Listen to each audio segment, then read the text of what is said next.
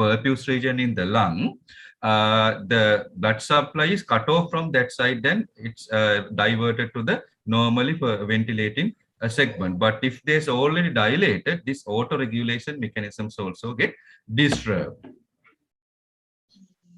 Another thing is with this inflammation, the vascular permeability also increase. So that means more and more the inflammatory mediated cells will be extravasated into the alveolar site, into the air space. So finally, all these lead into significant reduction of this normal ventilatory process. So this hypercoagulability, where there are a significant increase in the hypercoagulability in patients with COVID-19, especially the later part of the disease, especially after first week. And if we do D-dimer, obviously this is the one we are using, obviously increase D-dimer levels. So this still we don't know what is exactly happening in patients with COVID-19, but there are several. Currently, we know what is somewhat happening. So one thing is because of this virus response, and it induced some sort of inflammatory process, and this inflammatory process leading to some damage to the endothelium, and this damaged endothelium increase or activate this clotting cascade, and finally leading to microthrombi formation. So this is a very, very basic, simple way of explaining what is happening, but this is very complicated process. And I am not going to details about this. It's mainly pathophysiological changes. So because of these inflammatory process, they have identified 3 types of lung abnormalities, so alveolar changes. They initially call this L type, the type A alveoli, then the type B alveoli. So what is happening here is, I'll show it later. And this is the final thing is H-type alveoli. So all these things, what is happening is initially, this mild inflammatory process initially might have high ventilation perfusion ratio because reduction of perfusion due to microthrombi formation. Or if there is a alveolar, the ventilation is affected, can have low VQ mismatch. And so all these things finally lead into a reduction in oxygen tension in the blood.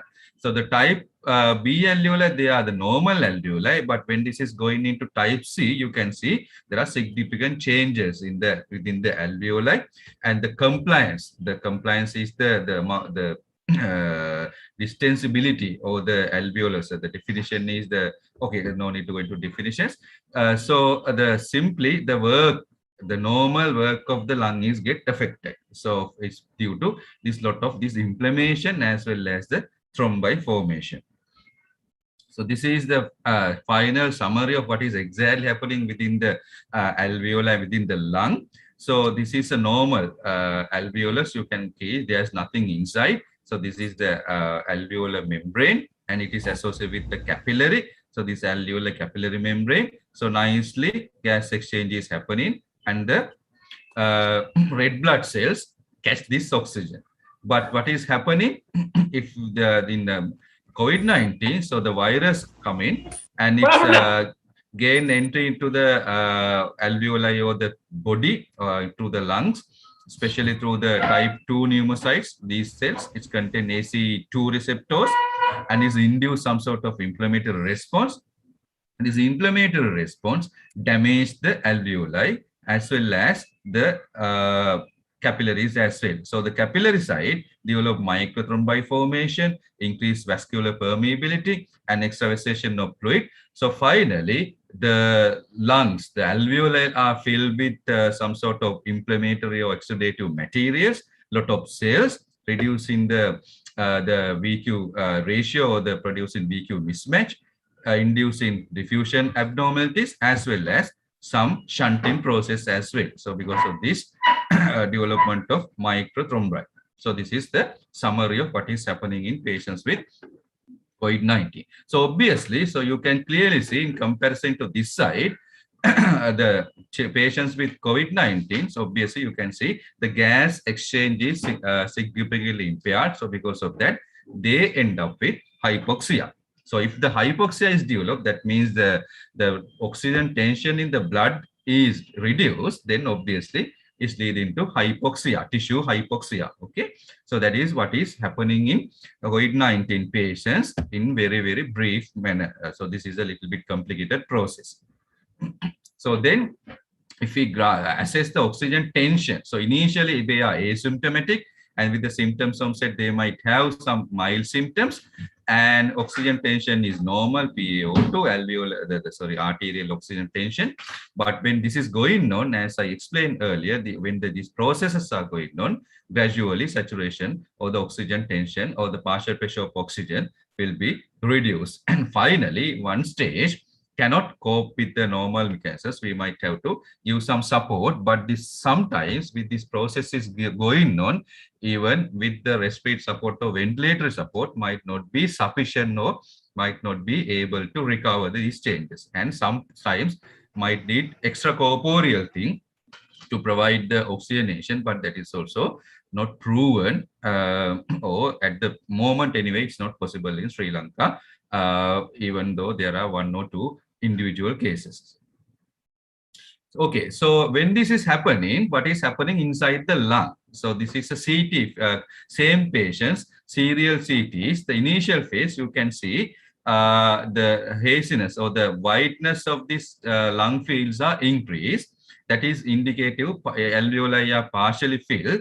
And you can see now this attenuation is gradually increasing. It's mainly, the typically is in patients with COVID-19, the peripheral involvement most of the time.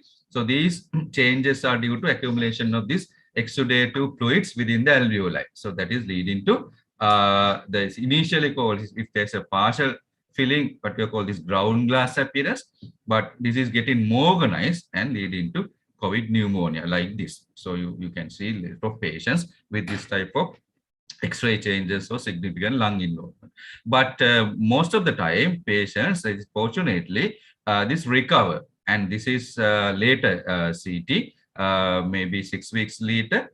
So in these patients, when the things are reversing gradually, these changes might reverse, but sometimes might have residual changes, but it will take little time to recover. That's why they might develop some sort of long symptoms as well. So you can see there are some changes developed in this periphery subpleural region. So this is what is happening exactly inside if we do a imaging. So I didn't include chest X-rays. This is almost same. So other important thing is silent or happy hypoxemia. What is this? So as I show here, sometimes this pneumonia might be developing inside the body, but still the patients might not show evidence of hypoxia. So if the hypoxia, the oxygen tension in the blood, and hence the oxygen tension or the oxygen utilization, the tissue level is reduced, especially when the blood oxygen level is reduced, we have chemoreceptors, the chemoreceptors which is mainly in these carotid bodies. Carotid bodies are very, the perfusion through these carotid bodies are very high. So because of that, even the slight change in the oxygen level in the blood is sensed through these receptors, and it induces the initial response is to increase the respiratory rate, and then develop some sort of a more that what you call this dyspnea. The patient feel, so the body's response is to get more and more air into the body if the body develop hypoxia or hypoxemia. So then body is trying to increase the minute ventilation. Minute ventilation is respiratory rate into tidal volume. So body try to increase respiratory rate to increase the increase the minute volume. And if that is not sufficient, body is trying to increase the tidal volume as well. For that, body use accessory muscles to get more and more air to increase the tidal volume. So this type of things happen, and the patients feel that they are short of breath. So all these things happen. This is partially due to neuronal mechanisms as well. So they feel, but the problem is some proportions of patients with pneumonia in COVID patients, even though they will develop hypoxia or hypoxemia, they might not feel it. There are a lot of mechanisms proposed, but no one knows what is the exact thing. Some have proposed that it may be neuronally induced, because the COVID virus also can invade the CNS as well. That's but one reason they develop this anosmia. It's in the olfactory nerve system. like that. Don't know what is exactly happening, but some patients, they might not feel. So the problem is, even though their oxygen tension is reduced significantly, they might not feel this. When they present to hospital or when they start to feel, it might be the end of the story, or they might very late. And you might heard that one child at LRH, also girl, that is the first case, they died. That girl died at admission. That girl saturation was 60%. And on admission, she got arrested, and that her chest X-rays also, they have a bilateral significant haziness. So this type of things can happen. So it's very important to advise patients, keep if they feel they're having some sort of breathing difficulty, get the medical advice as soon as possible, because when they starting to feel this, there might be significant damage or significant pneumonic process has already been happened within the lungs. So because of this, subtle changes in breathing pattern may serve as early warning signs of impending hypoxemic respiratory failure in COVID-19 patients. So this is important. So then if they do not show these features, then how do we identify these subtle changes? So if they do not show clinical features, how can we identify this reduction in oxygen tension or hypoxemia? So for that, we use this saturation probes or the finger pulse oximeters. There are controversies about the quality of these things, but forget about that part. Other countries, they started, but now Sri Lanka also, this is available. So that is one thing. This home monitoring of saturation, that is one of the important thing to assess objectively the oxygen tension in the body. How do we assess oxygen tension in the body? With pulse oximeter, because this is important thing, and now even the general public knows about the pulse oximeter.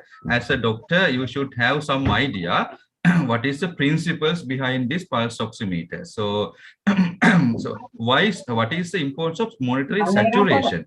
Actually, we want to assess the blood oxygen level. So it's not the saturation, it's the partial pressure of oxygen level in the blood. How do we assess the partial pressure of oxygen level in the blood? Through blood gas. Obviously, we cannot do blood gas, even ICU patients very frequently, every 5 minutes. Obviously, it cannot be done. So because of that, they use some sort of surrogate marker of this blood oxygen level with oxygen saturation. So this is the, all you are familiar with this oxygen saturation curve. This is this bow-shaped curve. So you can see when the oxygen, partial pressure of oxygen is 60, the saturation is 90. Admin, can you mute? Otherwise it's disturbing. Can you just all check your microphones? Taraka, can you mute your microphone? Okay, right. So then, so the saturation is, when the saturation is 90s, oxygen tension around 60. So this is the critical level. So actually, we are assessing retrospectively, or the other way. While assessing this thing, we can get some idea about what is happening inside the body. So that is the basis of using, principle of using this saturation probe. The thing is, why are we worrying about this less than 90% or less than 90%? Then this, because of this shape of the oxygen dissociation curve. If saturation, so the 100 to 90, the reduction of oxygen tension may be a small amount, but if saturation drops further, you can see there's dramatic reduction in the oxygen tension. So other way, if saturation is around 80, means oxygen tension in the blood may be around 40 or 30, or maybe in a significant critical stage. So that is why it is important to identify early, before the patient going into this, or the following the steep curve of this sigmoid shaped curve. Right, then how do we assess this? The saturation probe, you have seen, all of you have seen saturation probes. Light is red color, and this is nowhere in the world saturation probes having any other color, because all the saturation probe use red color and the infrared color. two wavelengths, the red color and the infrared color. These red color look after the oxygenated hemoglobin, and infrared look after the deoxygenated hemoglobin. So then when there's another one side, there's a light source. This source produce the light, the red light as well as the infrared, and when it's going through the finger, it absorbs the hemoglobin, and deoxygenated hemoglobin absorb the red light and infrared light, and this absorption is detected by a detector, and there's algorithm and some sort of a digital way it calculates the proportion of absorption by the red light by the oxygenated hemoglobin, and the proportion of absorption by the deoxygenated hemoglobin, the infrared. So the infrared and red ratio is given as a saturation, so that's a percentage, and this is important. It's detect only the pulsatile waveform, that is arterial pulsatile waveform only, that it doesn't detect the venous side. So that's how it has designed. So then some sort of work is going inside with this small gadget, and finally we can get the saturation. That's the ratio between the oxygenated and deoxygenated hemoglobin. Okay, but that all depend on, I'm not going to details about this deviators of this oxygen dissociation curve, but there are some changes happening inside the body. An important thing is sometimes they have identified even patients with COVID-19, this curve might be shifted. There are various things are going on, but still no one knows what is exactly happening, but there are significant complex processes going on within the body of patients with COVID-19. We cannot simply explain what is with these basic principles, but these basics also apply in almost all patients which are having severe or critical disease. So why it is important to identify this hypoxia and early treat hypoxia? Why it is so this oxygen is so important? Why it is now becoming the public topic, even the political topic of patients with COVID-19?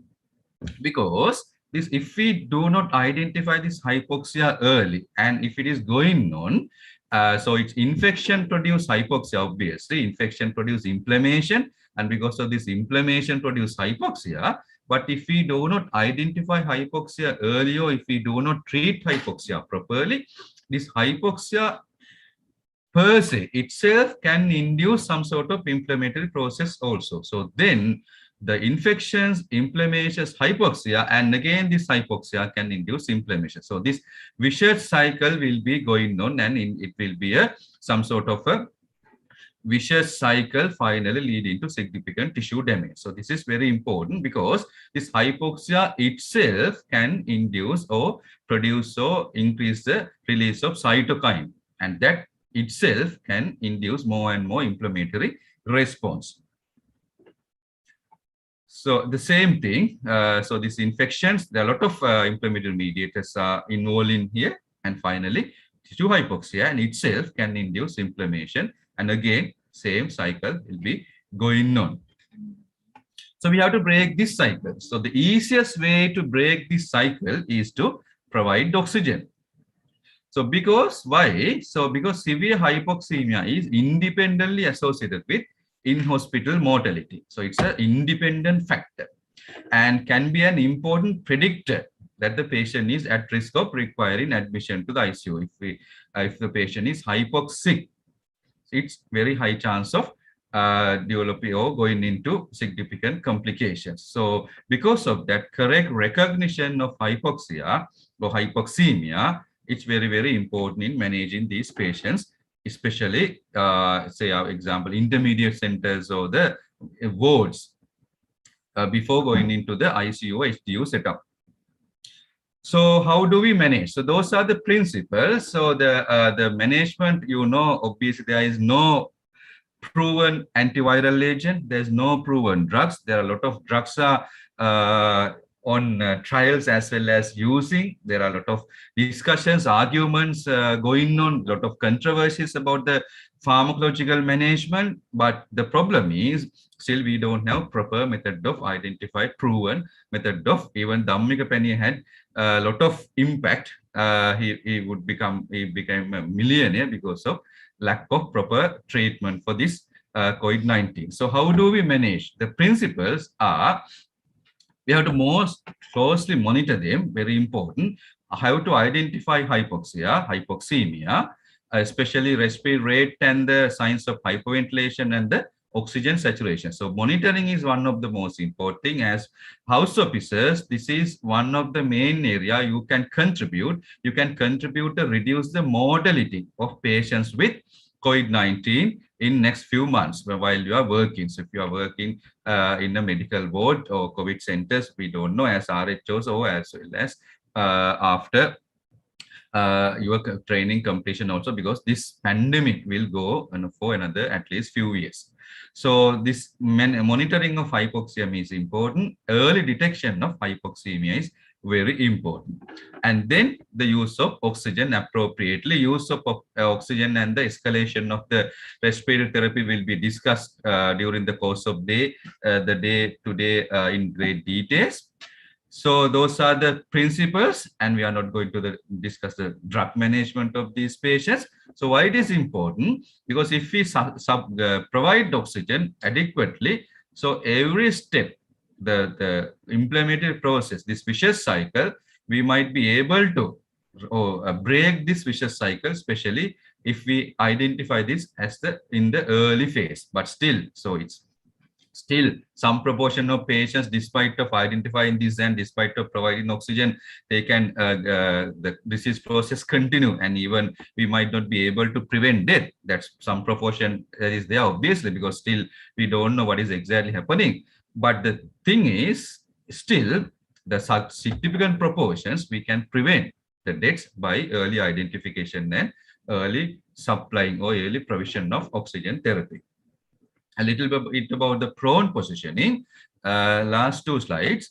So this is also discussing, and this is a practice, especially now this home management is going on, and health ministry and the health people, we advise the patients to use this proning or the positioning, especially while they are at home. So what is the principle of this prone positioning? You can see in supine position. So this is the backside. The heart, the weight of the heart directly is on the lungs. If you are on supine position, that compress, though it's induce some sort of additional stress to the lung. It prevent it's reduce the expansion of the alveoli. And this is not an issue in a normal state, but if we are in a hypoxic state or our lung, the reserve is already gone due to pneumonia, this type of minor things also would be very important. And the supine push, other thing is abdominal content also pushing the lungs. So that is also reduce the expansion capacity of the lung. If we are in prone, we keep the patient in prone position, you can clearly see now no longer the weight of the heart is no longer on lungs, and lung has more room to expand, as well as the same way the pressure or the from the abdominal organs also reduce significantly in prone positioning. Another thing is this collapse of the alveoli. Because of that, it's significantly reduced, and more alveoli can be recruited in prone positioning, especially the lung bases. So because the lung bases are the main area which get very high perfusion. So if perfusion is already there, if ventilation is impaired, so it's increase the ventilation perfusion mismatch. So because of that, prone positioning reduce the ventilation perfusion mismatch as well. So in summary, hypoxia is the one of the major factor which lead to the morbidity and mortality of COVID-19 patients. And there are different pathological processes in addition to usual ARDS happening in this infection. That is why it's become a major problem, and that is why it become a killer during this pandemic. And one is this microthrombi formations. So silent hypoxia is important thing you have to remember, you have to always keep on mind. And early identification is the key, and appropriate oxygen and respiratory support is one of the key aspect in management of patients with COVID-19, management of patients with hypoxia and hypoxemia in COVID-19. Thank you very much.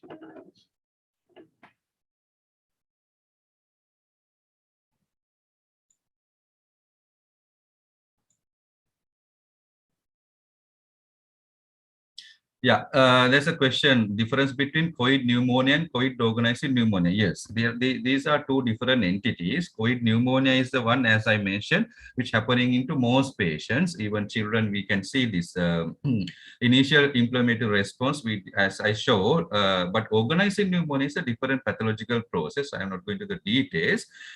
Yes, these are two different pathological processes, and most of the time, second part of the illness, especially patients who develop the severe disease, they develop this due to organized pneumonia. Other thing is, interesting thing is, sometimes patients who didn't develop significant COVID pneumonia, or patients who had didn't have significant symptoms, so asymptomatic or mild symptomatic patients also can develop organized pneumonia later part. So that is, these are two different entities. It's the same part of the same inflammatory process, but if we can categorize them, two different processes, not the same continuation of the same process. At least the current understanding at the moment, but all these things might change with the accumulation of new evidence. Silent hypoxia, so silent hypoxia is the thing is, as to explain again, the simple thing is they develop pneumonia, they develop hypoxia. There's nothing with that. So there's nothing special with the pneumonia and the things, but the thing is perception is not happening. That's a simple explanation. So they develop hypoxia, they develop COVID pneumonia. මම lecture එකේ ඉන්නේ මනෝජ් එක පොඩ්ඩක් කතා කරනවා. So then they develop pneumonia, they develop hypoxia or the reduction of oxygen tension, but they don't feel it. So that's why I told that one explanation is maybe neuronally mediated. That might be the one reason which this tachypnea and the rest of the mechanisms might not happening, or patient doesn't feel till this patient develops significant amount of desaturation or significant amount of reduction of blood oxygen tension. Is it possible to develop ILD? Yes, because ILD means there are a lot of inflammatory changes happening. One thing is, as I mentioned, it's the organized pneumonia. Actually, organized pneumonia is a part of interstitial lung disease, and sometimes might end up with various interstitial involvement, some sort of fibrotic changes. That might be the one reasons for development is long COVID syndrome. Still, we don't know what is exactly happening. Yes, obviously it's possible. Okay, right. I think the time is already gone. How can we early, the last question, how can we early detect hypoxia children? They don't have pulse oximeters, unable to perform walk-in tests. Yeah, the thing is, first thing is, the children, yes, it's possible to develop hypoxemia, but at the same time, it's very, very rare. For example, now less than 18 years or over 50,000 patients, children got the disease in Sri Lanka. So our health minister stated, the previous health minister, maybe a month ago, that the amount of children less than 18 years, so 45,000. But now I'm sure there would be, don't quote me, but more, another 10,000 maybe, yeah, 70,000 patients, children less than 18 years who develop the disease. But out of that, very less number, may one case that already died at large, that's the one case. But there might be other few cases, still less than 5. So 70,000, 60,000 patients who had the disease, maybe let's say 10. That means it's the proportion is very, very, very, very rare. So it's very important to identify even one case, because the even single life matter. But the thing is, it's very difficult to implement, especially. But if we can ask every patient's parents to get or purchase a pulse oximeter, because there are issues about the quality as well. But still, it's worth. But at the same time, still, it's a very, very rare occurrence in children. Okay. Yeah. Thank you very much. So I think Dr. Deshan can start the next presentation.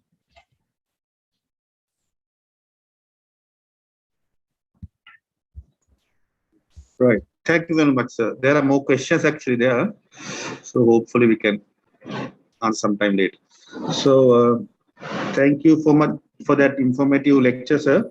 Next up is a lecture by Dr. Deshan Adiheti, consultant pediatrician at LRH, on oxygen therapy and hypo nasal oxygen therapy. I think over to you, madam.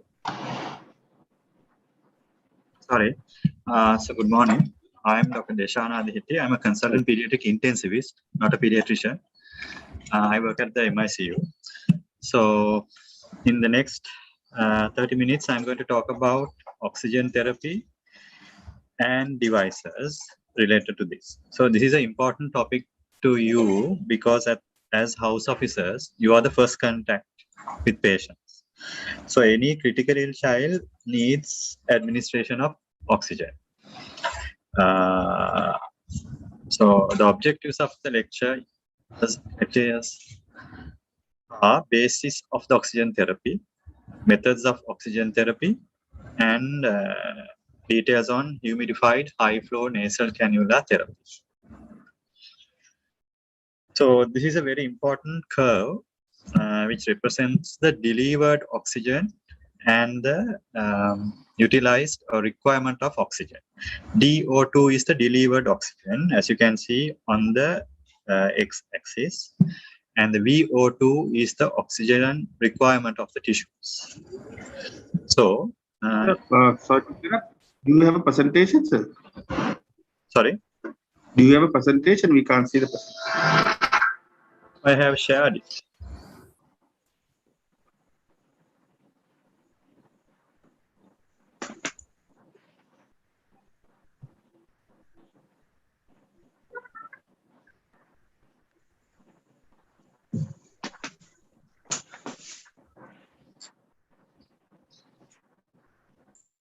Yes, now it's done. It's a need to make it full screen. Right. So this is the, so shall I start? So objectives are the basis of oxygen therapy, learn about methods of oxygen therapy, and about high flow nasal oxygen therapy. So this is an important curve, important graph where the delivered oxygen, DO2, on the x-axis is plotted against the tissue oxygen requirement, or the VO2. So as you can see, in normal, healthy individuals, there is a balance between the delivered oxygen and the tissue oxygen requirement, right?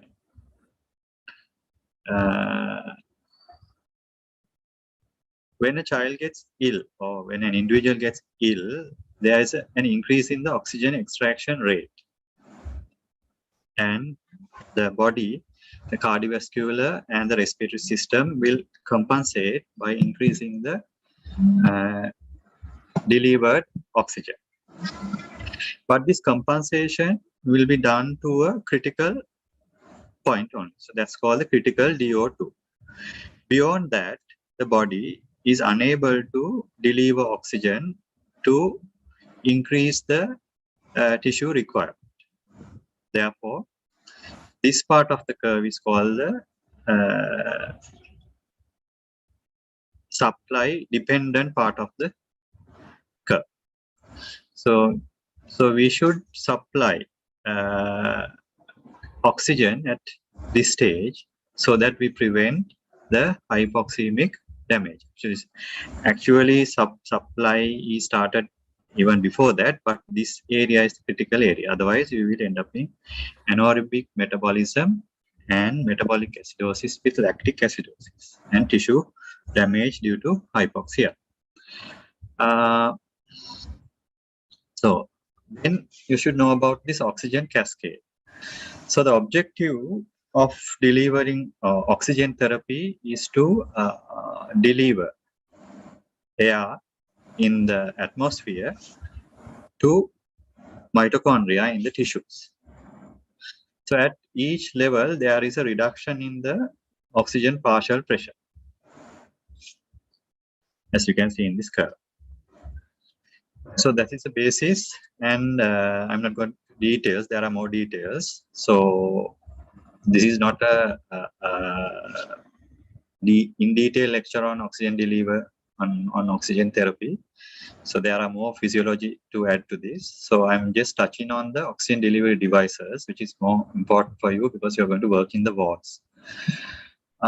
So basically two categories, low flow devices and high flow devices. So simple nasal prongs, face masks, non-rebreather face masks, tracheostomy masks, tracheostomy humidification masks, other low flow devices. High flow ones are the humidified high flow nasal cannula, CPAP or BiPAP drivers, and the ventilators. So nasal I think you are familiar with this. So there is a patient interface and an interface that should be connected to the oxygen source, right? So it should be used with humidification. So it can supply up to 4 liters per minute for those under 2 years and up to 6 liters per minute for those over 2 years. So remember to see when you connect the patient to a nasal prong, whether the other end is attached to the oxygen source. So the prong size should be half the diameter of the nares. See whether it's properly positioned and properly secured by attaching with plasters onto the face, and check for the patency. Especially it can be obstructed in cases of bronchiolitis where there are a lot of upper respiratory tract secretions. Look for tube kinking in cases the child desaturates. Those are the practical issues that you might comes along with this device. So then the simple face mask, you should know to select the correct size of the simple face mask. It should cover it should be run over the nasal bridge and up to the cleft of the jaw to the chin, not beyond the chin. It should be tightly fitted onto the face so that there is minimum leak. So it can provide up to 40% to 60% of oxygen, and the minimum flow is 5 liters per minute. So remember, don't prescribe flows of 1 liter per minute, 2 liters per minute when you are using the face. Prescribe at least 10 liters per minute, right? So minimum is 5. That is, if you prescribe below 5 liters, you are causing carbon dioxide rebreathing. So that's not good. And always try to use humidified oxygen. So this is the simple face mask, as I mentioned previously. So over the nasal bridge, not beyond the chin, tightly fitted, right? And this end to the oxygen, the flow meter, right? Right. Then the next device is the non-rebreather face mask. This can provide a higher oxygen concentration, up to about 90%, right? And the flow rates are higher, 10 to 15 liters per minute. You should know this. And this has a reservoir bag, which has a one-way valve that prevents the exhale gas mixing with the oxygen-rich gas. So this is what a non-rebreather mask looks like. So this is the reservoir bag. So make sure before you put this onto again, same principle. So you have to select the face mask, as I mentioned previously, same principle. Then the reservoir bags. So there are several sizes, from 600 ml to 1.5 liter, adult size to pediatric ones, right? So to get this effect of delivering around 90% oxygen, this reservoir bag should be filled with oxygen first, and then you can connect it into the face mask, and then the tubing could be connected into the flow device, right?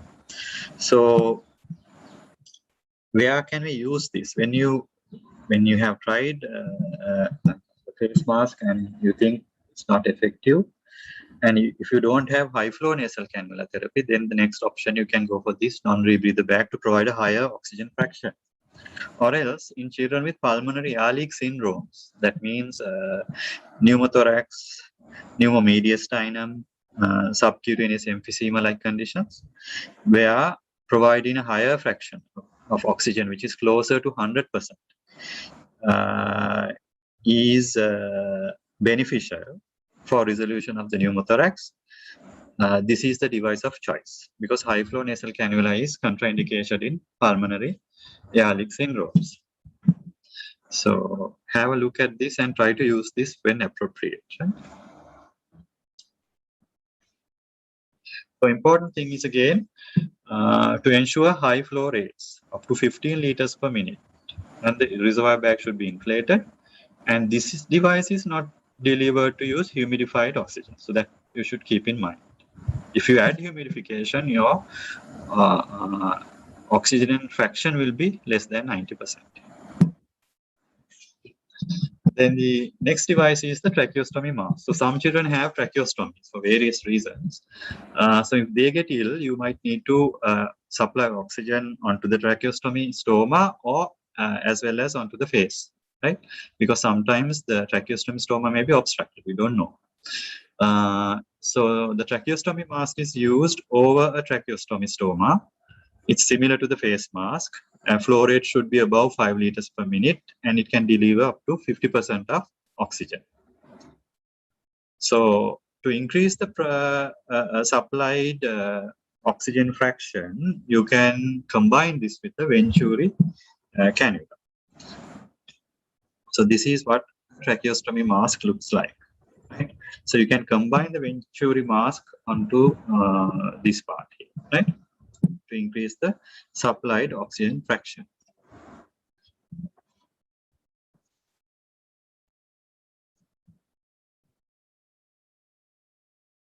Then the next device is the Venturi mask.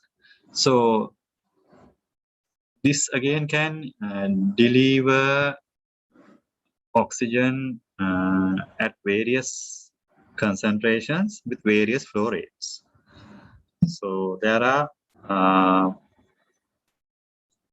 various cannulas. So you can see on the cannula you get the oxygen fraction that can be provided and the flow rate that should be prescribed. So no need to remember to memorize the flow rates with the oxygen fraction. So this is connected to a face mask like this, right? And then as in the face mask, you connect the tubing onto the flow meter, right? So then your prescribed flow should be what is mentioned on the mask, on the Venturi mask. So for example, now the green cannula will have it can provide up to 60% oxygen, but you should prescribe a flow rate of 15 liters per minute. The white cannula can provide 28% oxygen with a flow rate of 4 liters per minute. So when you select the, say, the amount of oxygen you need to give, and then you should adjust your flow meter to match the flow rate of the device. Right? So this is again, so you can see you can start from 24% and increase up to 60%. So escalation can be done using Venturi masks. So the next one is the humidified high flow nasal cannula system, which is a very important piece of device in management of COVID patients and other conditions of the lung. So a high flow nasal cannula system consists of a humidifier, which is attached to a gas source and oxygen source. So there is a place in this machine. So there's a machine here which drags air from outside, mixes with the oxygen. It goes through the humidifier and gets humidified, mixes with water vapor, and then this water vapor plus oxygen plus the gas. And gas is derived through is traveling through a heated circuit into the patient. Okay. So there is a water reservoir attached to a pump which comes into the humidifier, and this humidifier chamber has a base which is made out of metal, and it's warm, and that generates the water vapor. So impact of high flow nasal cannula therapy. It provides conditioned gas flow for delivery of high flow rates It decreases the work of breathing of the patient significantly by reducing the nasopharyngeal resistance. It flushes your anatomical dead space and removes carbon dioxide and prevents carbon dioxide rebreathing. And it provides some amount of PEEP. It reduces your energy expenditure because it reduces your work of breathing and it improves your gas conditioning. Because you provide humidified gas, there's the respiratory mucosa is not going to get dry. So the mucociliary function can properly occur. So that prevents the airway obstruction as well. And because of this device, the need of mechanical ventilation has drastically reduced. Because the mechanical ventilation rate has come down, the patients that are exposed to sedatives and analgesics has been reduced. So it's a very important piece of equipment that you will find in your practice. Indications: bronchiolitis, pneumonia, asthma, heart failure, post-extubation care. So when you have managed patient on a ventilator and you have planned to extubate, but you think the patient might need some sort of support even after extubation, you can connect the patient to a high flow nasal cannula system. And the other thing is, after cardiac surgery also you can use this. So what are the contraindications? So to use high flow nasal cannula, you should have a patent upper airway. So in cases of coronal atresia, you cannot use this. Then your airway protective reflexes should be functioning. Otherwise, there's risk of aspiration. And in conditions where your airway protective reflexes, which are the cough reflex, the gag reflex, swallowing reflex. So if these are not functioning, you cannot use this. You are putting the patient at risk of aspiration, right? So conditions where your GCS is going to be low with diminished airway reflexes are contraindications. Then trauma to the face, maxillofacial or base of skull, and trauma to the chest where you suspect pulmonary aortic syndromes. And pulmonary aortic syndromes, which I mentioned previously, the pneumothorax, pneumomediastinum, and the subcutaneous emphysema are contraindications, as well as foreign body aspiration. So these are the main contraindications of humidified high flow nasal cannula therapy. How to select the cannula size? So there are cannulas ranging from extra small to extra large, as you can see. So first you should take the cannula, the nasal interface, and compare that with the patient's nares. So ideally, a properly used nasal interface should only obstruct 50% of the nasal diameter. Otherwise, the mechanism will not occur properly. So then at the same time, you should prescribe the flow we are going to give. The flow rate should be always 2 liters per kg. I repeat that, 2 liters per kg. So then at the same time, you should match and see whether the selected interface can provide that flow rate. That's how you select this. So now see, for example, the extra small one can provide a flow rate ranging from 0.5 liters to 8 liters. Small one can provide from 0.5 to 9 liters. The medium one can provide a flow rate from 0.5 to 10 liters. Large one up to 23 liters. And extra large one up to 25 liters. And the adult one up to 40 liters. Right? So no need to remember these. These are mentioned on the packaging, as you can see here, right? So these are the things. So always the flow rate is 2 liters per minute. If the patient is 10 kilos, you need to deliver 20 liters per minute of gas flow rate to get the desired effects of high flow nasal cannula therapy. So what to decide when prescription? In the prescription is the fraction of oxygen you are supplying. So that depends on the disease pathophysiology. In some conditions, oxygen is beneficial. In some conditions, oxygen can worsen the disease. Then the flow rate, of course, that is 2 liters per kg per minute, and the temperature. The desired temperature, that again, and the mode, whether it's adult mode or a pediatric mode. When you're setting up the machine, you can see this. So the currently used nasal cannulas are very user-friendly, in the sense it's easy to attach them onto the face because of these wiggle pads, right? It's very flexible, and there's less kinking effect because of the flexibility, and it's soft and unobstructive, and it provides a high range of flow rates, as I mentioned previously. So when you put a patient on high flow nasal cannula therapy, what should you monitor? The basic parameters are the respiratory rate, the heart rate, work of breathing, and oxygen saturation. So it is important to look at the pattern of these, not just a single value. For the example, the respiratory rate at the beginning, it was 60. Now, after applying high flow nasal cannula, it has come down to 40. So like that with the time, what is the change of the respiratory rate? What is the trend of the respiratory rate? Is it going on a lower improving trend, or it's a worsening trend? Heart rate will come down if the child's hypoxia is improved.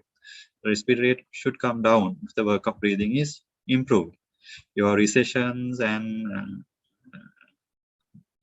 nasal flaring, all those should settle to some amount if the work of breathing is reduced. And the oxygen requirement, you can come down if all these are on a downward trend. Then you can come down on an oxygen provided the oxygen fraction maintaining your desired saturation.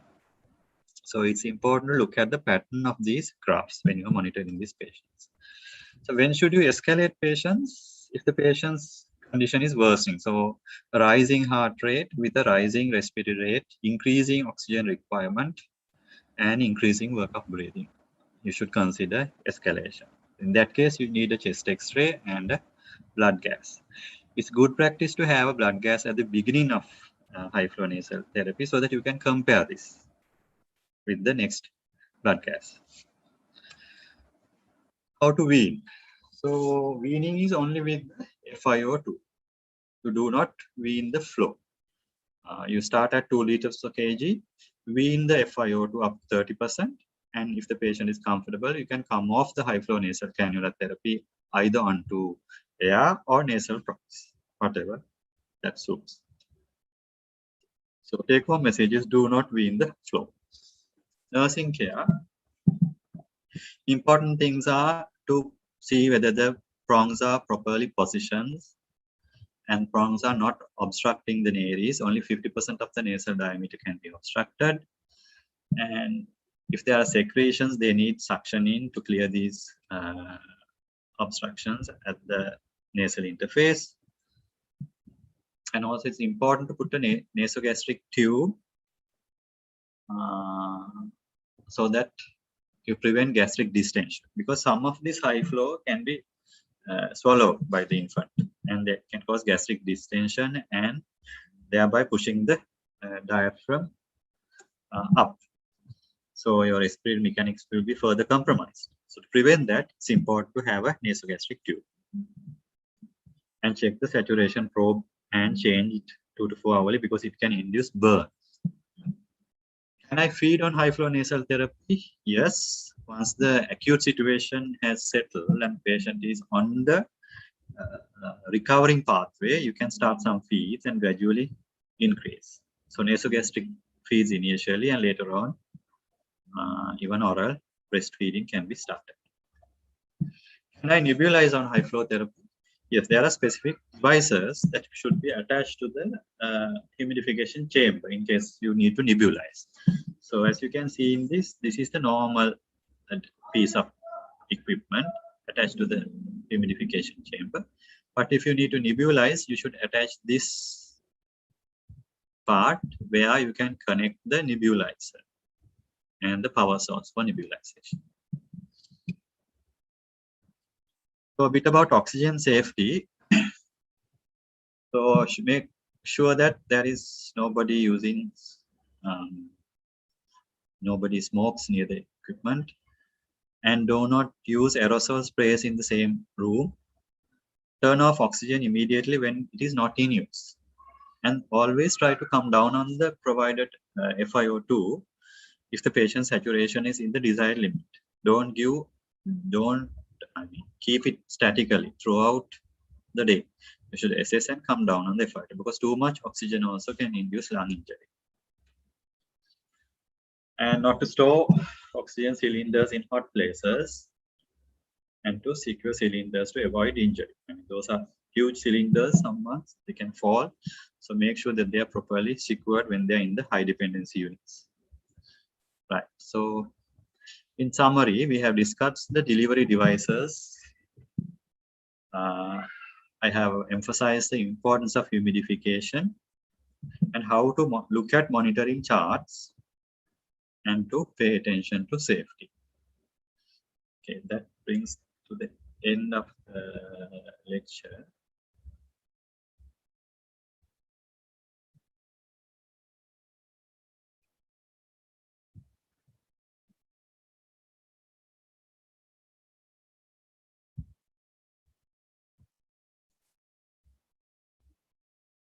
If you have any questions, you can ask.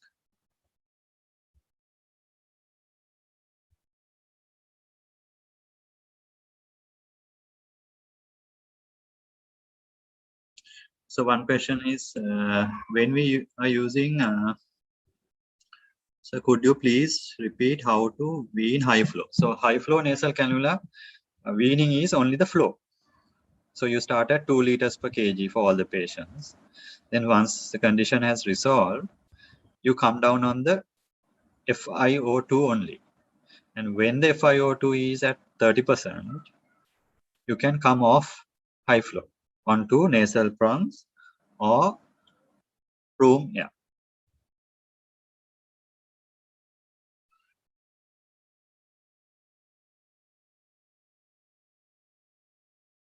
So CPAP and BiPAP is a different topic. I'm not going to discuss those here.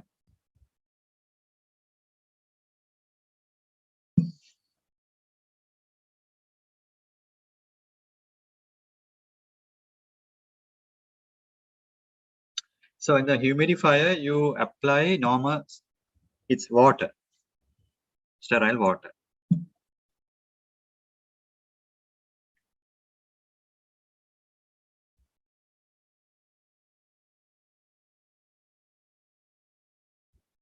So does steam therapy have any place in management of COVID? Would I have a similar effect on? I don't know about steam therapy, but high flow therapy has an impact on COVID patients. And when we are applying high flow nasal cannula to COVID patients, it is said to apply a surgical mask on the nasal interface so that it reduces nasal dispersion of droplets, and you can prevent the droplet spreading. Right?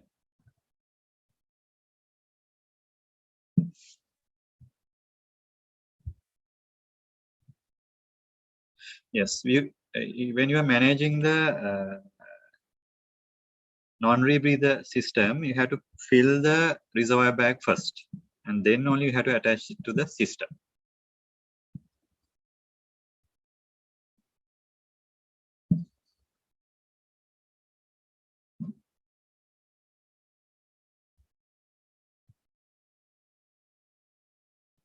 So one question says, when using the Venturi mask, shouldn't we keep the oxygen flow 15 liters at all times? No, it's only what is mentioned on the, it depends on what is mentioned on the Venturi mask.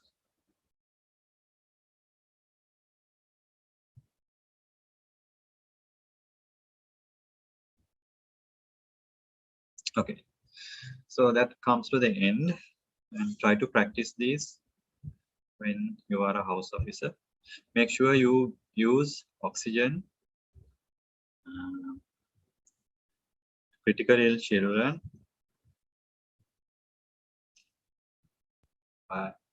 and you can go and read more if you need to know about the basis of oxygen therapy. Okay, thank you.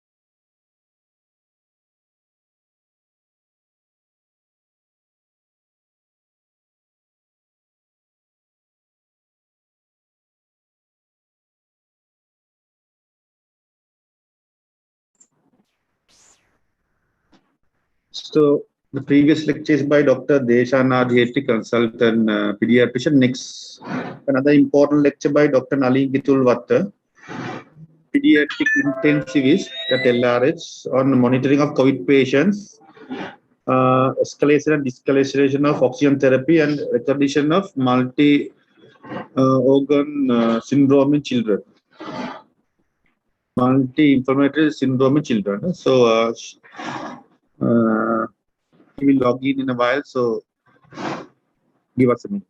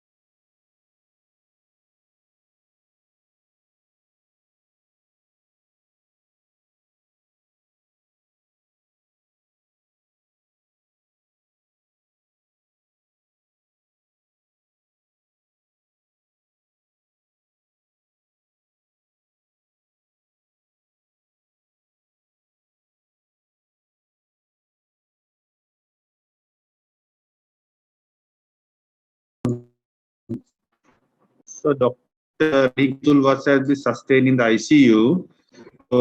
We will take a tea break for 8 minutes. So we'll start at 10:08. So you can take a tea break now. So if you all have any questions, please. Okay. Somebody has said they can log into the SLCP, right? Okay. Shanaka.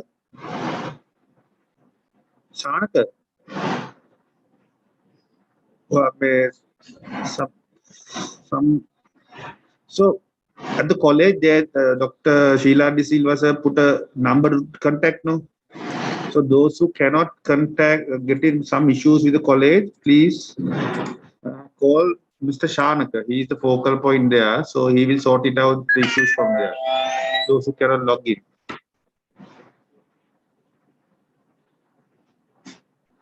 His number is not 7788 7 2007. I think, yeah.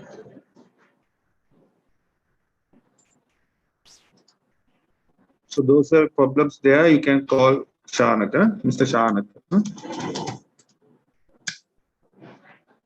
So tea break.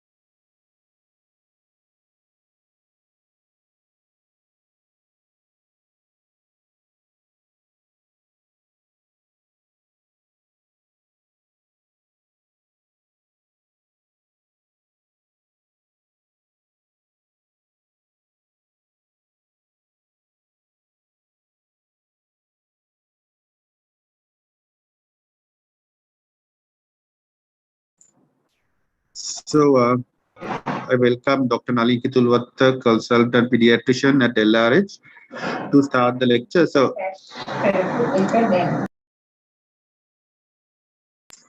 yes, sir. Over to you, sir.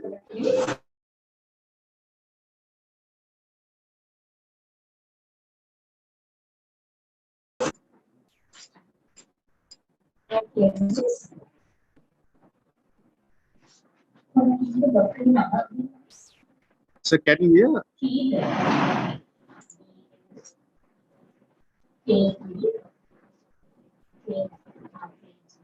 We can start, please. Okay, right.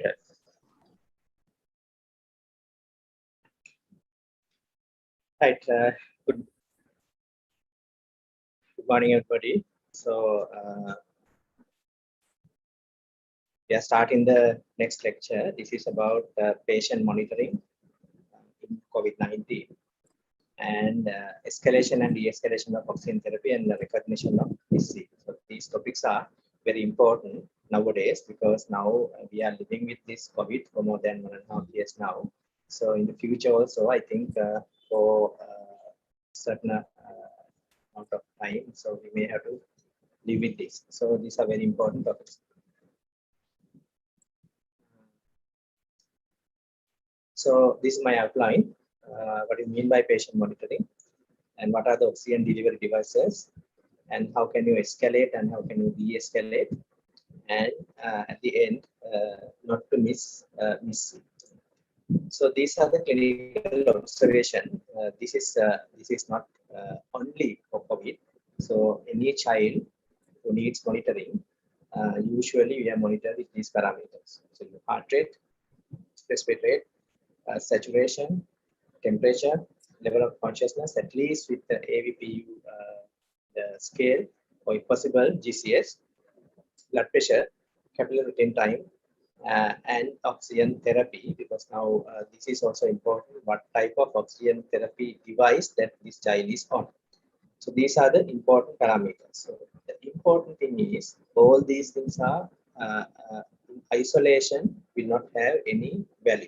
For example, you take an heart rate, any crying child, the heart rate may be very high. Sleeping child, heart rate may be low. So that itself will not give any idea about the severity or the illness about the patient.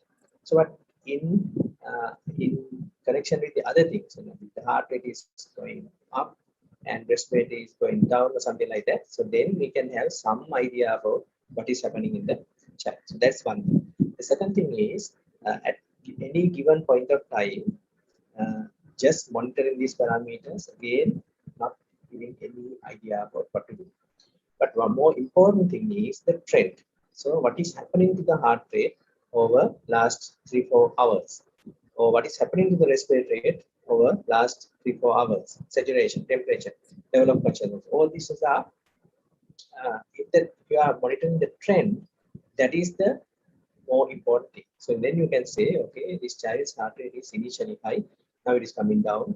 So initially the capillary refill time is prolonged, now it is long. So you know that the child is now recovering from the shock, something like that. So if the child is an asthmatic, the initial respiratory rate is very high and heart rate also very high. And now the heart rate is coming down last couple of hours, and respiratory rate also coming down. So that means this child is responsive to your treatment. So gradually child is improving. So same way, yeah, if the other way around, so that also shows that the child is deteriorating. So that is very, very important. And all these things are incorporated in pediatric early warning system. So this is we call PEVS score.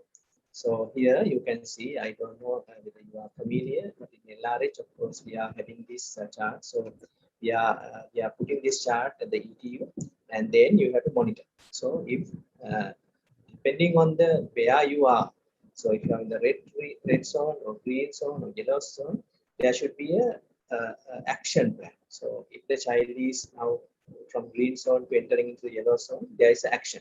So you have to take that. So all these things are, one thing is to monitor and get the idea about the trend of what is happening. The second thing, is to prevent disasters. You don't have to wait in the last moment when the child stops breathing to take an action. So to prevent that, everywhere in the world, they are using this type of scoring system. So if the child is having some problem, you can detect early. So in other countries, nurses are doing this, and whenever you see some problem in the PEV score, they can directly contact the doctor or the consultant. So that way you can prevent the disasters. So that is what is important. That's what I want to tell. That is a message, but the thing is, you will have to monitor parameters, and these parameters, the important thing is to get the trend of this parameter, and then there should be an action plan. So no point getting the trend, your heart rate is going up, and chest rate is going up, so you are just monitoring. So if that is so, there's no point. But there should be a way of the action. So you have to do something if this is there. So that is there in the PEV score. So I think it's very important everywhere in Sri Lanka to use this type of score. And if it is a simple score like this, and it's a universal thing, that will be very useful. And this is tested in other countries, so it's very, very useful. So this is what I call, and the trend is important. So you have to identify the changing trend in observation. And this is the response. You can see if the score is 0 to 2, what are the things that you should do? 3 to 4, what are the things that you should do? 5, this is the action. 6 is the action. So this is what I was talking about.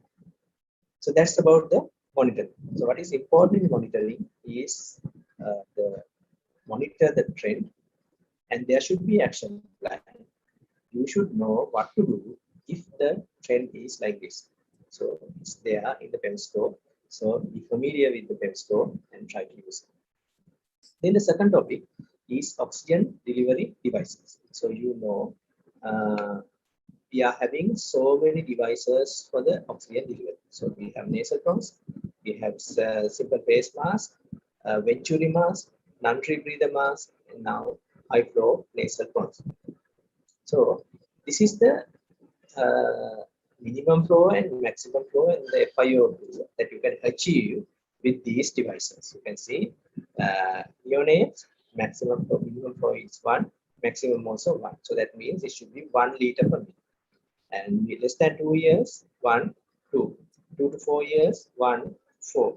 More than 4 years, 1, 5. So if you are using nasal pumps, the minimum flow should be 1 liter per minute. No point giving 0.5 liter per minute nasal pumps. This is happening everywhere in Sri Lanka. So you don't know the minimum flow. But the minimum flow is important because otherwise child won't to take a breath. You are supplying only very small amount of flow. So it's itself a distress for the child. So it's very important to identify the minimum flow. So you should not give less than minimum. And depending on the flow, so this is the oxygen FiO2 that you can achieve 28 to 40%. So nasal pumps is the maximum that you can achieve 28 to 40%. Then simple face mask. So minimum flow should be 5 liters per minute. So that is important because now otherwise carbon dioxide will accumulate around this mask and the patient is breathing again and again the same carbon dioxide which is exhaled. So maximum flow is 10 liters per minute and you can achieve 44 to 60. And venturi mask, in a minute I will explain this. Depending on the color of the venturi valve, there are various types of flow, and the maximum FiO2 that you can achieve is 24 to 60. And non-rebreather mask, again I'll show you what it is.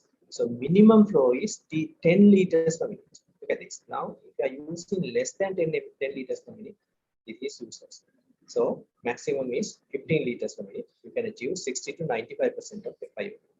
And high flow nasal pumps, again remember the minimum flow is 2 liters per kg per minute. So all these things are not per kg, but this is per kg. So it's 2 liters per kg per minute. So no point using less than 2 liters per kg per minute, and maximum is 60 liters. So that means 30 kilos, 60 liters, even 50 kilos, you are giving 60 liters. So you can achieve 21 to 100% of FiO2 with this. So this is very, very important test. So these are the devices. You may have seen this. So this is nasal phones, again nasal phones. So this is non-rebreather mask. This is what we are calling venturi mask, and this is high flow nasal cannula. So little bit about non-rebreather mask. So here you have an oxygen reservoir bag. So this is the oxygen reservoir bag, and there is a one-way valve system. That means oxygen can go this way, but it cannot come this way. So when the patient is exhaling, there are some holes in the mask. So oxygen, the exhale air is going out. It cannot go into the reservoir bag, and there's a separate oxygen port. So you are sending here. So oxygen will be accumulating in this bag. So when the patient is breathing, so patient can breathe through these holes also. At the same time, patient will take gas from this reservoir bag. So by doing this, you can increase the concentration of the inspired air. So since you are giving 100% FiO2 here, so this is basically 9 to 80% FiO2, the oxygen is there. So directly patient can breathe. So there's some mixing of air from this side. So this oxygen reservoir bag is there. One-way valve system. Prevent exhale gas mixing with fresh gas flow. Valve on the side of the port of the mask, which prevent entrainment of the room air into the mask. So this valve is also one-way valve. So exhalation is possible, but when the patient is inhaling, the air will not come through this hole. So definitely the patient should take air from this reservoir bag. So the entrainment of room air is reduced. So can provide higher concentration of FiO2, 60% to 95%. The reservoir bag needs to be inflated prior to placing on the patient's face. That is important because now the whole source of inspired air is this reservoir bag. So if you have not filled this up beforehand, the patient cannot breathe. So that is important. That's what we call non-rebreather mask. So these are available in the small hospitals now. So basically we are using this to give oxygen to the COVID patient also. So this is called the venturi mask. Venturi mask means, again, you are using the simple mask and you are connecting somewhere here. So these are the various types of venturi masks. So this uses Bernoulli principle. So you can see that this is connected to the patient side. The small side is connected to the oxygen. So we are sending oxygen through this. So when you are sending oxygen through this, there will be a jet of gas going through this. And there's some opening somewhere there. So because this very fast jet of gas, some air will go in through these holes. So then at the end, depending on the flow, the amount of gas entrainment, in other words, the gas going from these holes will be decided. So depending on the various colors, it mentioned that the gas flow, sometimes it's say 10 liters, 5 liters, something like that. And it mentioned the FiO2 also. So that means if you are using this blue, if it is mentioning the 10 liters with the 50% of FiO2, that means if you are using 10 liters through this blue valve, you can give 50% FiO2, something like that. So we can correctly give the FiO2 by using this venturi mask. So venturi mask uses a Bernoulli principle. Entrain room air when pure oxygen is delivered to the small orifice, resulting in a large total flow at predictable FiO2, delivers 24 to 60% of FiO2. Different colors deliver different rates. So this is what I was talking about. So blue color valve, you have to use 2 to 4 liters per minute. FiO2 is 24.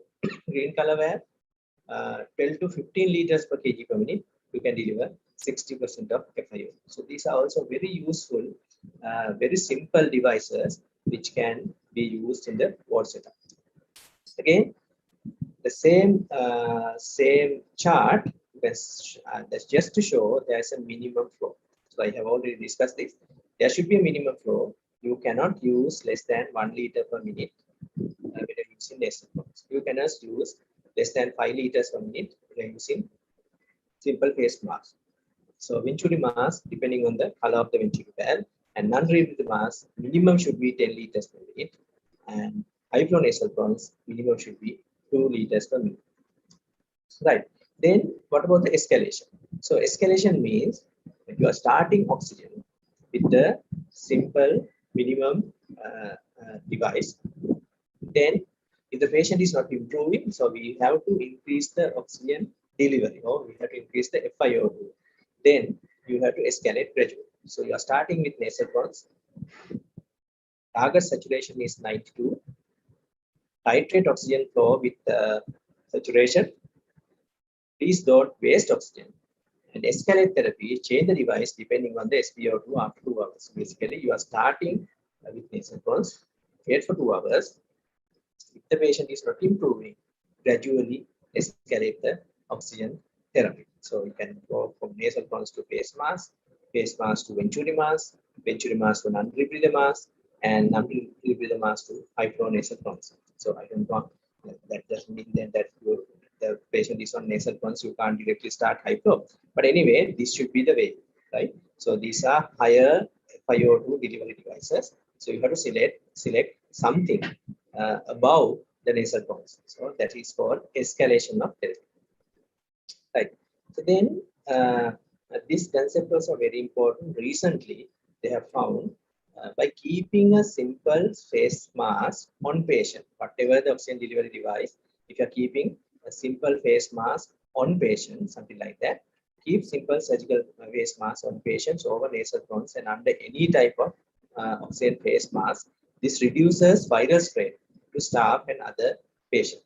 So that is very important, especially when you are monitoring and giving oxygen to the COVID patients. So just put a simple face mask on top of that. So that way you can prevent the viral spread.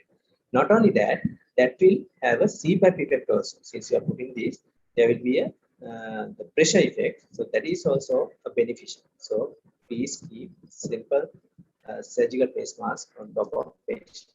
So this is the study that shows that. So you can see that this is hyponasal face mask, and this is without face mask. This is low flow cannula with face mask, without face mask. This is without face mask. This is without mask is this, with mask is this. Definitely, whether you are using oxygen or not, if you are keeping the face mask, you can reduce the dispersion of the air. So that is important, especially in COVID patient. And this is again the what they have shown is if you are keeping the surgical face mask over high flow nasal prawns. So the PaO2, so this is high flow nasal prawns, this is with surgical face mask. So you can see that with the surgical face mask, you can get the higher PaO2, you can get the higher saturation, you can get a lower PaCO2, and you can get the PF ratio. This is another measure of oxygenation, again improve. So respiratory parameters with high flow nasal prawns alone and high flow nasal prawns plus surgical mask, improvement in all variables. So that is very important. It's proven now. Just keep a surgical face mask over any type of oxygen device. So that will reduce the viral dispersion as well as it will beneficial. It will increase the CPAP, so that will be beneficial for the patient management. This is another study. High flow nasal oxygen with patient with COVID-19 associated acute respiratory failure. This shows that high flow nasal prawns is better. So you can see that ventilator-free days are better. In intensive care unit, length of stay is better, and in hospital mortality also better. So that's just to show that high flow nasal prawns is a very important device and give oxygen, especially in COVID-19 patients. So this was published in this year. So this shows clearly the importance of high flow nasal prawns. Right. So this is just to show you ventilation clinical practice parameters or the guidelines in adult with COVID-19. You are aiming at start with saturation, start oxygen if the saturation is less than 90, and target saturation 94 to 96. Conventional therapy, already we have discussed how to escalate the therapy with patients if phase go to hypronation. The European Society of Intensive Care Medicine and Society of Care Medicine guidelines in 2020. So hypronasal pronouns is really beneficial. Hypronasal pronouns is better than NIV, and if hypronasal pronouns is not available, then you can go for non-invasive ventilation.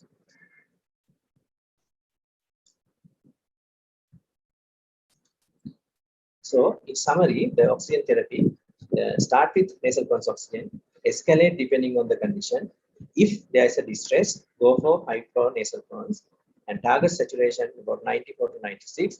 And when the patient is improving, de-escalate depending on the condition. And close monitoring is very important.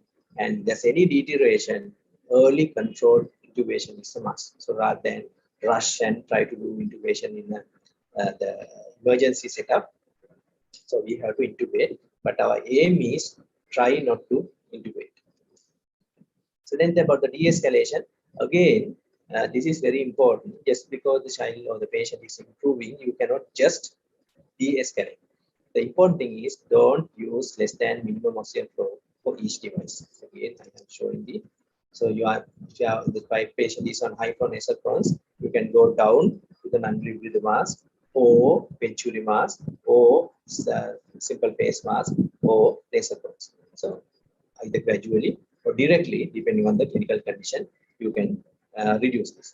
But don't reduce flow below this. So if you're using nasal pronouns, it should be 1 liter per minute, that's the minimum. Simple face mask, it should be 5 liters per minute. And venturi mask, depending on the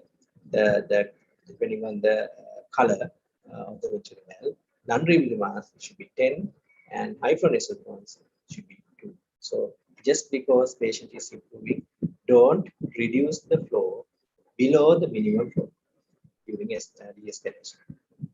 Right. Then the last bit of the lecture about MIS-C. Nowadays, I think you have heard about this again and again. We are seeing a lot of patients of MIS-C, so that there's some interest developing in the society also. So in USA, the nomenclature is MIS-C, that is multi-system inflammatory syndrome in children. In UK, what they say is PIMS-TC, that means pediatric inflammatory multi-system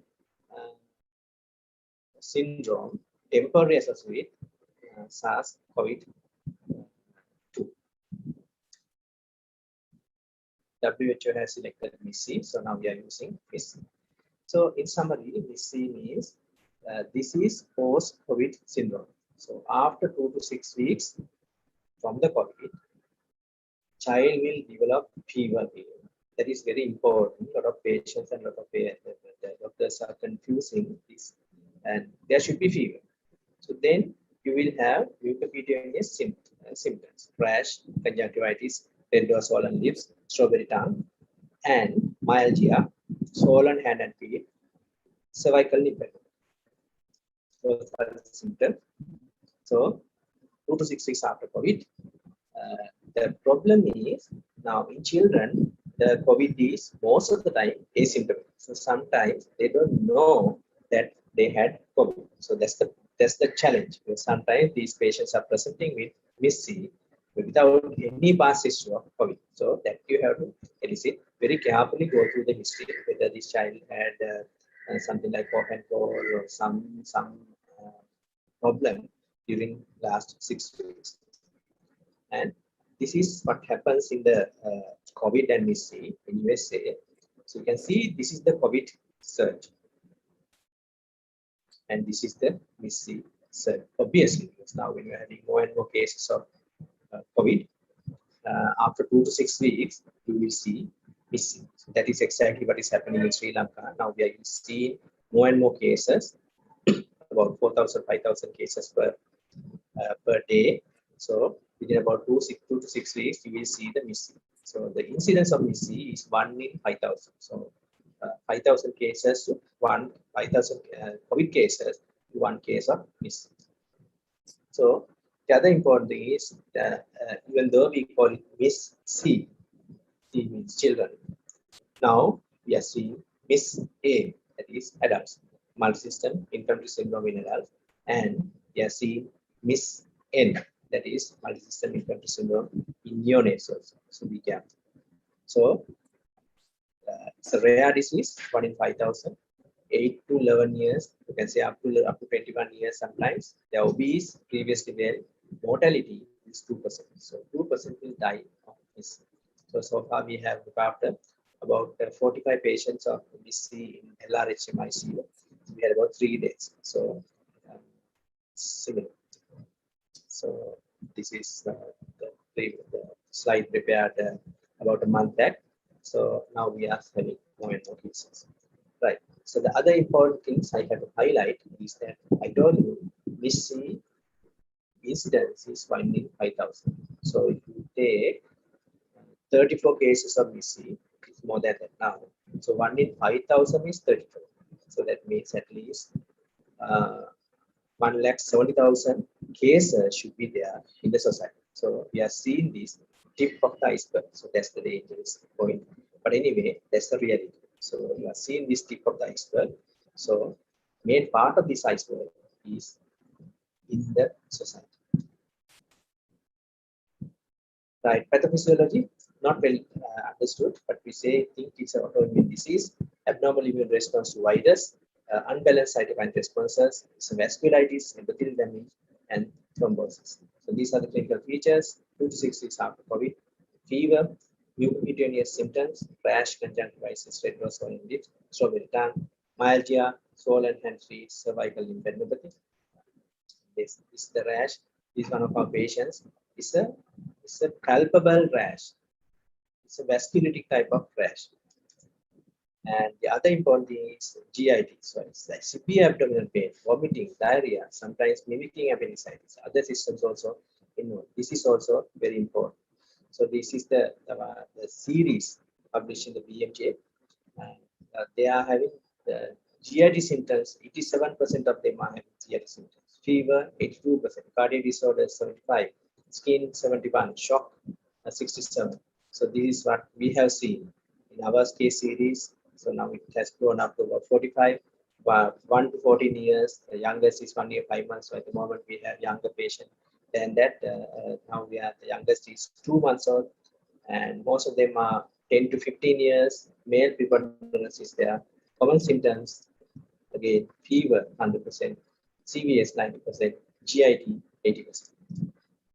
So these are the CVS manifestations: hypertension, shock, elevated troponin 9, abnormal liver. GIT manifestations: abdominal pain 70%, vomiting 30%, diarrhea 70%. So high inflammatory markers: CRP was elevated in 90%, ESR 70%. And the COVID diagnosis in our series, the rapid antigen was negative. So obviously this is not acute infection. And PCR is positive in 50%. So most of the patients, the CT value is more than 30. So CT value is cycle threshold value. Where if the CT value is higher, that means viral load is lower. So higher the CT value, lower the viral load. So antibodies are positive in 60%. So WHO case, they have defined like this: 0 to 21, fever more than 3 days, elevated inflammatory markers, no other cause for inflammation, evidence of COVID-19. These should be there. Age, fever more than 3 days, elevated inflammatory markers without proper cause, and evidence of COVID-19, and 2 of the following: skin, eye, hypertension, shock, myocardial dysfunction, coagulopathy, GIT problems, if they are there. So the important thing is age, fever more than 3 days, elevated inflammatory markers, no other cause for inflammation, and evidence of COVID-19 with these clinical features.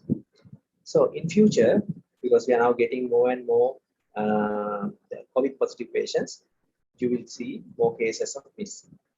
Then not only that, so more children will have antibody positive. So evidence also changing. So you need regularly update. So the first lesson is don't miss. So because children, COVID-19 children are non-specific, they symptomatic having non-specific symptoms. Because of that, you have to consider missing whenever a child comes with fever, abdominal symptoms, particularly if they develop meningitis. And MIS-C may be overlapping symptomatology with sepsis, toxic shock syndrome, myocarditis, and meningitis. So one thing is don't miss MIS-C. So all ill children, your differential diagnosis should include MIS-C. Especially if a child is 8 to 20 years, well grown, fever for 3 days, severe abdominal pain, rash, conjunctivitis, unless proven otherwise, that is MIS-C in Sri Lanka now. And the second important thing is don't miss other common diseases. MIS-C is a rare disease, 1 in 1,000, 1 in 5,000. We have more common diseases. So we have seen meningococal sepsis managed as MIS-C. COVID positive urticarial rash managed as MIS-C. Dengue hemorrhagic fever managed as MIS-C. And not only that, we have one case of chlorine inhalation ARDS managed as MIS-C. So common things are common. Don't miss other common diseases. And don't overdiagnose MIS-C. So MIS-C is a diagnosis of exclusion. So strictly go for the WHO definition. Other causes of inflammation and infection should be excluded. So WHO definition shows age, then fever more than 3 days, inflammatory markers are elevated, other causes of inflammation should be excluded. So that is important. In future, you will have a lot of patients with antibody, COVID antibodies positive. So we will have DHF with COVID antibody positive, leptospirosis with COVID antibody positive, septic shock with COVID antibody positive. So don't think all cases you see are MIS-C. So this is our COVID ICU. We are using one-to-one care, one nurse in bedside always. All the needed procedures are done. There are aerosol generating procedures, nebulization, hyponasal intubation, non-invasive ventilation, invasive ventilation, hyperfrequency accelerator ventilation, IC tube insertions, PD, resuscitation. So care is basically similar to any other child, but with full PPE. Important thing is none of the staff member got the infection from patients. So don't worry about to look after COVID patients. By looking after COVID patient with full PPE, you will not get the disease. Thank you very much.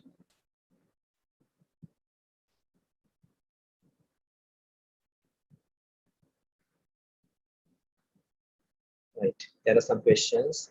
Try to answer. One is can you explain CPAP and BiPAP? Yeah, actually CPAP and BiPAP are two different modalities of ventilation.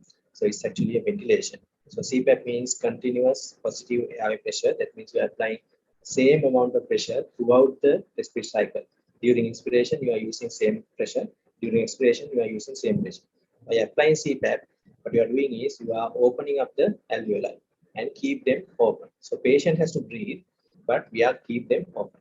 BiPAP is a different thing. BiPAP is a bi-level positive airway pressure. That means during inspiration, you are giving a higher pressure. During expiration, you are giving a lower pressure. So that way you are supporting the respiration. More support is given with the BiPAP. So minimum support is CPAP. So just opening up the alveoli. And in BiPAP, so we are having the CPAP effect. At the same time, you are giving some support during inspiration also. So I think that's a simple explanation for CPAP and BiPAP. You need better, so I think it's better to go to the ventilation workshop and discuss this. When nebulizing the patient, is it possible to use surgical mask for reduce the virus rate? Definitely yes. All the procedures, if you're keeping a simple surgical mask on top of that, then the viral dispersion will be reduced. What is the CT value of PCR negativity? So again, CT value means it's a cycle threshold value. So in PCR means you are with the polymerase chain reaction.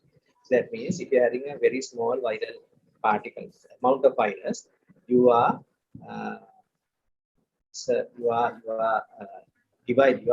making more viruses, more particles with this polymerase chain reaction. What they say is, if your CT value is 30, that means you need 30 times, you have to send 30 times cycles or elevate this level to get the detectable level of virus. That means viral load is very, very small. So if your CT value is 30, that means viral load is very, very low. We think around 30, that is non-infectious. So basically, it is PCR positive, but viral load is very low.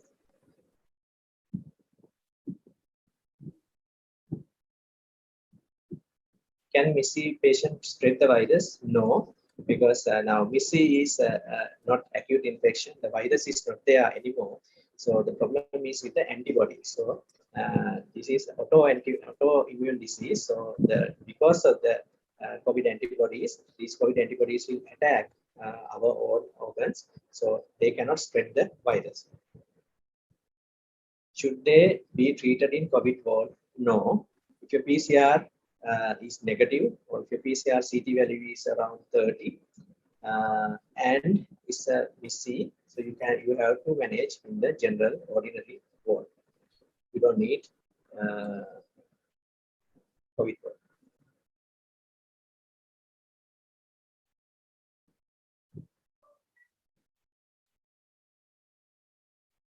Yeah, the predominantly mouth breather, is it possible to successfully use nasal pumps or micronasal cannula? Yes, even so predominantly some patients are having that, but you can, because now the nose is completely, nostrils are completely obstructed, you can't, but otherwise you can.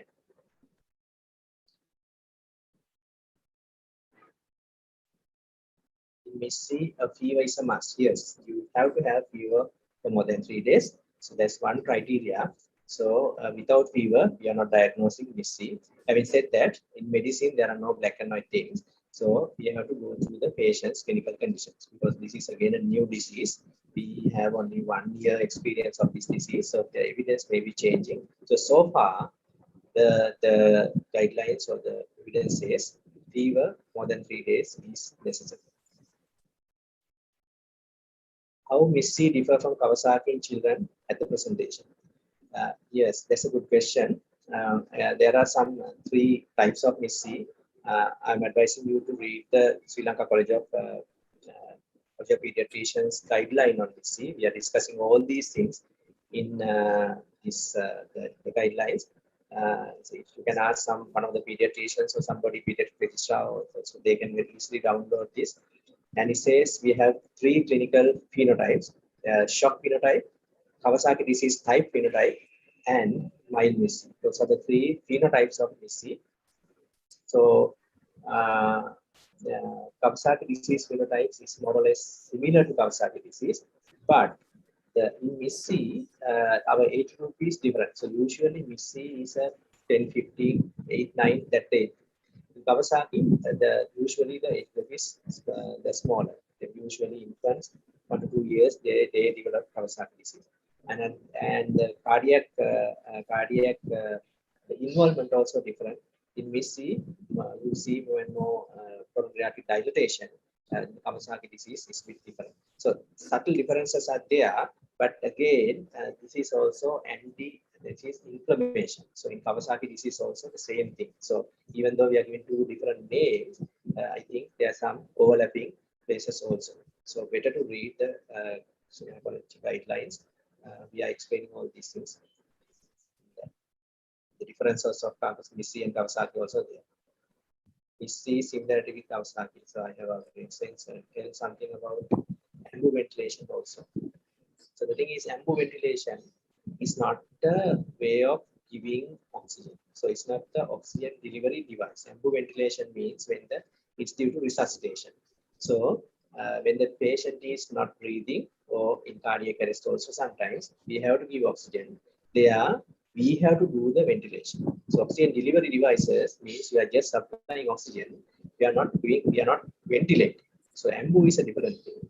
So we have to give the breath. So that's the difference. So this is not the place to discuss about EMBU. So I think it's better to do APLS. So you are showing how to do it and what's the principle, what should you do, what is the effectiveness on all these things. So better to APLS. Can CT value of PCR can decide the carrier stage of the COVID-19? There's nothing called carrier stage in the COVID-19. But I don't think that I think I have explained this. And the CT value shows the viral load. So CT value is higher means viral load is less. So infectivity. So we can get some idea about the infectivity rather than the carrier stage. Do neonates always get fever in Miss C, Miss N? Can they get hypothermia as well? Yes. So I have not discussed about the Miss N. Miss N is a relatively newer version than Miss C.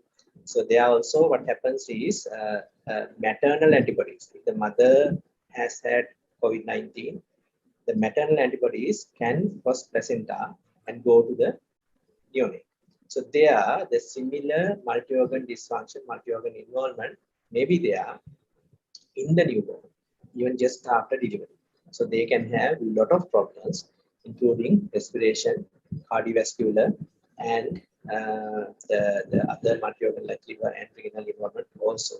And they are dying because of the cardiovascular involvement. So it's very important. So you are not worrying, you are not thinking about the high fever in neonate.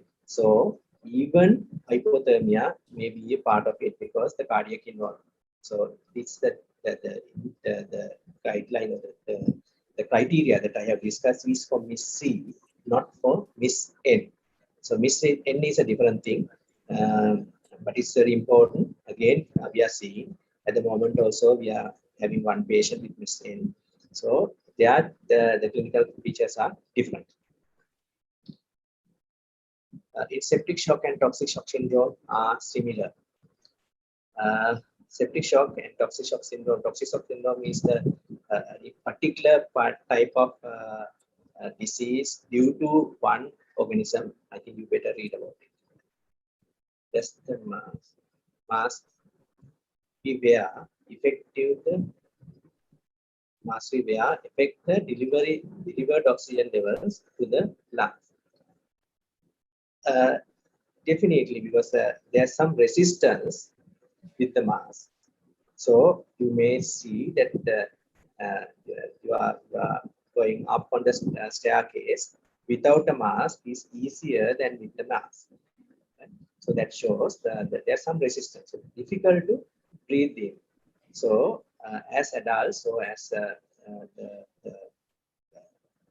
not well-paid person, we can do that. We can use accessory muscles. You can use diaphragm. You can use other things. That's why sometimes you are having some type of respiratory distress after using mask. So that's a different thing. That's the same thing. That's why we are not using masks below 2 years, because they cannot do this. Sometimes their muscle mass is small, so they cannot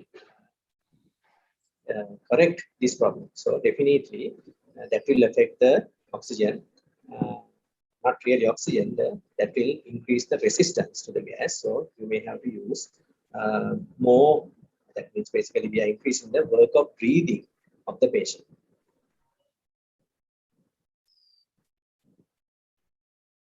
Does the CT value indicates the stage of the disease? Yes, because now in acute stage, the viral load, when the patient is ill, the CT value is very low. That means viral load also high. That is acute stage. So in CT value is low means, that means now the patient is in the recovery phase. So the what we are seeing is that in about 10-14 days, sometimes the PCR may be positive. Because PCR, what happens is even with a small viral particle, you are detecting. So the CT value is higher. That means they are not infective. That may be the latter part of the infection.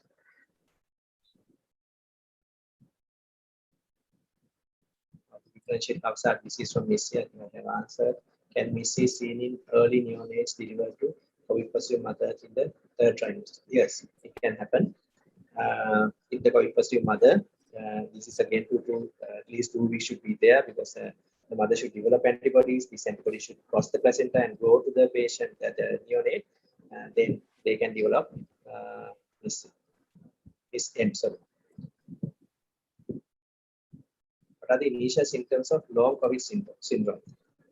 Again, important topic. Now, long COVID syndrome means sometimes after the COVID, they will have various types of symptoms, sometimes even years. So what they say is there may be shortness of breath. There may be difficulty in doing the routine work. There may be headaches. There may be that type of things. So that type of subtle things, but basically not like previously. So sometimes psychological problems also there. So it can happen. Yes.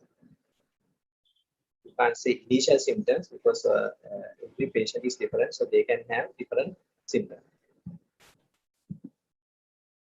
Is there a place for positive pressure ventilation? Definitely yes. If everything fails, as we discussed, so then we have to go for ventilation. Positive pressure ventilation means ventilation. Can we use hyponasal phones, cannula or nasal phones in mouth breathers?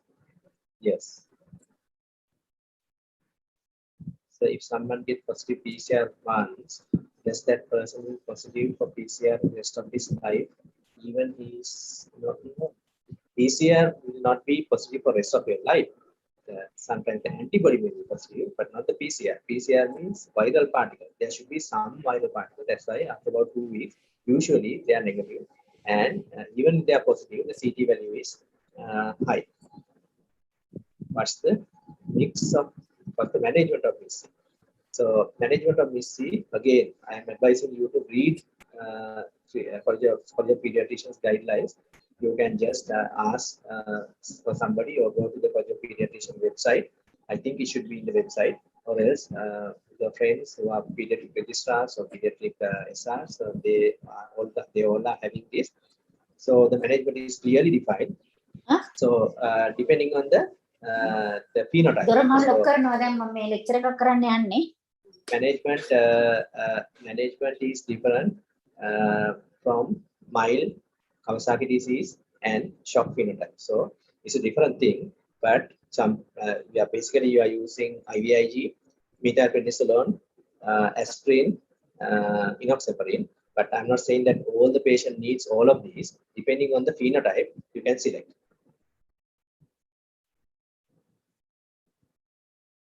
How long will COVID patient be infectious to others? So basically, what they say is 10 to 14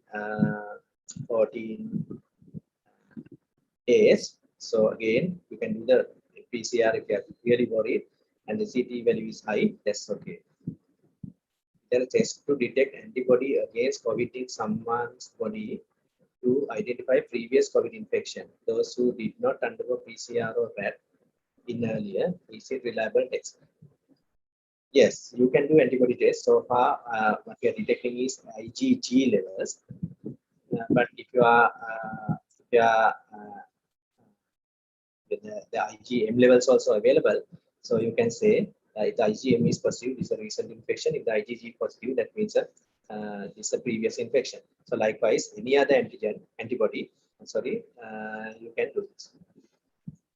After 14 days of COVID positive, it has still possibility of spread the others. Very low, but they say is 10 to 14 is the maximum. If COVID patient has cough on day 16, since PCR or antigen test is since PCR or antigen test, is he still infectious to others? So same question. Can MIS-C neonates happen due to maternal vaccination close to delivery? Very good question. I have not touched on that because this will alarm the other patients to get this. So theoretically, yes, because we are producing antibodies.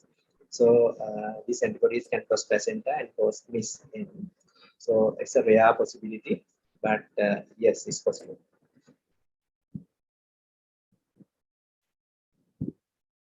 Can vaccine mother missing breastfed infants? The thing is now through breastfeeding it will not go. So the breastfeeding is fine.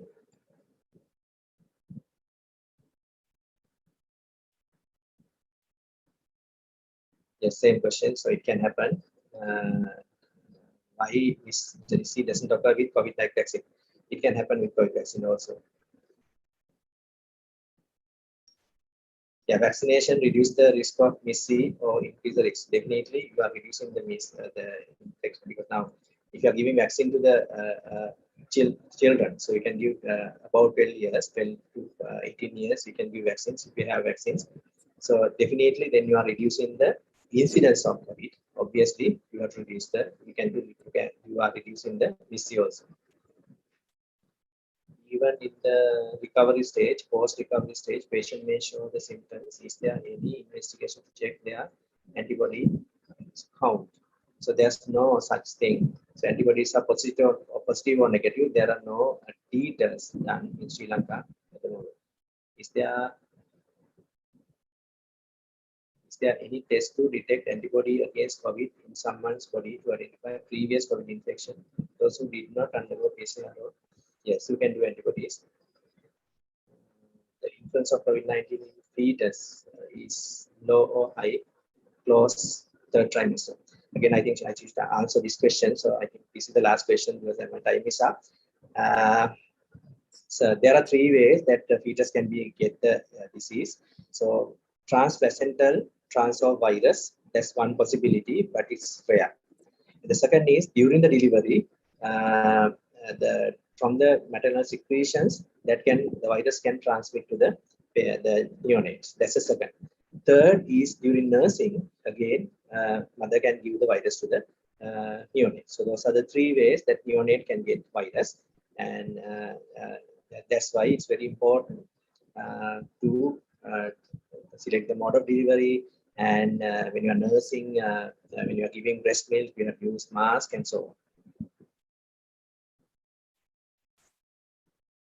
There are so many questions. I think my time is up, so I'm stopping here. So next lecture is by Dr. Anova.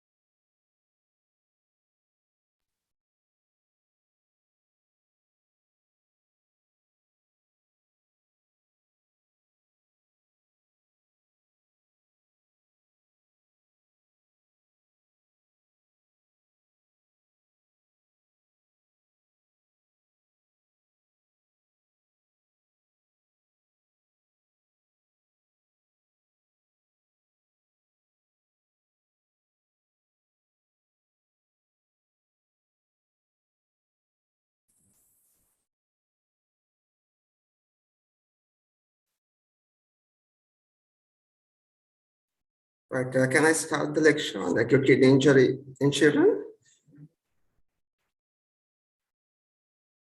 Hello?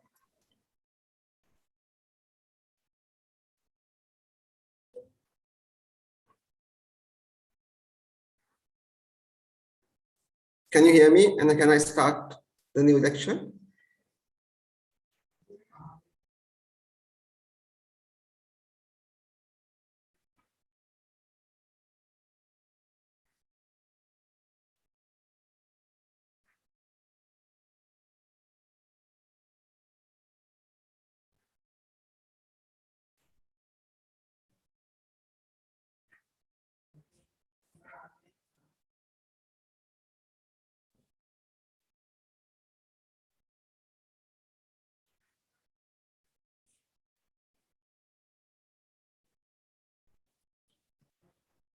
Right, okay, I think we can start, right?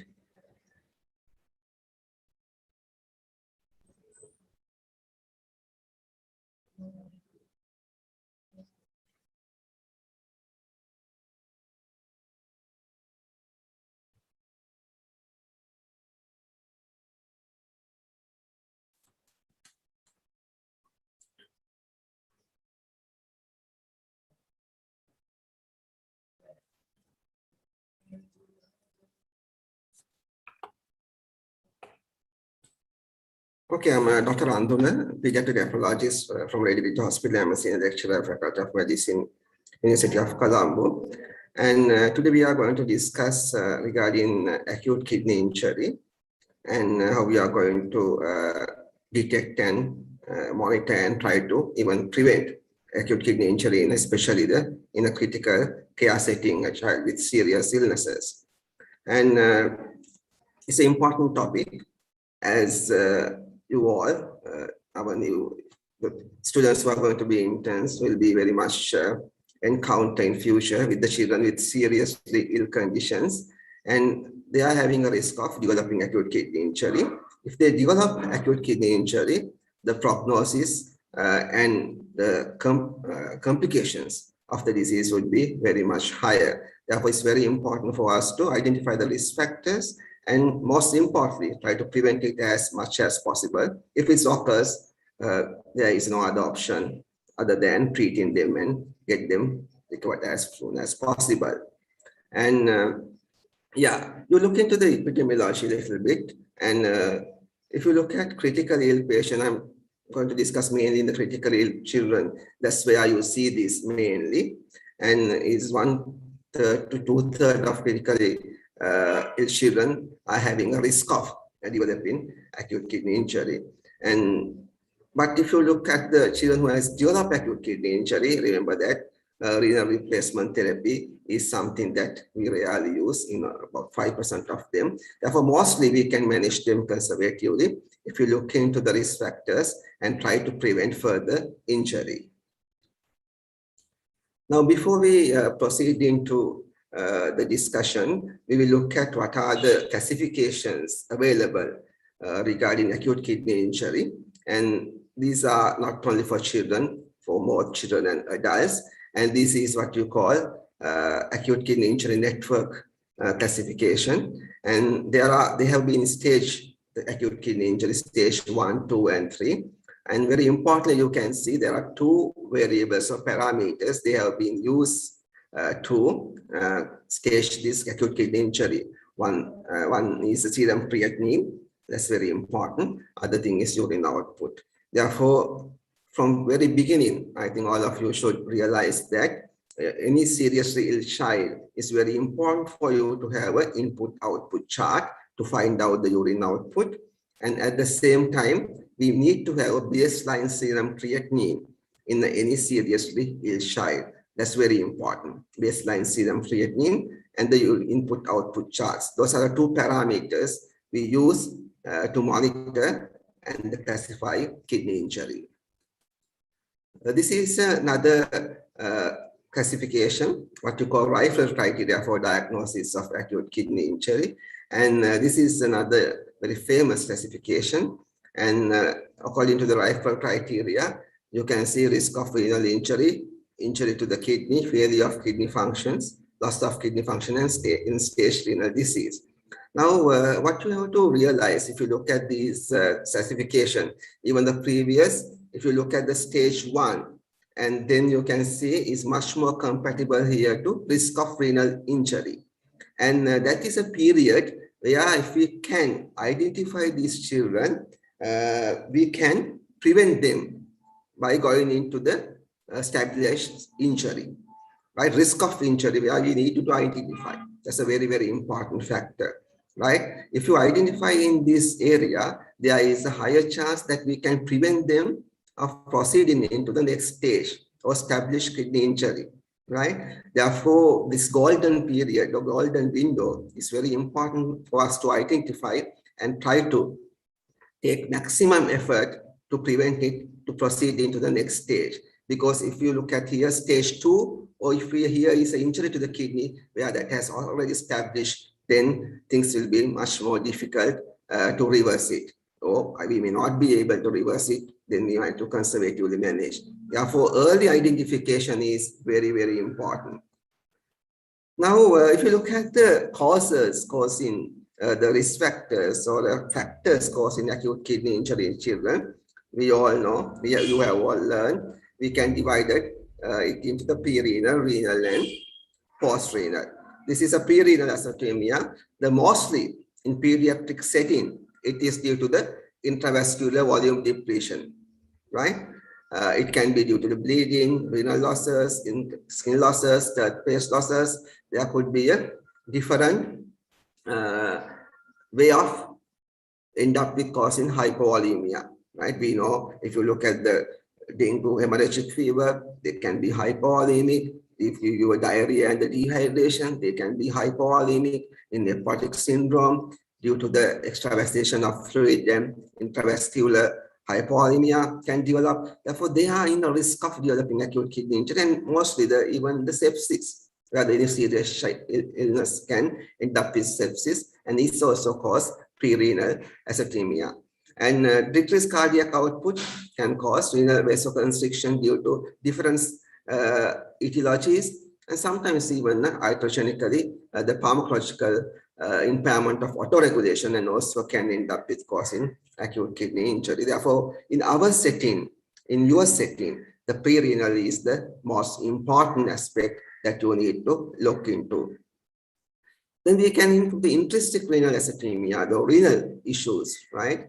And the glomerulonephritis comes into your picture. We all know acute glomerulonephritis, one of the conditions you are going to see as an intern, the post-streptococcal acute glomerulonephritis. Due to this glomerular disease, they can develop acute kidney injury. Therefore, remember that HUS and even the DIC, like disease like DIC, also can cause intrinsic renal disease. Acute tibial necrosis. Usually the initiation can start as a pre-renal, and later they can end up with having acute tibial necrosis, the renal injury, and it even can be ischemic or toxic etiologies. And tibial interstitial disease is another important renal cause, and then intratibular obstruction. For example, some drugs like acyclo can cause, sometimes hemolysis syndrome, hemoglobinuria or myoglobinuria. There are multiple causes which can end up with intratibular obstruction and causing renal injury. Post-renal azotemia is not very common, but stones, blood clots, posterior valve, and neurogenic bladder, those are very important risk factors. Especially, some of you may start doing internship, you may find small children, the newborns with posterior valve, they can have a kidney injury. That's why we need to reveal the obstruction as early as possible. Until such time, until the surgical interventions as planned, you can even relieve the obstruction by putting just the catheter or NG tube. It will help to relieve the obstruction and to reverse the injury to the kidney. Therefore, those are the things: pre-renal, renal, and the post-renal. Pre-renal is the biggest or widest area that you will going to expose. You will be exposed in your future, near future. Now, pathogenesis of kidney injury is multifactorial. You can see hypertension, sepsis, drug, hypovolemia, all can contribute. That's why we need to identify all individual risk factors and then try to help or try to minimize the injury. No, there is no one factor mainly. One factor may be the main factor, but there are a lot contributory factors that has to be keep in your mind. Further, now one of the main causes is the sepsis. I have mentioned earlier. Sepsis can cause injury to the kidney. If you look at the pathophysiology, it includes all three aspects: the inflammation, vascular injury, and tubular injury. That's why after establishment of the kidney injury, it takes time to recover because all aspects have been involved, especially when it comes to the sepsis. Now, this is another very important diagram, and this is one of my favorites. You have to remember that when you are managing children with the kidney injury, we know the reduced volume, hypovolemia is a risk factor. At the same time, we should not overfill the systems also. You can very much appreciate that if you look at this diagram very carefully. Right. Sorry, give me a second. If you look at very carefully, you can see hypovolemia. When there is hypovolemia, the complications is very high on the list, right? And then again, when it comes to the hypervolemia, right? Okay, again, you can see the complications start going up. Therefore, we need to find out what is the euvolemic status for the child. Then we can easily manage them very well. Therefore, hypovolemia is not good. It will increase the risk. Even if you overfill the systems, also it will be counterproductive.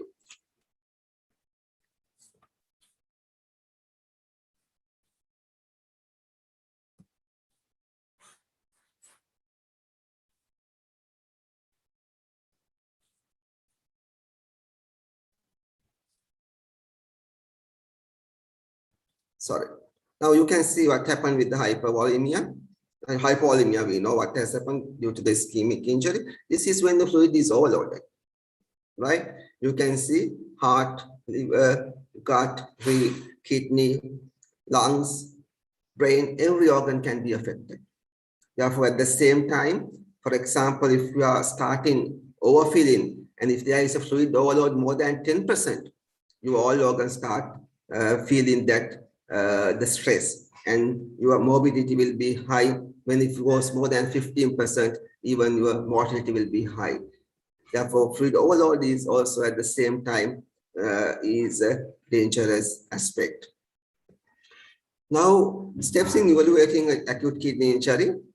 History and the examination is paramount importance, and therefore you need to look into thorough history and find out all the risk factors and do a good physical examination to find out the hydration status or volume status of the child, and also hemodynamic stability.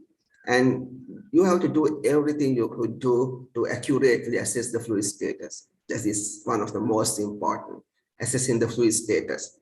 And ultrasound scan is very important. As a host officer, what you can do, you can order early without waiting too long, because it will give us a lot of information if a child is having acute kidney injury. Therefore, without waiting for another day, it's important to order it early or get the consultants to look into that early. And then urine is very important, right? Never ever forget that. Sometimes we look at the blood indicators like serum creatinine, blood urea electrolytes, we are managing a child with that, but we are not looking at the urine, because urine will give us a lot of clues regarding the etiology. Etiology is important when you are managing a child, because we can look into specific management, not the basic management, right? Therefore, when you look at the etiology, when you are finding out the etiology, the urine is very, very important. Therefore, look at the urine and review urinary indices as early as possible. Urine analysis, unremarkable in the pre and post renal, but when you look at the renal causes, we can get a better idea. For example, if you say AT and acute tubular nephrosis, we know we can see muddy brown cars, and it says cars in acute pulmonary nephritis. Therefore, we can get some clue by looking at the urine indices. Right. And some children, you have to remember that you may encounter as a very high renal functions and the kidneys are deteriorated. You may think it's acute kidney injury, but they can have a long-standing kidney disease, and on top of that, the acute kidney injury has developed, what we call acute on chronic, right? Therefore, remember that it could be a disease has been progressing for a long period of time, now presenting with acute on chronic kidney disease, right? Therefore, CKD can be silent, and AKI on CKD can be difficult to distinguish. Therefore, you need to look into specific parameters. A history will tell you give some evidence, and scan will tell you, and anemia and PTH levels also will help for you to decide on whether it's a chronic process or an acute process. Prevention of acute kidney injury in a seriously child or critical care setting is very important. And remember that the risk factors, what you are encountering, and maintenance of the renal perfusion is very, very important. Remember that if you take about the cardiac output, 25% of cardiac output is directed to the kidneys, right? Therefore, it's very, very important for you to realize that the kidney needs good perfusion.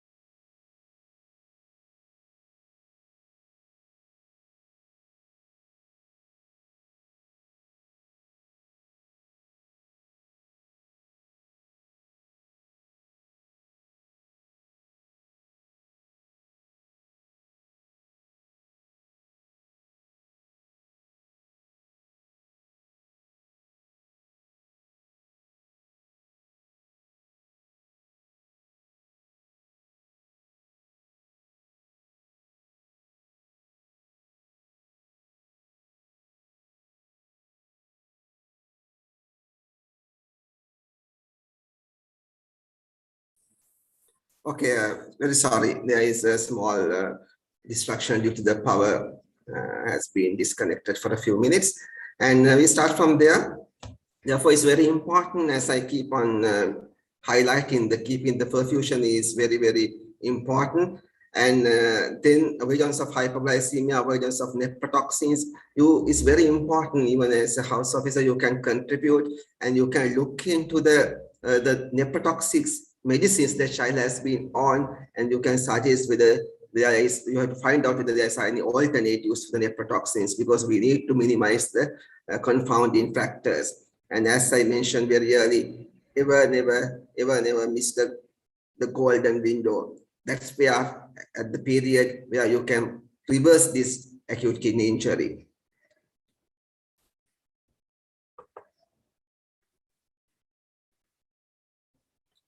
Right, and this is the same as I mentioned. Then critical care setting, what is your maintain, what is in, when you are looking after a serious child, you maintain the renal perfusion. You have to anticipate the metabolic derangement with the acute kidney injury, especially the hyperkalemia.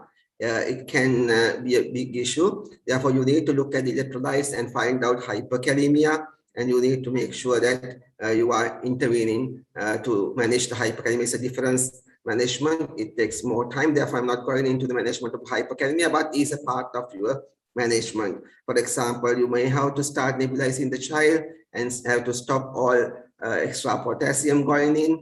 Then you might have to start potassium binding resins like calcium resonium, and then you might have to end up with, especially if there are ECG changes, you have to use the calcium gluconate to stabilize the heart, and may need insulin dextrose infusion to take the potassium inside the cells. Therefore, hyperkalemia should be anticipated and managed, and at the same time, the acidosis. We know acute kidney injury can end up causing metabolic acidosis. Therefore, acidosis, prolonged acidosis is harmful to all our organs, especially the heart. Therefore, it's very important for you to intervene into the acidosis of a child with the acute kidney injury. And nutrition is important. Make sure they are getting their nutrition. And diuretics, we sometimes use, especially when there is oliguria, in the setting where the renal replacement therapy is a challenge. We use diuretic to keep the urine output going on. But remember that even the urine output is there, it won't help to help the recovery of the kidney. Sometimes it's prolonged the process of recovery with the diuretics, but in some settings, we need to start the diuretics to keep the urine output going on. Remember that renal replacement therapy remains the cornerstone of management in the minority of patients. Therefore, most of the children we can manage conservatively and avoiding with the, or taking out the risk factors without proceed with the renal replacement therapy. And it's very important for you to look into the perfusion of the kidney, as I keep on mentioning. And we are looking at the BP target, at least the mean arterial pressure more than 65 to keep the kidneys functioning no perfuse.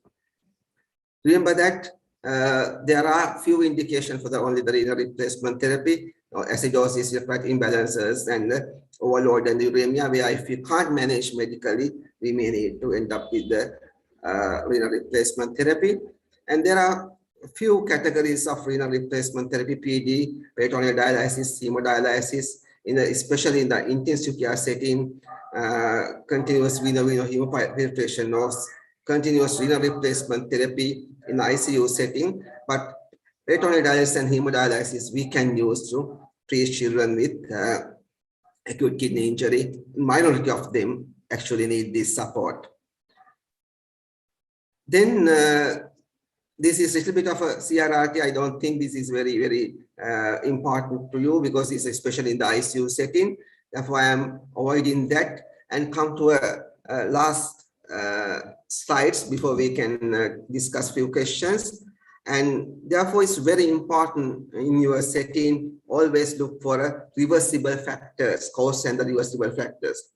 That's very important. History and examination is very important. Correction of the fluid depletion without causing overload. look at the depletion. You need to correct the depletion, but make sure you are not overloading, especially in a child who is having oliguria and the acute kidney injury. Reversal of hypertension is very important, and you try to keep your mean arterial pressure at least more than 65 in children. Sometimes for that, we may need inotropic support. And residual renal functions need to be protected. That's very important. And if the acute kidney injury is established, better get your nephrologist to give some advices on that. And with that, I have end of my small presentation, but I would like to answer a few questions. There are a few questions there. And right now, when you look at these dosing, always remember some these drug doses. Some people, there is a question asking about the calcium gluconate dose and the insulin dextrose dose. Those are the things you always need to look at your BNF. And then there is sometimes it's difficult to for you to remember dosing. For example, calcium gluconate, we use 10% calcium gluconate, 0.2 ml per kilogram to start with, and you can go up to 0.5. Therefore, these depend on the per kilogram as a stat dose to stabilize the cardiac heart. Don't worry about the remembering the doses. There are few doses, for example, adrenaline and things you need to remember, but especially dextrose, insulin, infusion and things, you always has to refer to the BNF and try to find out pediatric dosing.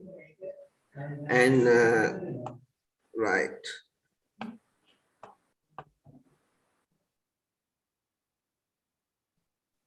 I'm looking at other questions, so give me a second.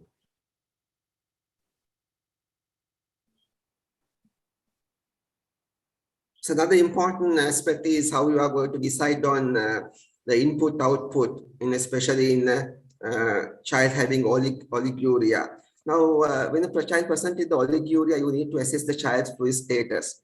If the child is dehydrated and there is no features of overload and was history suggestive of fluid loss, then you need to especially give a bolus of fluid. You can go up to 20 ml per kilogram bolus, so start 10 ml and then give another 10 ml per kilogram bolus. If the child is having a fluid depleted status, right, then depend on your dehydration assessment, you can put the child on fluid and then manage the child and monitor the urine output and see whether there is an improvement of urine output. But remember, some children presented to you oliguria with the fluid overload. Child may be having hypertension, for example, is acute. If you take acute glomerulonephritis, AGN, they can present with the hypovolemic status with oliguria. There you can't give boluses. You need to cut down the fluid because child is already fluid overloaded, right? Therefore, if a child is already fluid overloaded, especially in the setting of acute glomerulonephritis, then you need to make sure you put the child on the urine output. You can find out the urine output if there is any records, and then plus insensible losses for the next 6 or 12 hours or next 24 hours. If there was no history of to find out urine output, then you can safely start with about 2/3 of maintenance, and then monitor for about next 6 hours, and depend on the output, then you can adjust the intake for the preceding or next 6 hours, right? Therefore, if there is no documentation of the output, you can start with the 2/3 of maintenance in a child with the fluid overload features, right? But if there's a fluid depletion, yes, we need to correct the depletion and then put on, depend on the degree of dehydration, right? Therefore, that's why I mentioned very clearly, you need to do all the things to find out whether the child is having a fluid overload or if there are fluid deficit.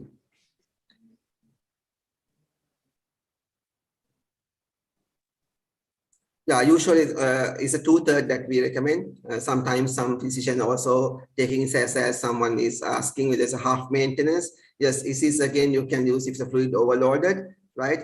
Especially if there is a respiratory distress as such, sometimes we need to use even furosemide. For example, if a child presented with acute glomerulonephritis with features of heart failure, right? We might have even to use IV furosemide to take out some fluid and manage the heart failure, right? Therefore, It's depend on your fluid status, whether you are fluid overloaded or whether you are having fluid depleted. Right.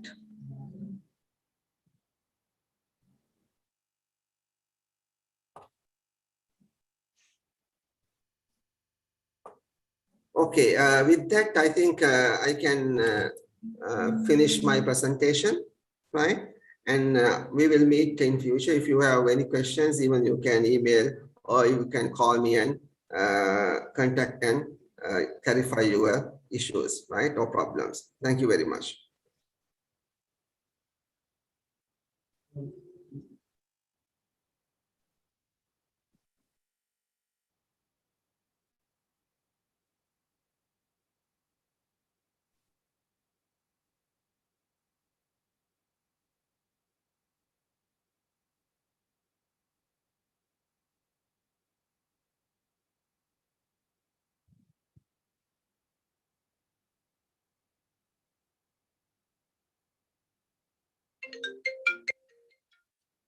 Hello. Share වෙනවද මගේ screen එක?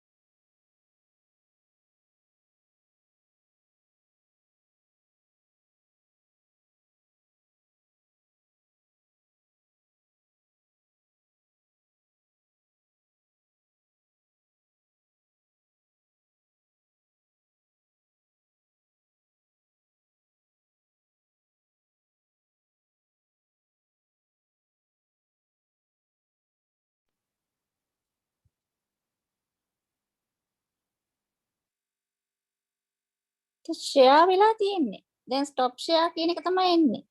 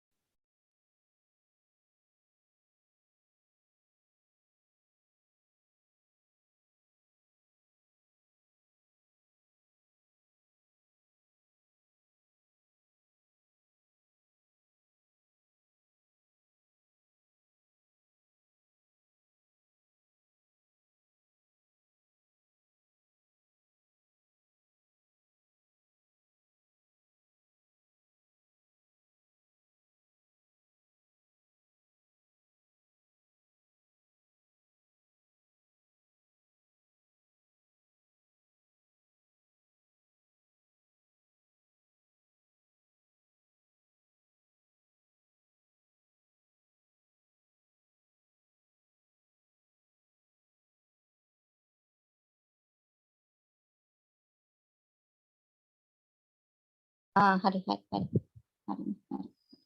Nah, presentation එක දිගන hari.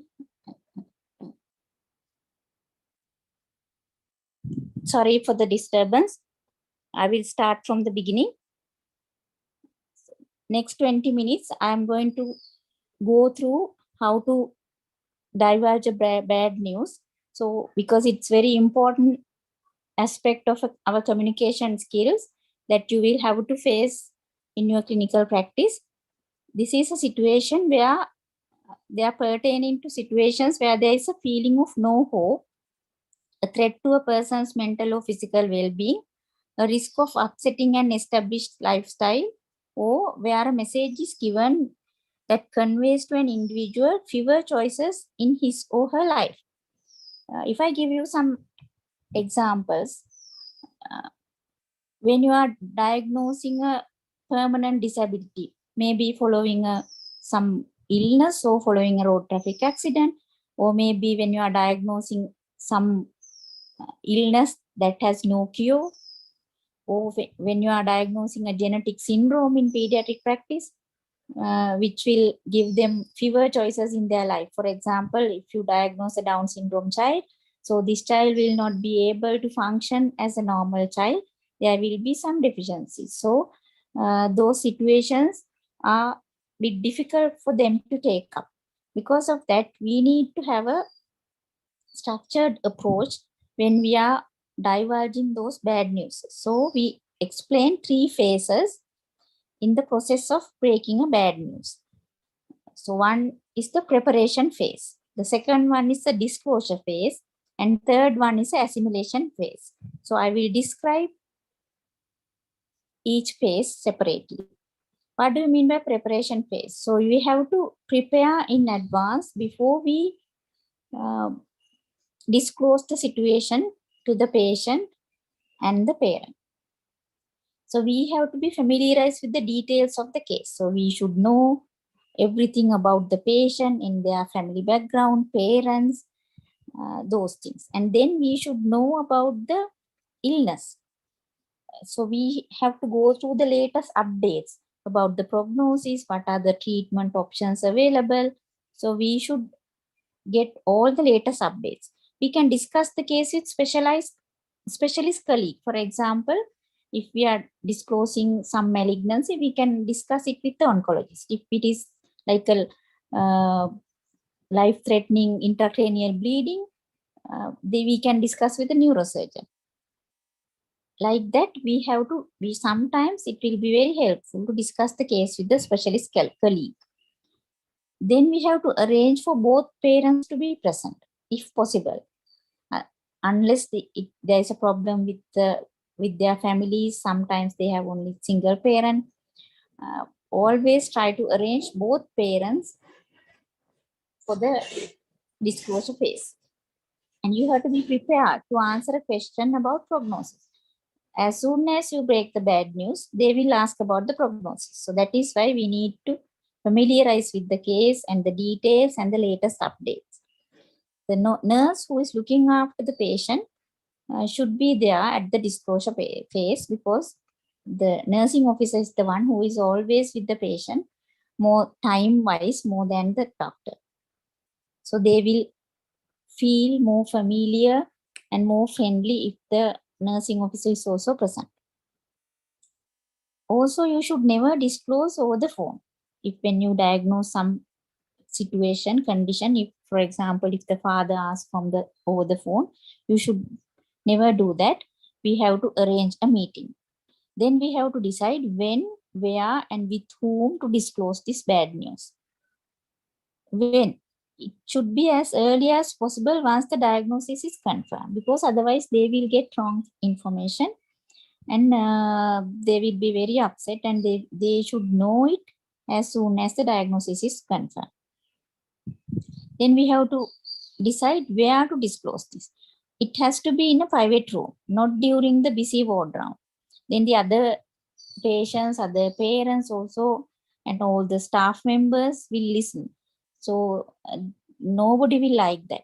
So they need the privacy. So it has to be in a private room without any disturbance. You can put even a do not disturb board You have to off your mobile phones and stop any calls coming to the land phone.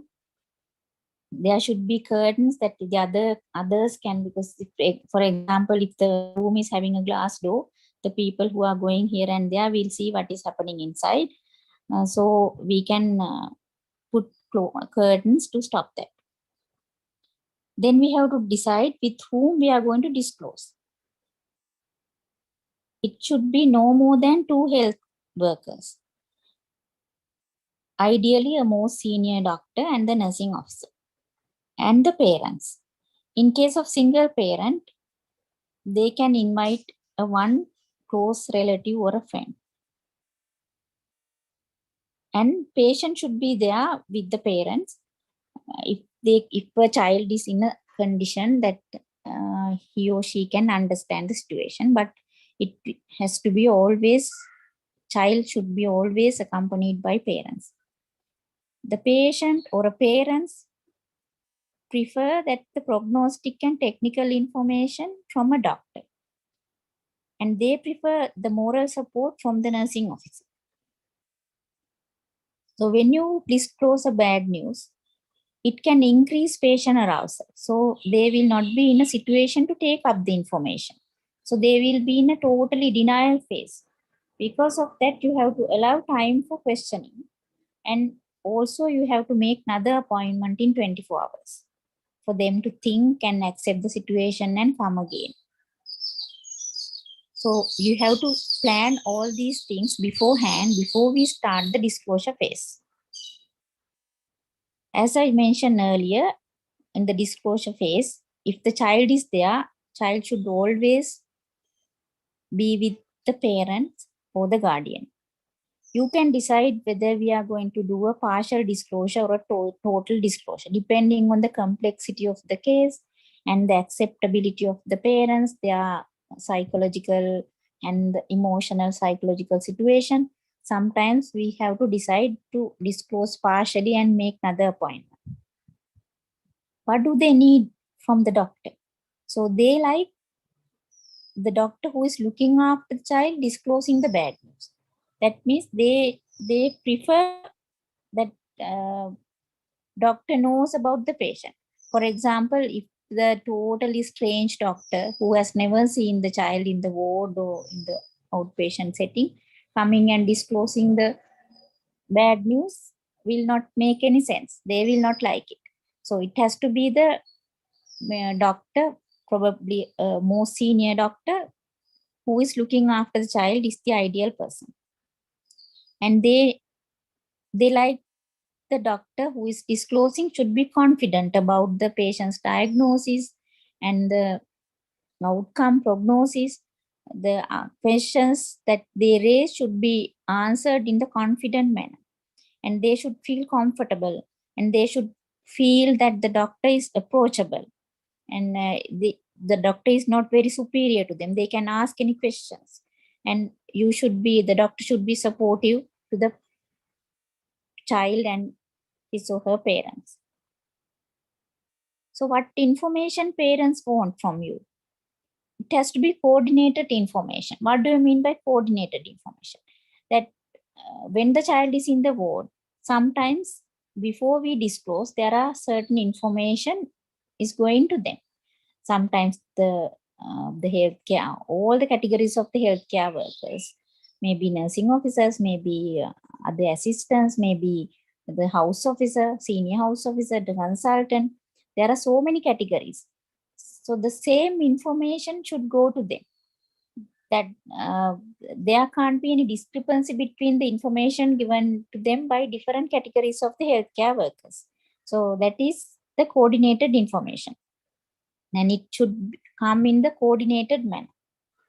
It should be clear information. They should be able to understand that without using a medical jargon. You have to simplify and present in a way that they can understand. Also, it should include the positive characteristics. If I give you some examples, when we are diagnosing a Down syndrome child, there are so many positive characteristics. That even though child will not be able to achieve the developmental milestones as a normal child, they will be slowly growing. They will slowly achieve a lot of things, and they will be able to walk, they will be able to talk, and they will be able to learn as well. So there are certain deficiencies, but still they can lead a near normal life as a child, as an adult. So we have to give that positive information, positive characteristics. Even malignancy is also same. Certain malignancies, are curable. So we have to give those information to them. And you have to address further questions. Also, you can share diagnostic features. For example, scans. In case of tumors, we can show the scan reports. CT scans, MRI scans, we can show it, X-rays, we can show and explain. Then they will understand the situation properly if you share the diagnostic features. How do you enhance our communication? Now, I think you have learned some communication skills. We have to use those communication skills when we are breaking a bad news, because this is a very special situation. So we have to regularly check their understanding. We can't just talk continuously without checking their understanding. Then also we can make micro summaries. For example, when we are explaining some situation, like for example, acute lymphoblastic leukemia. So we can first share and explain about the diagnosis. Then we can summarize the things that we have so far discussed with them. And then we can shift to the management part. Then it will be clear and it will be easy to understand. As I told you earlier also, we have to meet the parents several times. If we disclose partially in a complex situation, then we have to meet several times. Depending on the individual case, we can decide how many times and when and where to meet. Always give parents and the patients, if they can understand, if the older child, opportunities to ask questions. Also, you can ask them to write down their questions and ask when they are meeting next time, because in the first meeting they will not be in a situation to accept it first and then to ask further questions. So ideally they can come with the questions for the next meeting. Use scans, demonstrate physical signs to the parents, then they will be understand situation easily.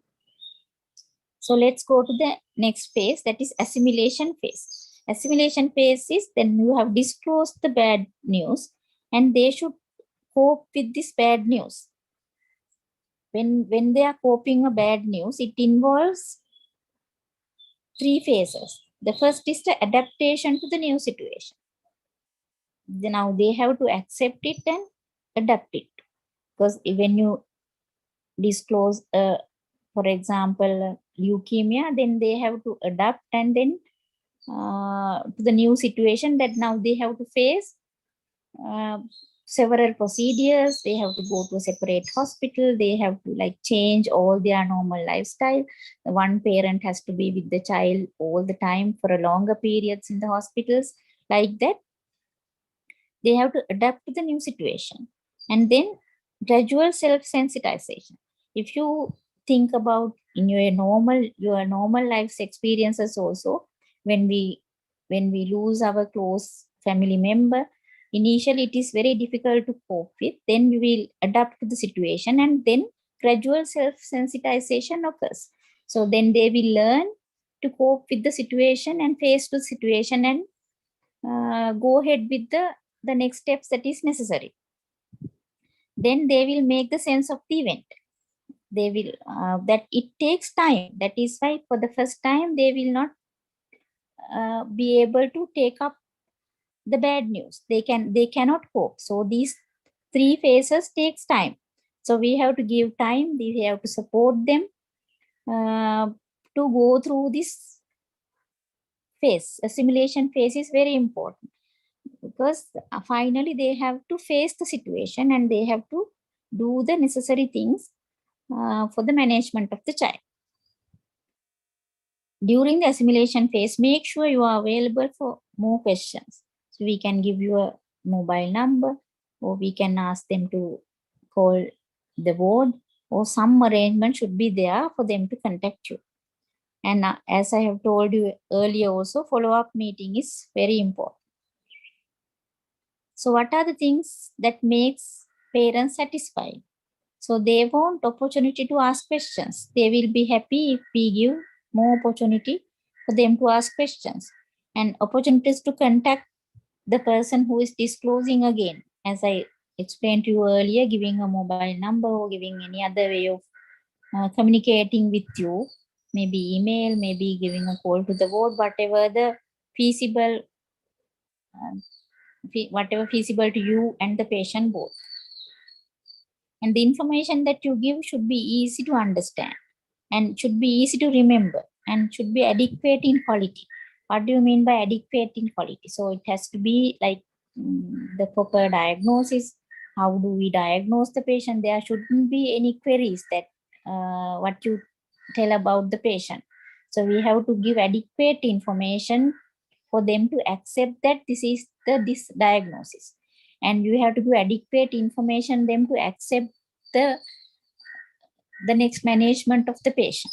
Otherwise, they will like go to another, they will not oblige with your management, they will not take up your information, and they will go, sometimes we have seen they are going for other native treatments.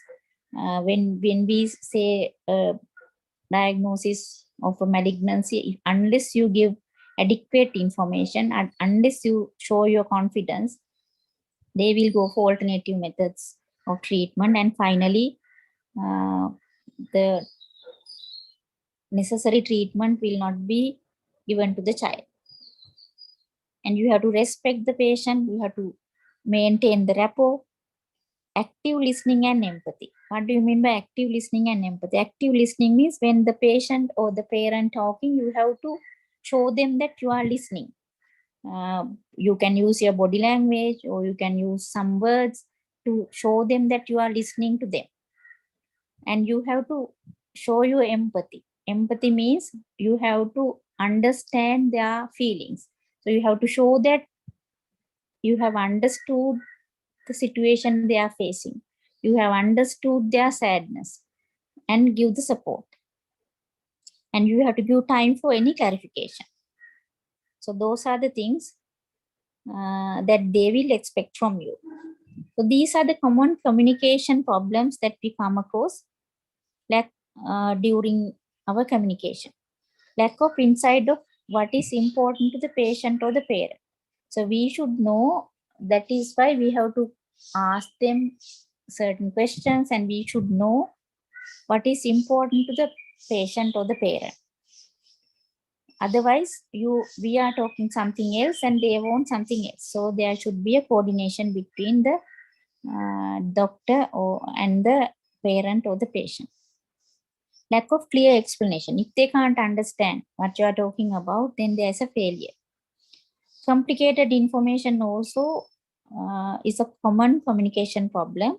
So we have to simplify it as much as possible and divide into fractions. Sometimes we have to partially disclose and the next day we can give the next, or else, as I told you, we can make micro summaries. Like in a genetic syndrome, we can show the physical features first, and then we can summarize that. Then we can talk about the learning problems, and then we can summarize it, and then we can go into the management phase and then summarize the management points as well. So then it is easy to understand. If you don't check their understanding, then we don't know whether they got the information correctly or not. And if you use medical terms, then they will not be able to understand. Okay, so this is the last slide. The points to remember in breaking bad news is It should be done by a senior doctor and a nurse. It should be done as early as possible once the diagnosis is made. The both parents has to be together. It should be done in a private room without any disturbances. Patient should be there unless the patient is very ill. You have to give time as much as for the questioning. Make it as simple as possible. Follow-up interview in 24 hours. Thank you.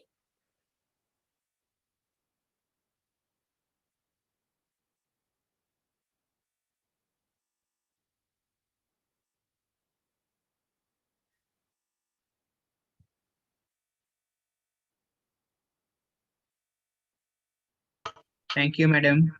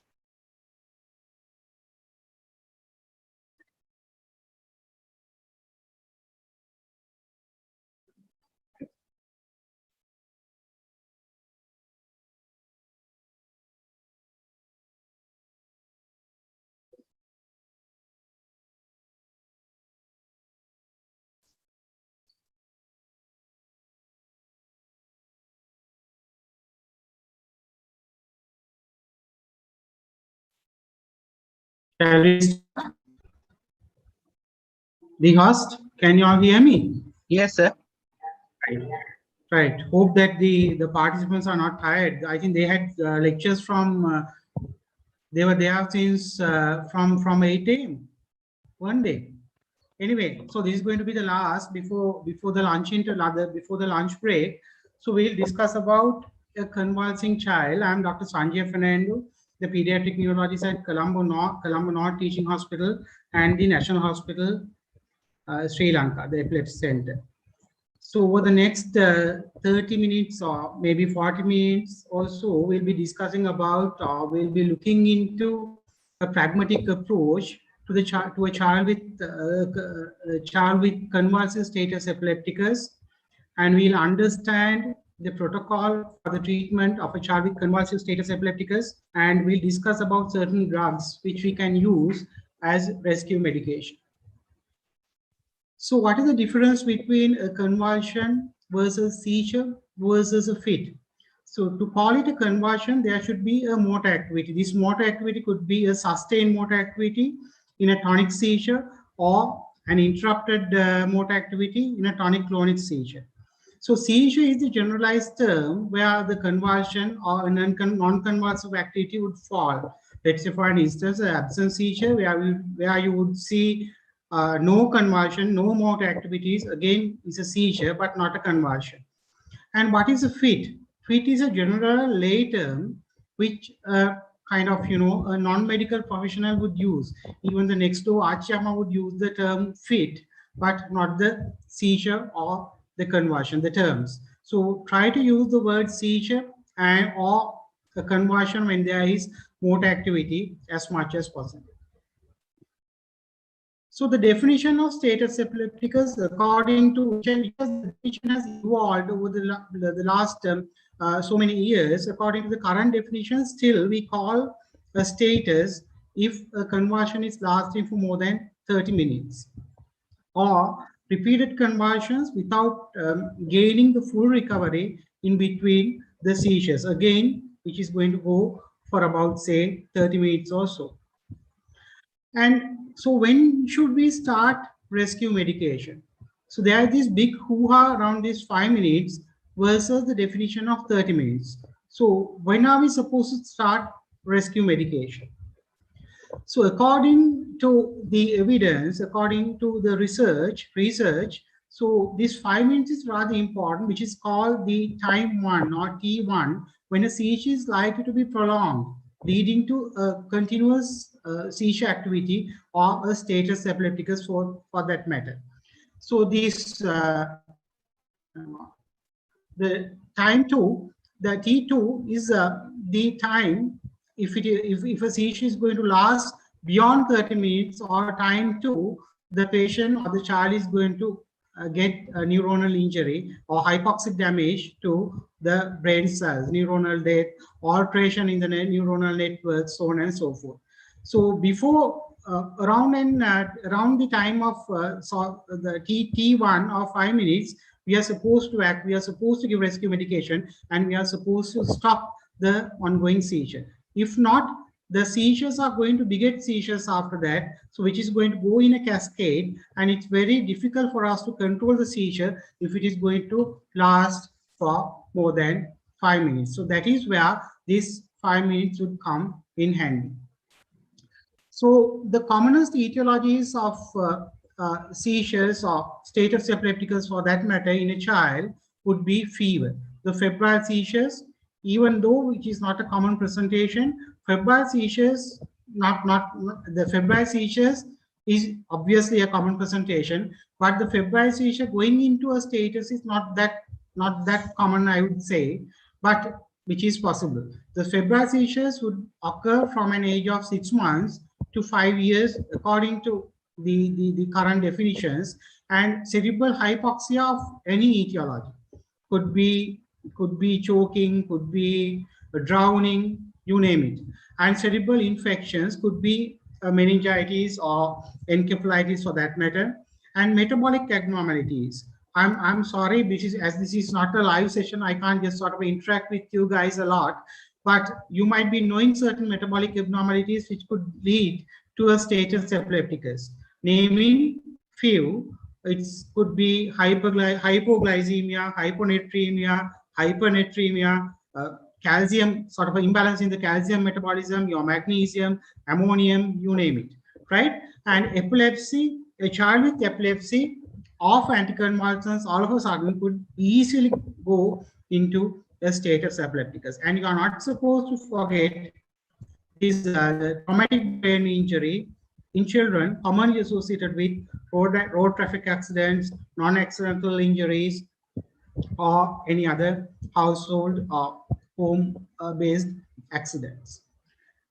Again, to begin with, you are supposed to look into the airway and breathing of a child, because again, this the secretions might obstruct the airway, and if there is some sort of if there is a food bolus in the mouth which could obstruct the airway, the child might choke, the child might grunt during the seizure. And obviously, you are supposed to look into the circulation as well, see whether there is a bradycardia suggesting a raised intracranial pressure.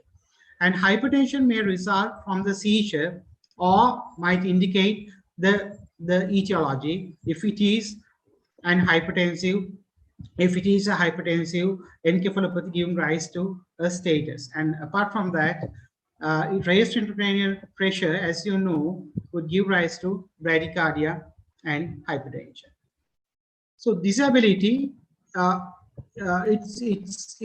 it's important for you to distinguish it from the frank seizure, the posturing of, you might have heard of this decorticated and decerebrated posturing, dystonic reactions, and all the other dyskinesias, which could simulate, which could mimic seizure, but they are not frank seizures. So this particular word, the pseudo-epilepsy or pseudo-seizures, was used once upon a time, but nowadays we call them, or we name them as non-epileptic attack disorders, that is NEED or PNS, psychogenic non-epileptic seizures. And in the management of status epilepticus, your airway breathing circulation, that is A, B, C, and D, E, F, G is don't ever forget glucose. Right, so open and maintain the airway. You might have learned it already, or you might come across the lectures tomorrow or day after. So open and maintain the airway. Give high flow oxygen via nasal cannula or the mask, it's important to think about early ventilation if the patient is having some sort of a respiratory depression, and fluid restriction only if it is necessary, because mind you, it's not mandated to restrict fluid in each and every child with encephalopathy or status for that matter. Because always remember this equation: cerebral perfusion pressure equals mean arterial pressure minus intracranial pressure. So if you are going to lower the mean arterial pressure by reducing the quota of fluids, you are going to reduce the cerebral perfusion pressure, in turn giving rise to leading or paving the secondary ischemic brain injury, and give glucose if necessary and manage the convulsion. So this is the algorithm which is being described in the APLS guideline. So we'll go through step by step. You're supposed to maintain the airway, give high flow oxygen, and consider reversible causes such as glucose. If there is a vascular access, you could give intravenous midazolam. If you don't have a vascular access, you could give buccal midazolam or intranasal midazolam. So before thinking about this intramuscular midazolam, obviously you can give buccal or intranasal midazolam. Again, when it comes to a child, it's always better to use this buccal route, because if it is a febrile seizure, if it is associated with a common cough and cold, the child's nasal passage might be kind of congested with mucus or with secretions. So this particular midazolam that you are going to go through, that you are going to give through this intranasal route might not get absorbed if there is some some obstruction in the nasal mucosa. So you choose the buccal route if you don't have the IV access. So this is after around the time of the 5 minutes of T1. So this is how we are going to give this buccal, this is how we are going to use the buccal route. We'll discuss about the dose as well. So it's 0.3 milligrams per kg, maximum 10 milligrams. And there is this table in the BNF where they give the dose according to the child's weight, because in an emergency, you might not be able to weigh the child, but you're supposed to know the way to calculate the body weight of a child. So if you know the mean body weight, you can calculate the dose, or if you know the age, you can look into the table which is there in the BNF and give the correct dose through the buccal route. So if you are going to take about, say, 1 milliliter of midazolam, you are going to give 0.5 to one side of the buccal mucosa, and the rest of the 0.5, the rest of the 1 milliliter, that is the 0.5 to the contralateral buccal mucosa. And you can wait for 5 minutes after giving this the midazolam, and if the patient is not responding, you can repeat the same dose. So if the patient is still fitting after giving 2 doses of midazolam or 2 doses of lorazepam or diazepam, we don't have lorazepam in Sri Lanka, unfortunately. If you don't have midazolam, you can of course give diazepam. The maximum doses of diazepam or benzodiazepam that you could give would be 2. You could give either midazolam, diazepam, midazolam, or midazolam, but only 2 doses of benzodiazepines. If the patient is continuing to seize after 5 minutes or after giving 2 doses of benzodiazepam, then you should think about the second line treatment. So we'll come to the second line treatment. And so again, just to summarize the first line treatment, midazolam, diazepam, or lorazepam. We can give midazolam via a buccal route, the intranasal or intramuscular. I just sort of took it off. And,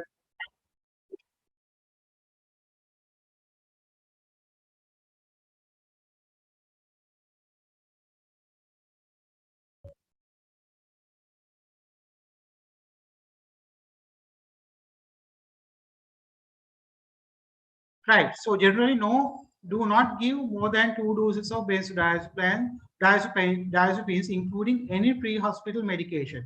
If the patient has been given a rectal diazepam or something like that by the general practitioner, you can give only a single dose of midazolam or a single dose of diazepam.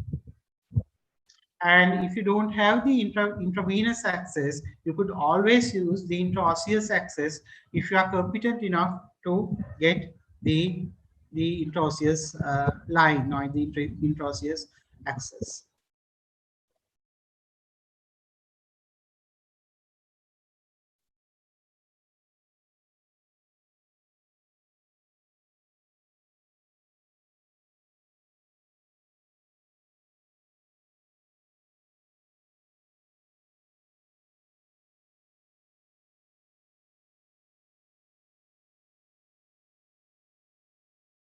So the second line medications which they have given are levetiracetam. They have prescribed or they have described in the guideline are levetiracetam or ferritin, and I think we could put phenobarbital as well in this particular segment as a second line medication. So we could give levetiracetam, IV levetiracetam 40 milligram per kg, which is an infusion, a small infusion over 5 minutes, or a slow IV bolus.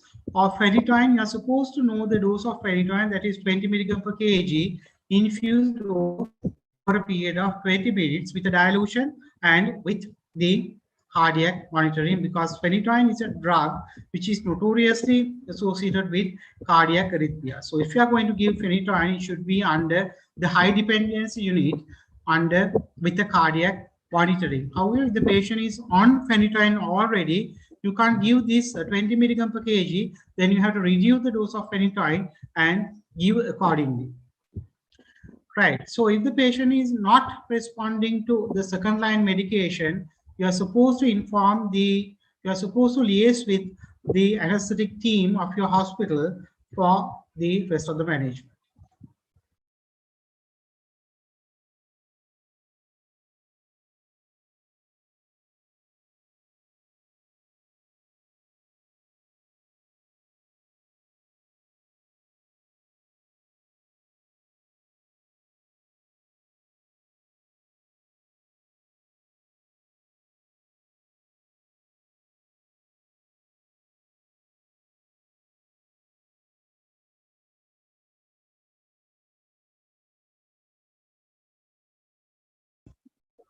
Right. So I mentioned the phenobarbital dose as they have not given it in the guideline. The phenobarbital, the dose is 20 milligram per kg. This is how you are supposed to write. The dose is the BHT. It's 20 milligram per kg, diluted 1 in 9 with 0.9% sodium chloride, which should be given as a slow IV infusion or a slow IV bolus over a period of 10 minutes.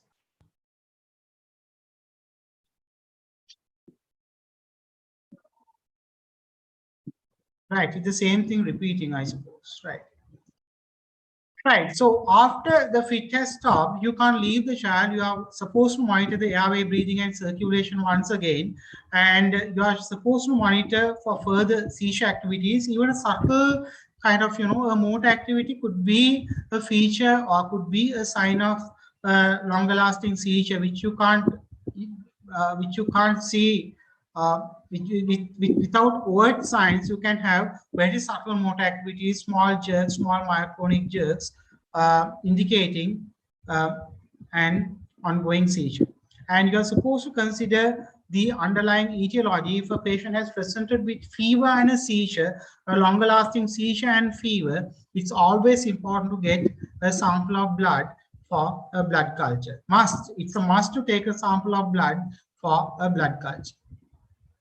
And the complications are pulmonary edema, hypothermia. This is the complications of the status, a convulsive status, cardiac arrhythmias, hypertension, cerebral edema. And if there is a lot of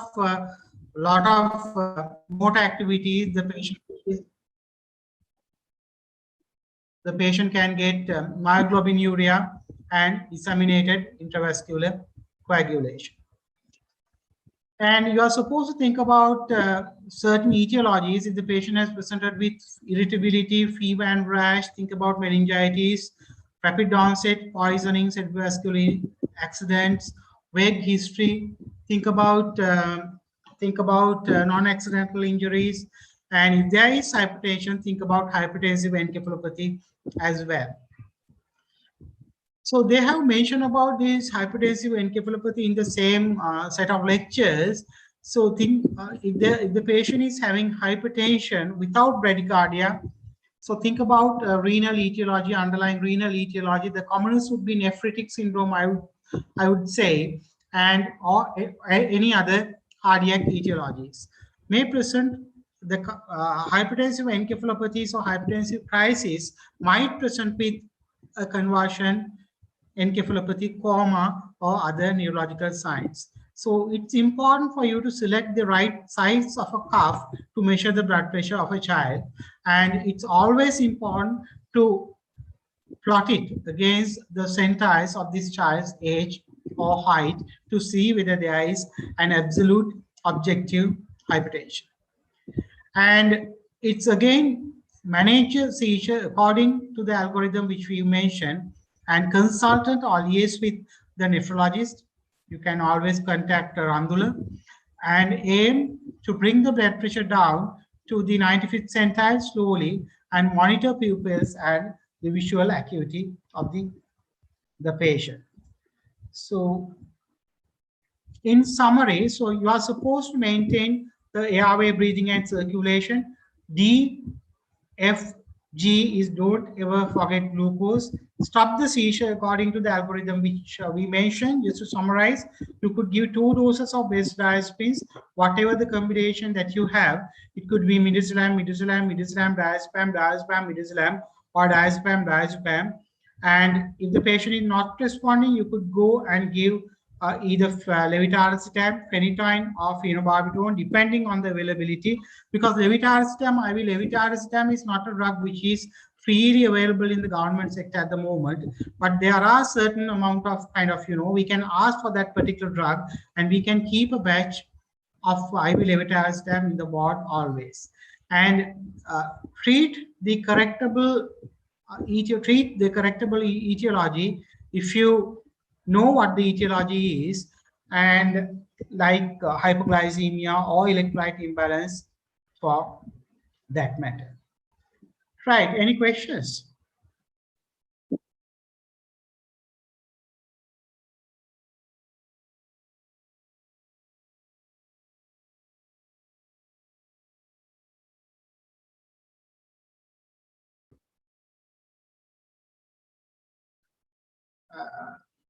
Say there was 2%.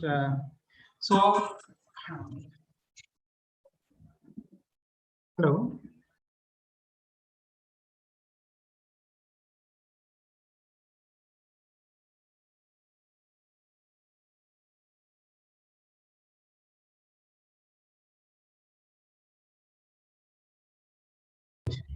We'll start from the beginning. There are a few questions. To say status, is it a must for us to get a motor activity? Not really. So it could be a non-conversion status where you won't see a single. I can see a net of somebody. I don't know whose mosquito net is that. It's not mine for sure. Right. So so there is this entity called non-convulsive status where where you won't see motor activities at all, but the EEG, if you're going to take an EEG during that particular moment, you could see a continuous electrical discharge, an epileptic electrical discharge, but no motor activities. And the management is almost the same, or there are certain changes in the management, but I don't think that you are supposed to know because that is a complex matter.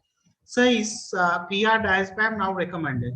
I would say yes and no, because if there is no IV access and if you don't have IV midazolam, that is the only option available. You are supposed to give PR diazepam, but try to avoid PR diazepam as much as possible, because most of the hospitals, most of the wards, we do have this midazolam vial with us, right? So it's the same vial in the India, in the foreign countries, they have these the midazolam gun to give it intranasally or through the buccal route, but we don't have that particular kind of, that particular medication, the pre-formed midazolam vials or guns to be given. So we could use the IV midazolam through the buccal or the intranasal route. So what is the best choice to have if there is no IV access at the first line? Best to have midazolam or buccal diazepam or buccal midazolam. It's buccal midazolam. It's buccal midazolam, because if you don't have the IV access, you are supposed to give it through the rectum, through the bum, the diazepam, because we can't give diazepam through the nasal route or the buccal route. So it's always midazolam. Try to use midazolam as much as possible, right? What is the clue we can get by assessing the pupils? So the pupils, if the pupils are unequal or if the pupils are dilated, usually during a seizure, the pupils are going to be either dilated, fixed dilated, or a fixed contraction of the pupils during a seizure, usually a fixed dilatation, right? So that is a clue towards a convulsive seizure. It's one of the differentiating factors according to the textbook to differentiate a frank seizure from so-called pseudo seizure or a non-epileptic attack disorder. On the other hand, if there are pinpoint pupils, that it's more in favor of poisoning like organophosphate, or if the pupils are unequal, it could be a feature of traumatic brain injury or a hemorrhage or something like that. So it's always important for you to look into the pupils. You might have heard of this A, V, P, U, P in an emergency, right? So it's not my duty, but somebody might explain what A, V, P, U, P is. That the last P is your pupils. What about rectal diazepam? Of course, you can give rectal diazepam if there is no other choice, but try to use buccal midazolam as much as possible. I am repeating the term buccal midazolam over again because that is the choice which is available in most of the hospitals, right? If you don't have an urgent, if you can't get an urgent IV access. Good that at least you guys were with me. What is it? If child is hypoglycemic, how to give insulin? My goodness, if you are going to give insulin in a child with hypoglycemia, the child is going to be more hypoglycemic. That is what, according to my endocrine knowledge. Maybe I am wrong. Right? If the child is hypoglycemic and if there are positive ketone bodies, of course, you could think about, again, insulin is not the must in a ketoacidosis. That's a completely different topic. So don't ever think of giving insulin to a patient who is having who is in a state of hypoglycemia, right? That's wrong. You will kill the child.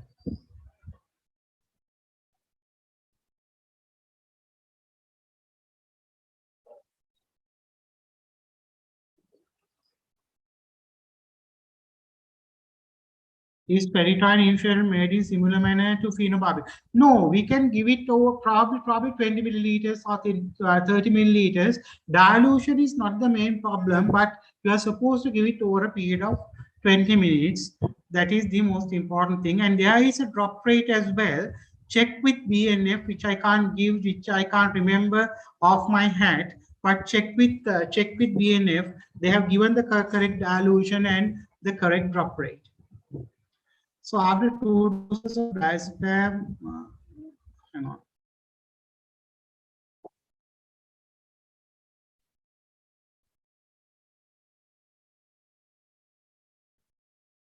Is paraldehyde considered as a treatment option, sir? When we were students, when we were third year students, yes, but not nowadays. I haven't seen a vial of paraldehyde for last 5 years or so.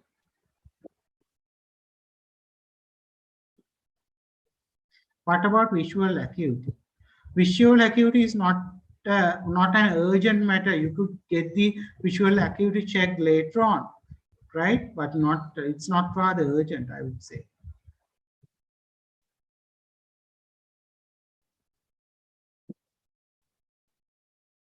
Yeah.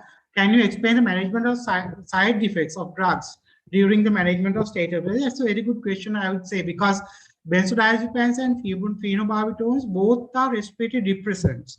So the child could go into a respiratory depression or a respiratory arrest for that matter. So you are not supposed to be panic, and you are not supposed to be kind of, not necessarily intubate the child. You could ambiventilate, because this action, the action of respiratory depression is rather transient.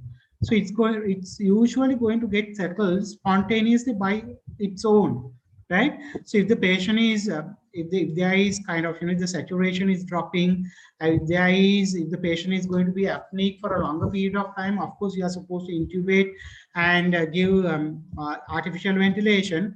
But you could try with back ventilation for a short period of time to see whether this child is going to get the spontaneous respiration back.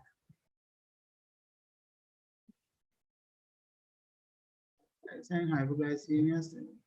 Yes. Yes, even with hypoglycemia, it's if the child is why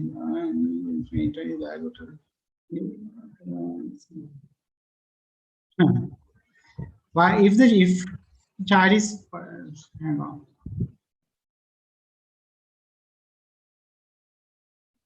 I'll start from the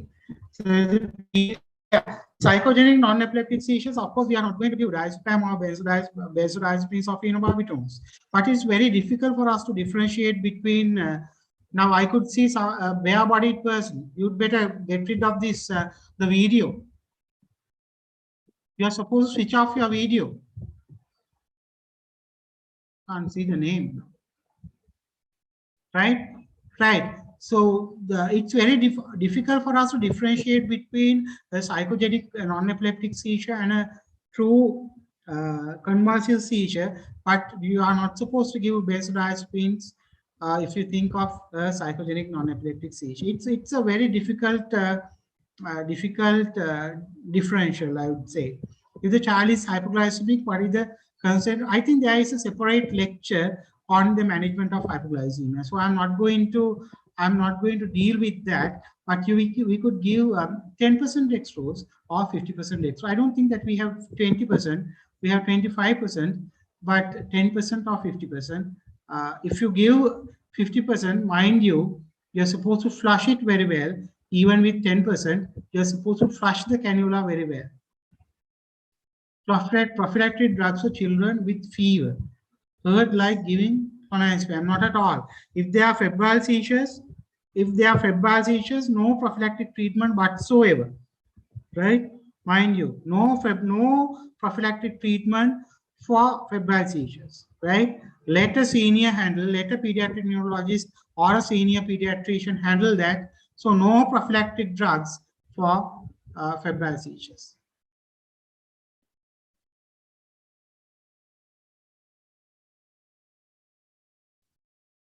If child is not in a status epilepticus, but a simple conversion, how do we manage?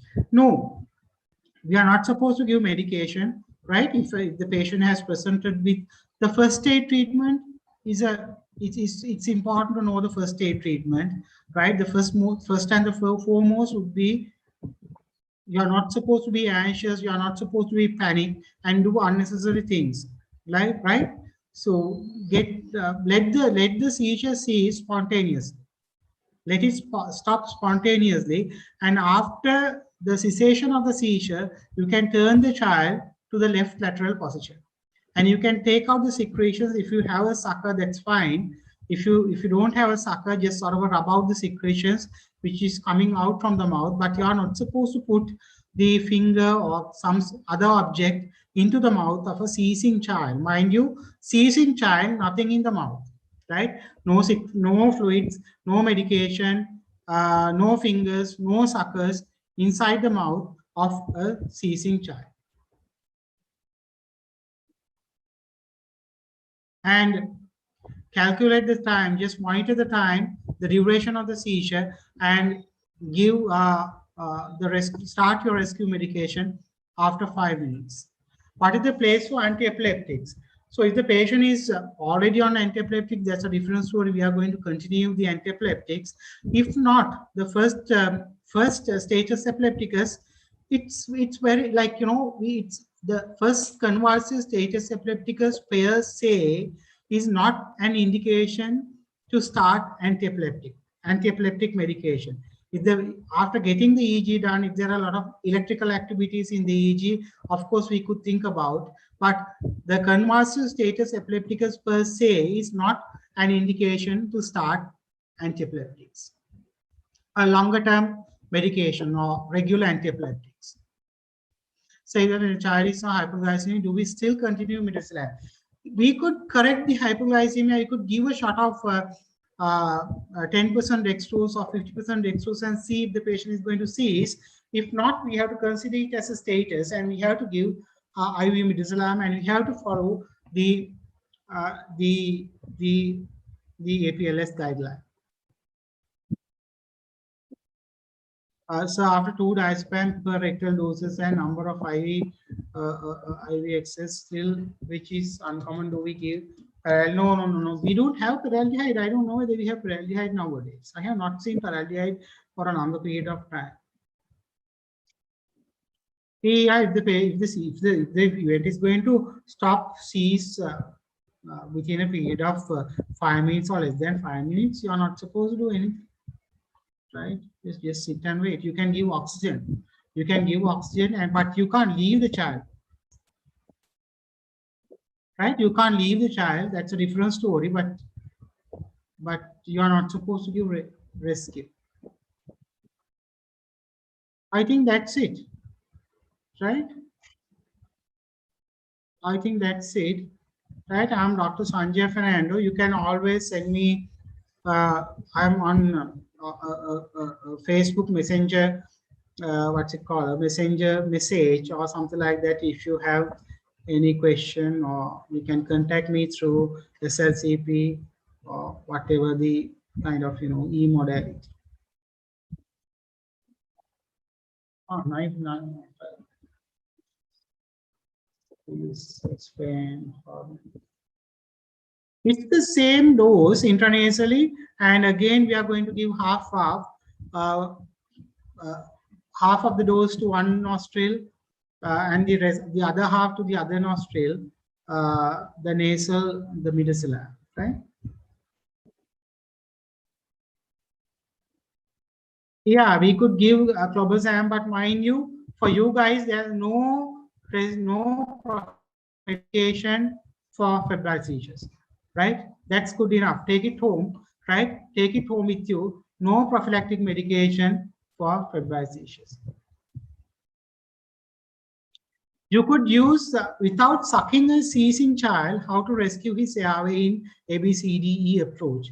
If the patient is really gagging, if the patient is having choking, or the patient is having grunting, you could use a flexible NG tube or sucker tube, but not the rigid tube, right? Mind you, why don't we use this rigid tube, or why don't we ask why is it banned to use anything or to put anything into the mouth, something rigid? Because if you are going to damage the soft palate is extremely delicate, right? So if you are going to damage the soft palate, it's going to bleed like nothing. So all the blood would go into your respiratory path, the respiratory tract, through the trachea, the larynx, and it could escalate the damage. You might kill the child even, right? So don't put anything rigid, right, into the mouth. If the patient is choking, if the patient is sucking, gagging, you could use a flexible sucker.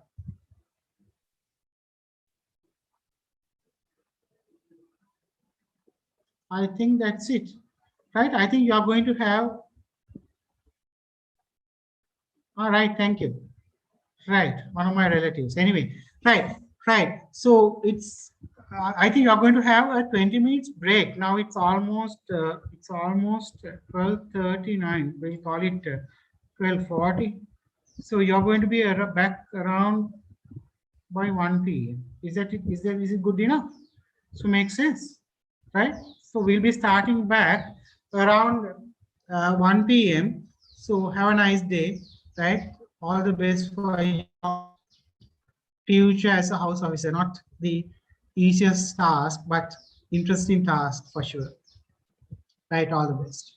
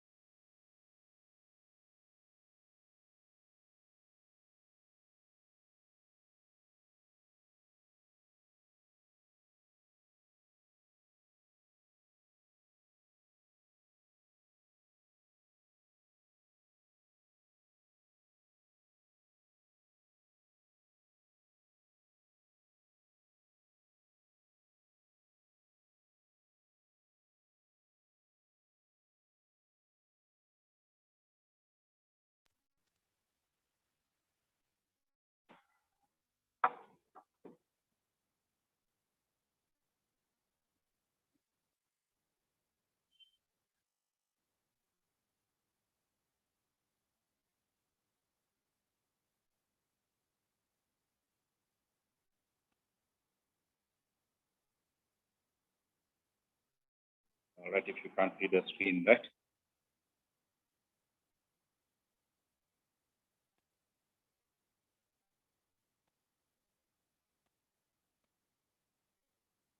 There are 700 participants, only 321 is there.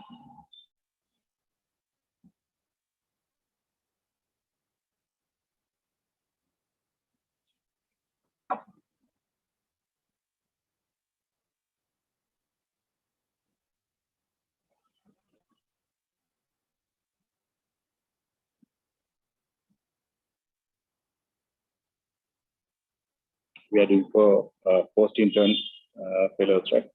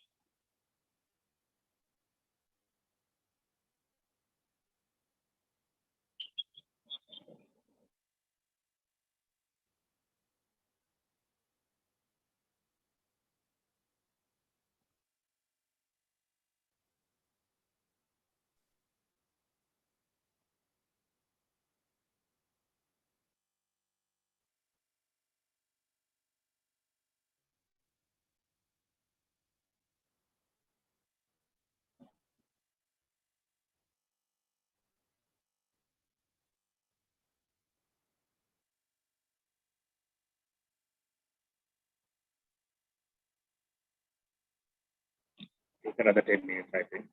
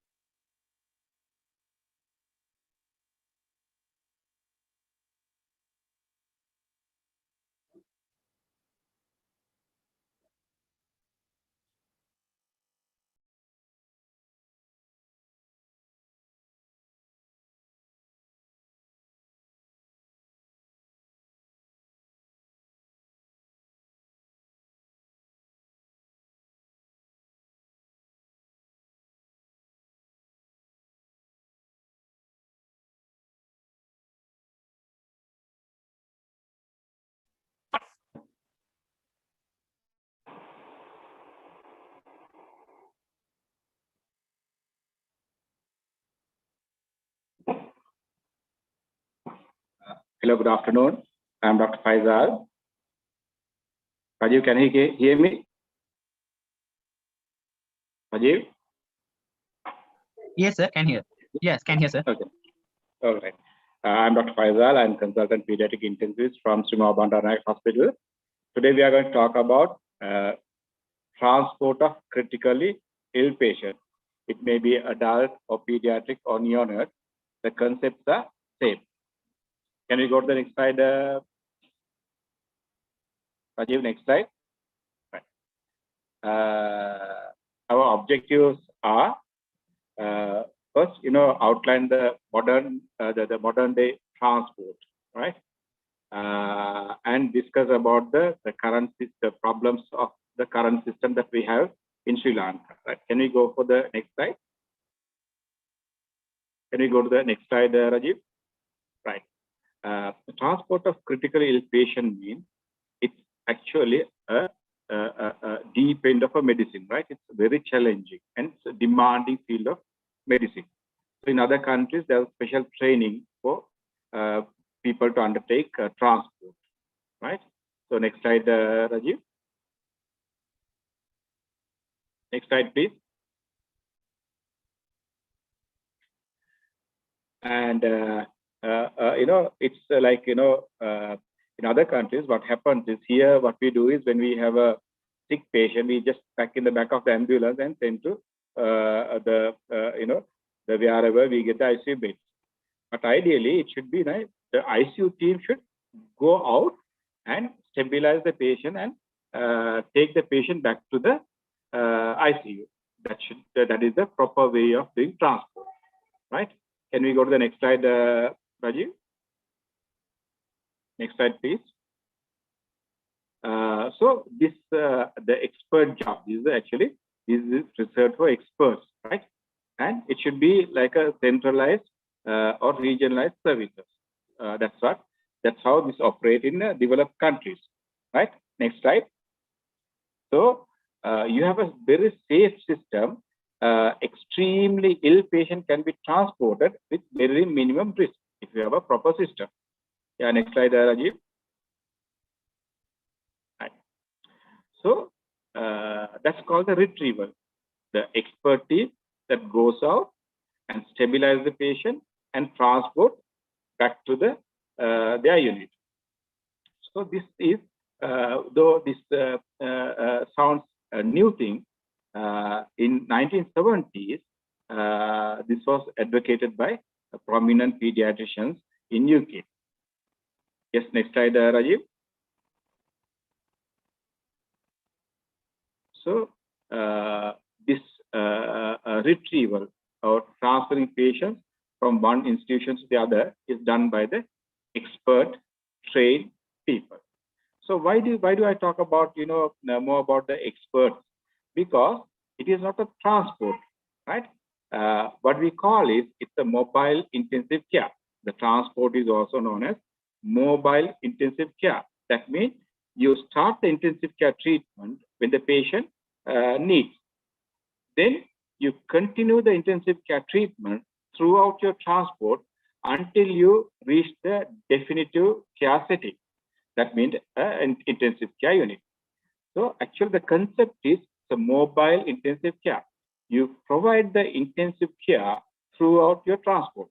So that's why I have emphasized the experts, right? Yeah, next slide, Rajiv. You have to understand the transport related morbidity or mortality, right? So for example, you transport a patient from Gampaha to Paediatrician for intensive care, right? So that's not a straightforward thing, right? So say patient come to you with status epilepticus, you transport, right? What happens? The tube dislodges or tube goes into one lung, you create a pneumothorax, the patient can become hypoxic, hypothermic, right? Hypoglycemic.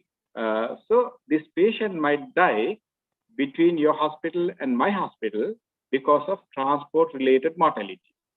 So even if the patient recovers from all these complications, the neuro outcome or the total outcome of the patient may be very, very poor.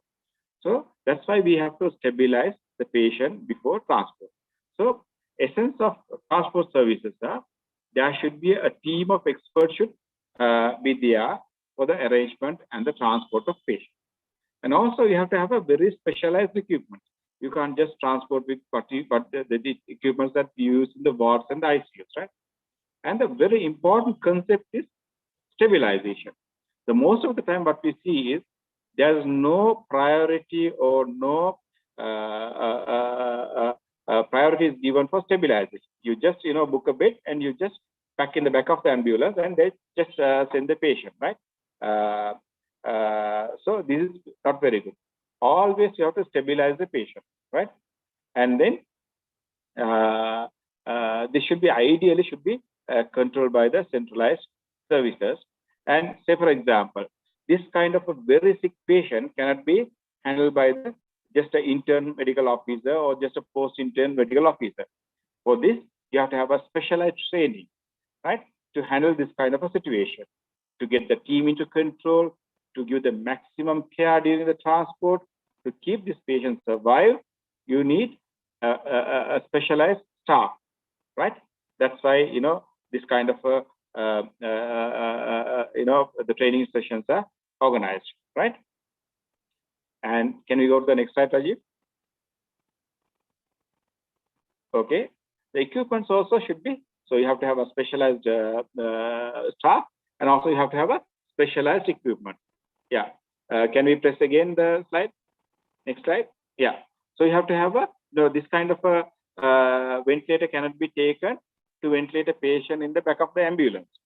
So you have to have a kind of like this, a very lightweight You operate with only the oxygen, and it's battery operated, and it's a portable. You can carry in your hands, right? So this kind of equipments you need, right? Next slide, yeah. And this is very, very important concept, right? Stabilization before transfer. So what do you mean by stabilization? Let me put it in a very simple way. Stabilization means you provide intensive care when it is needed. If you have a patient with severe pneumonia, with hypoxia, hypotension, right? You don't just transfer this patient to the ICU to start oxygen, to intubate, to start ventilation, to increase the oxygenation, to reduce the carbon dioxide, to increase the blood pressure. You don't transfer this patient to an ICU to start those treatments. So your hospital is much better than back of the ambulance to start all these treatments. So you start treatment, right? If the patient needs intubation, intubate, ventilate, do a blood gas, make sure that tube position is all right. You have to insert a NG tube. You have to insert a urinary catheter. You stabilize. If the patient needs inotropes, start inotropes. If the patient needs central line, you start you insert a central line in your hospital, in your ward, with the help of all the other experts are available in your hospital, right? So you don't have to transport a patient for intubation to from say Colombo or Agama to Peradeniya.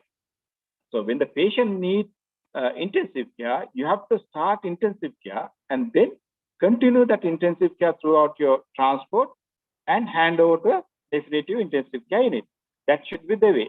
So stabilization means providing intensive care therapy when the patient needed, not when it is available, right? So you start and stabilize the patient. Once the patient is stabilized, you have enough and more time. So you don't have to rush on the road. You don't have to charge on the opposite side of the road. So you have enough time, right? And you can come leisurely in the back of the ambulance with this stabilized patient to intensive care unit. So remember this, right? Transport, we always call it stabilization and transport. It is not just transport, right? It's a stabilization and transport. So always remember this word stabilization. So before you undertake a transport, you discuss with your SHOs, your registrars, your senior registrars, your consultant, and see whether the child is adequately stabilized before transport, right? So when you transport the patient the best possible condition, the outcome of the patient is very good, right? And the chances of survival is very good. And also less staff for the accompanying doctor and the nurse also. So I told you, you need an expert team, expert equipment, and you have to stabilize before transfer. Yeah, next slide. Next one. Okay, there are something that you have to understand the ambulance physiology, right? So I'm not going to talk about the ambulance physiology. Can we go to the next slide? Next slide, please. Okay, so in the back of the ambulance, right, if you are traveling in the night time, even the daytime, right, the lighting is very poor. There's lots of vibration, right? Especially in cooler climates, right? Temperature stability, either it's become very cold, right? And that if they switch on the heater, that you can't tolerate that heat, right? And communication with the doctor and the nurse or other staff is very, very difficult, right? When you travel at the speed of 120 kilometers per hour, right? The vibration and the noises, you can't communicate, right? And more problematic is you can't monitor the patient and you can't think of doing any interventions, giving fluid boluses, intubating or cannulating a patient while on the move, right? And the most importantly, you develop in the back of the ambulance, if you travel, you know that, you develop a travel sickness. One of the most important thing is that you lose the concentration ability, right? As a part of your travel sickness. So that's why we say any hospital, you might say I'm working in a district hospital or the base hospital, or just a teaching hospital, right? But any hospital is better than the back of the ambulance because of the reasons that I have given to you. So stabilize the patient before transport. Okay, next slide. Rajiv, next slide, please, Rajiv. So any hospital is better than the back of the ambulance, right? Okay. Well, I'll just give a bit of input into how it is done in other countries, right? Initially you have to recognize a child who is critically ill or the patient who is critically ill, right? So that will you can identify early diagnosis or early identification is very important. If you do a proper structured assessment of the patient, so you will identify the patient is critically ill. And also there are early warning scores so that you identify them early, right? And then you refer to the intensive care unit, right? Next one. Next slide, please. Okay. And when you call, you have to give a proper information, right? So that we can make decision whether to accept or not accept. It is not only the beds. For example, if you need a child who needs neurocritical care or neurosurgical intervention, so no point sending that patient to us because we don't have a neurosurgical backup in Srimo Bandara Hospital, right? Say for example, if you need a patient who should be started on renal replacement therapy, if you don't tell us that prior to that, we have only a few trained staff who can start that one, right? Another example is, for example, a patient who needs isolation, for example, COVID positive patients, right? So we don't take COVID positive patients for intensive care because we don't have a COVID ICU. So you have to give the proper history and the examination finding, the problem list to us, so that we can, depending on the facilities, for example, no point just taking a neurotrauma patient without any neurotrauma backup. So we can decide and we can prepare the unit for your patient. Okay, next slide, please. Next one. Next slide, please. Next slide. Next one. Right. Next one. Okay. Emergency bed booking is very difficult. You have to call many places, but now the NICS is here so that you can call them and you can ask what are the beds available around your area. But in other countries, you just call, make a one call, right? That emergency bed booking, they will do the job for you, right? They will tell you what are beds available around your hospital so that you can directly contact them and book the way, right? And also there are dedicated transport teams are available. For example, something called ANTS, right? Acute Neonatal Transport Team, right? RATS, Regional Acute Transport Team. CATS of London, you would have probably heard about it, right? Children's Acute Transport Team, right? So there are various teams are available in other countries, dedicated teams. They do only the transport. So this is also very important concept. Both parties, the referring hospital and the receiving hospital, they have their own responsibility towards the patient, right? So most of the time what we see is, say at 12 p.m., right? Bed is booked at MICU, SBCH. Then after that, patient come to us at 6:30 p.m. in the evening. No treatment is given in between.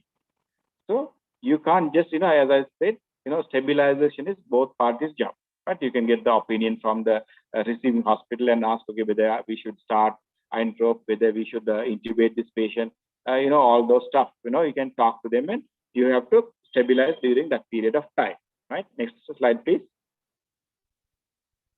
Next slide. Rajiv, next slide, please.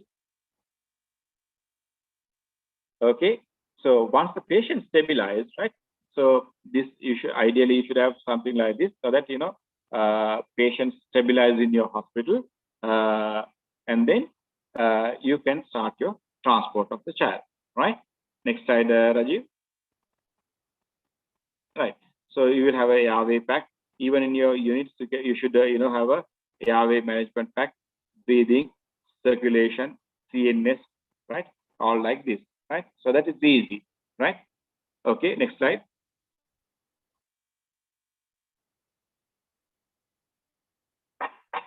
So in our setup, the referring team will undertake the transport. But in other countries, like in developed countries, the receiving hospital will come and take over the patient, right? Okay. Yeah, next slide. Yeah.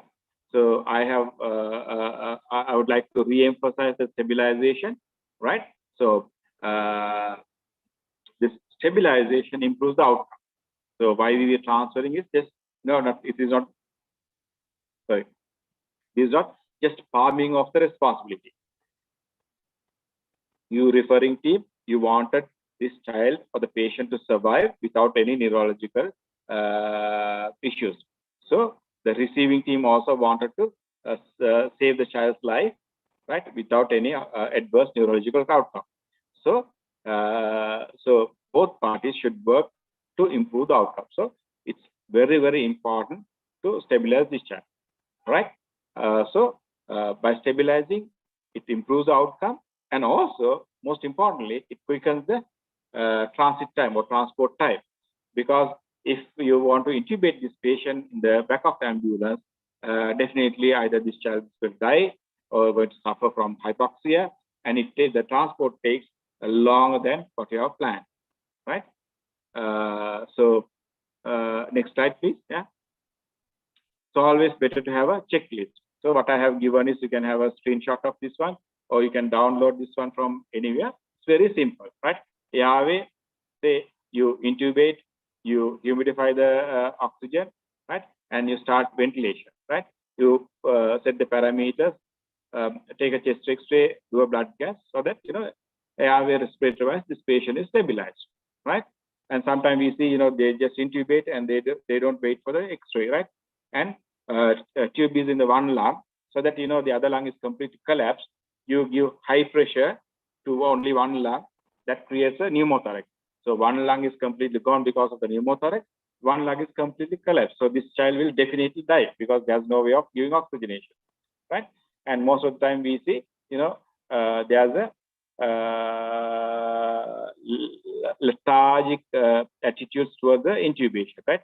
Nobody wants to intubate, right? If the patient is hypoxic, it doesn't matter wherever this child is, the district hospital or base hospital, you have to intubate. If you are not the expert in intubation, you can always get the help of senior consultants, the anesthetic MOs, E2 MOs, right? You can get an intubate and stabilize the patient, right? Cardiovascular, how to stabilize? Get the proper IV access, right? If the patient blood pressure is low, give a fluid bolus, right? And start on inotrope, right? And neurologically, always, like, we don't paralyze, very frequently in the ICUs. But for transport, even from ICU to MRI or the CT scan room, you paralyze because you don't want this child to pull out the tube in the lift, right? Or on the CT corridor, right? So always we sedate and paralyze for transport. So it's very important you have to paralyze and transport, right? And keep dill by mouth for transport, and also you just put an NG tube so that you prevent aspirations, right? And you put a catheter and drain, right? So it's very important. Sometimes we have seen patients, they transport for some poisoning, right? But this patient dies in between the our hospital and the referring hospital because of charcoal aspiration, right? Because they forgot to insert a NG tube, right? So it's very important. So if you go systematically, it's very, very easy, right? Airway, breathing, circulation, CNS, and the NG tube and the urinary catheter, right? Yeah, next slide, Rajiv. Next slide. Right. Once you stabilize the patient, right, there's no reason to hurry, right? You can take your own time and you can transport this patient, right? Airway is stabilized, breathing is stabilized, circulation is stabilized, NG tube is there, and the urinary catheter, right? Temperature also stabilized, right?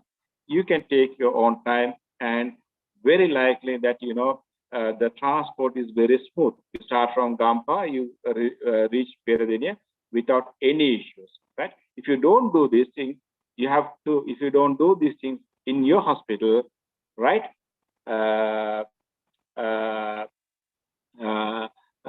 You have to spend a lot of time on the roadside.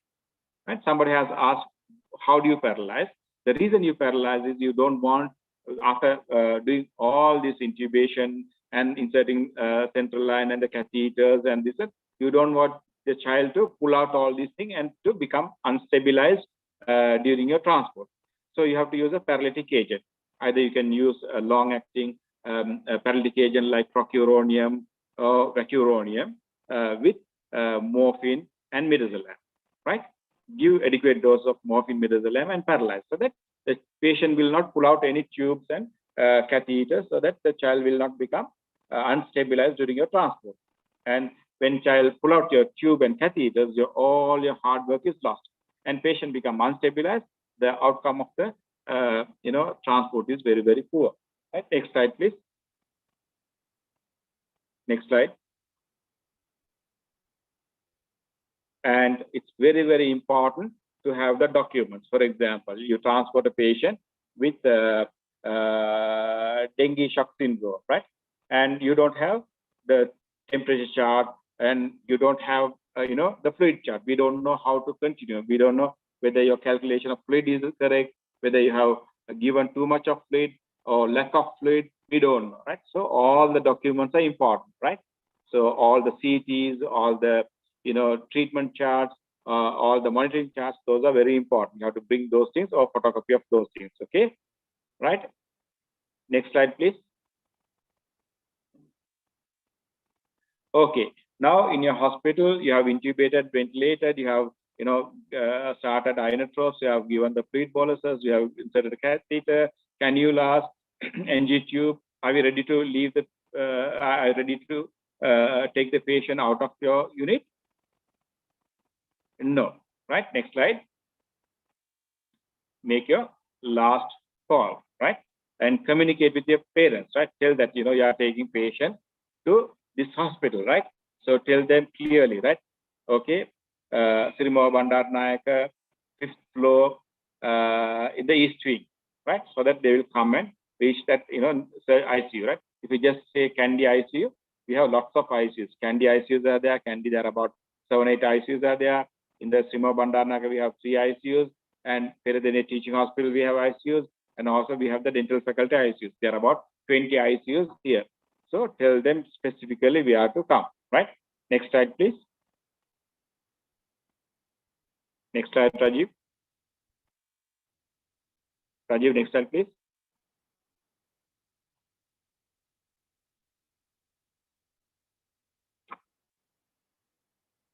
Rajiv, can you go to the next slide? Okay. Then before you leave, once you talk to the parents and clearly give the guidelines where to come. Most of the time in children, the mother will come with you, right? For father, you have to give a guidelines how to come. Then you have to have a pre-departure checklist. This also you can download from any of these things. Airway, breathing, circulation, right? CNS, and also NG tube and the urinary catheter. And you just make a call to your receiving hospital, say that, we are about to leave, and you discuss about the patient and say, okay, expected time of arrival, so that they can be prepared, right? Shall we go to the next slide, Rajiv? Okay, you make a last call from your hospital to the receiving hospital, right? And discuss with the patient and tell that, you are about to leave. Okay, next slide. Okay, and exactly you should know where to go, right? So sometime, we have seen the patient who should go to the Paediatrician Teaching Hospital come to Sirimo from Colombo. They, when you say Paediatric hospital, it's a Paediatric teaching hospital, right? But we are a different hospital, right? So sometimes we have seen patients who should go to the surgical ICU, they end up in our ICU, right? So this will waste a lot of time outside the intensive care, right? So you should know, okay, whether the medical ICU, surgical ICU, pediatric ICU, dental ICU, right? Neonatal ICU, exactly you should know which hospital and which department you have discussed, right? Okay, next slide, please. Okay, and what we wanted is, though it's a mobile intensive care unit, it's very hard to maintain the intensive care throughout. So you minimize the time outside the ICU, right? So you don't have to go through the OPD to hand over the patient to the ICU. If you are discussing with the pediatric ICU or the medical ICU or the surgical ICU, you directly take the patient to the that particular ICU and hand over the patient, and we can do the documentations later on, right? Don't keep the patient in the OPD, right? I have frequently seen they bring the patient to the OPD. The OPD MO take about another half an hour to come and see the patient, then they check the pupils. Don't do that. Straight away go to the ICU, right? Next slide, please. So, as I told you earlier, so once the patient is stabilized and receiving intensive care in your backup ambulance, no need for excessive speeding, right? Reckless driving, right? Charging on the opposite directions, because speed kills, even if you're on the back of the ambulance, right? So don't think that you're on the back of the ambulance, so you can go at any given speed, right? So next slide, please. So we have heard, we have seen, the critical ill patient, not only the critical ill patient dies, but also the accompanying medical staff, nursing staff, they also die, right? So be careful, right? So the key is stabilize, okay? Stabilize so that this risk can be avoided, right? Next one. Next slide, please. So there are ambulance crashes all over the world, so this should be avoided, right? Next slide, please. Right? So unnecessary speeding, right? Next slide, please. Right? So remember this one, speed kills, even if it is an ambulance, right? And probably Dr. Sheila will tell you, in Sri Lanka, you are not insured. So if you lose your life, nothing will come to you and your wife or your family, right? So be careful, right?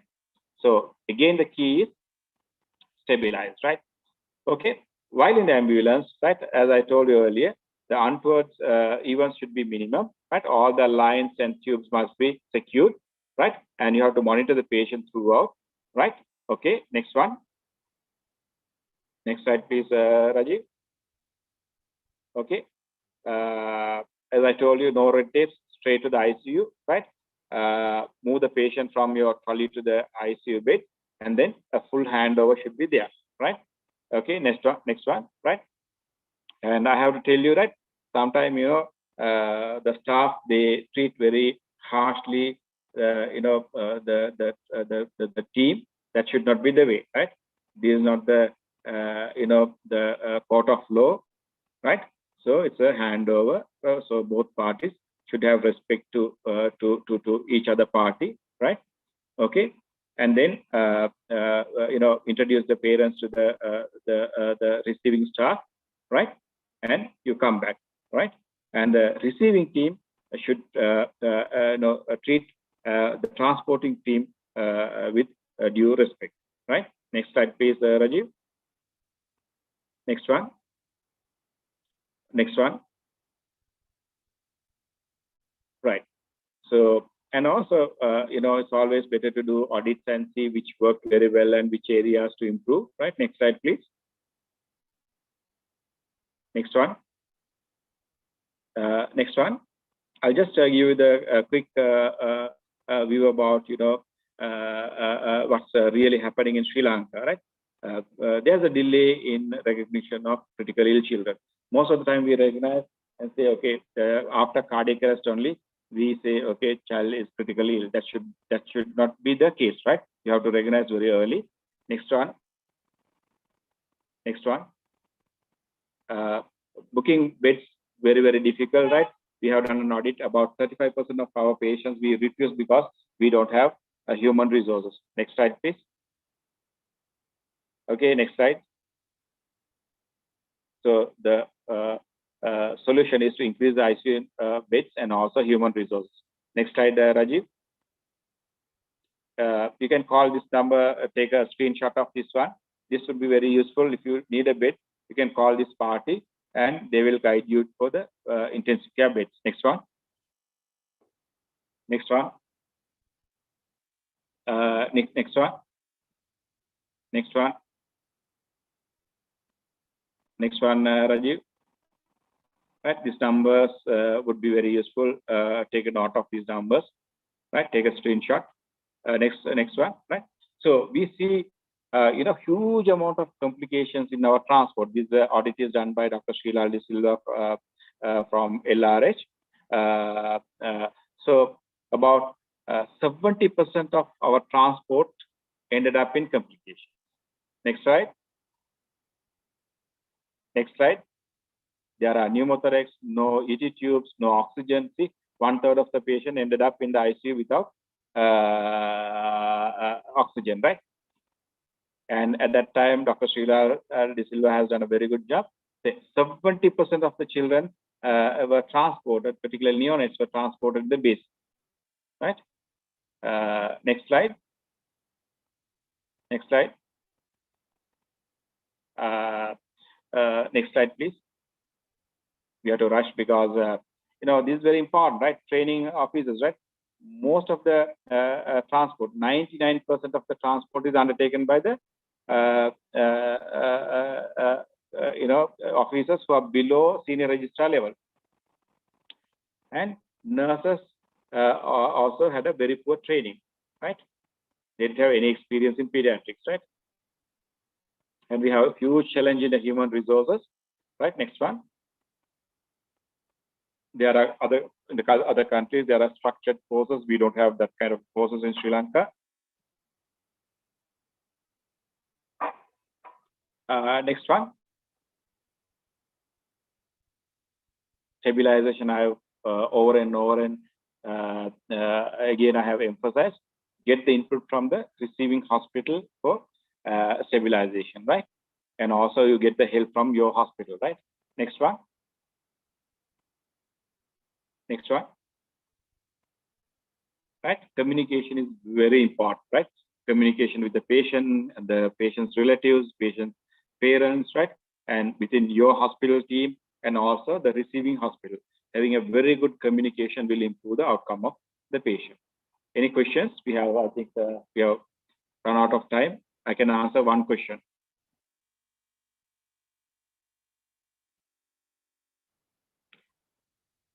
Okay, thank you very much. Thank you very much for Dr. Sheila De Silva for organizing this presentation.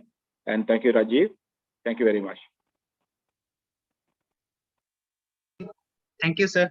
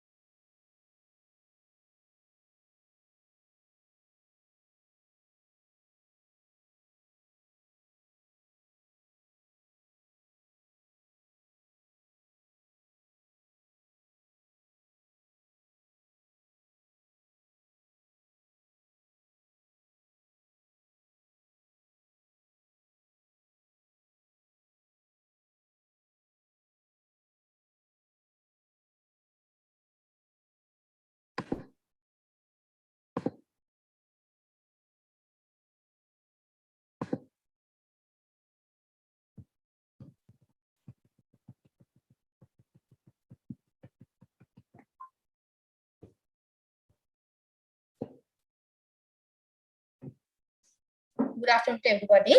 I'm Dr. Sandhya Doluvila. Can you hear me? Rajita, can you hear me? Yes, madam. Can hear. Right, okay. You can see the screen, right? Yes, madam. Okay. So this is about vascular access in children. Even though the topic sounds very simple, it is an important topic. As you know, almost all the patients admitted to the hospital need some kind of a vascular access. When it comes to children, often it is challenging because, as you know, the children are not as cooperative as adults, and also the parents around will be very anxious. The technique proper itself is difficult because the veins are very small. Therefore, everything will cause stress on you. Therefore, you need to master the art of it and develop hands on it.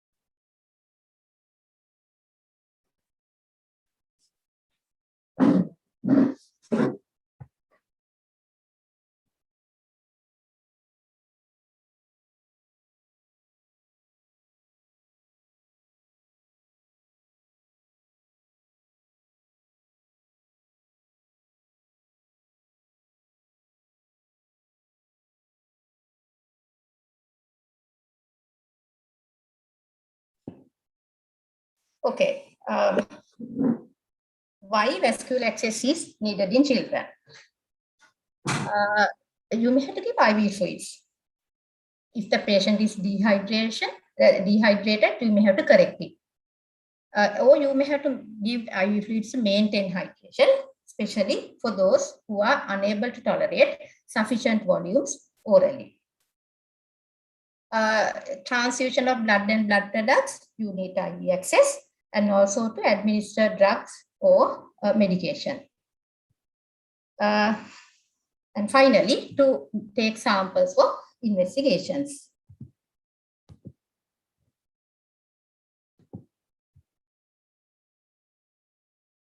There are some important principles to follow when you are obtaining vascular access. Firstly, it has to be done in aseptic conditions. Safety is very important, both for the patient as well as the performer. Throughout the procedure, both parties have to be comfortable.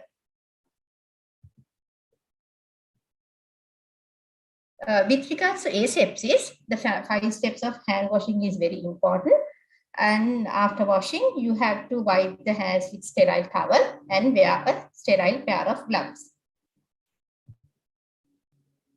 Vascular access is of process of 3 types: intravenous, intraarterial, and intraosseous.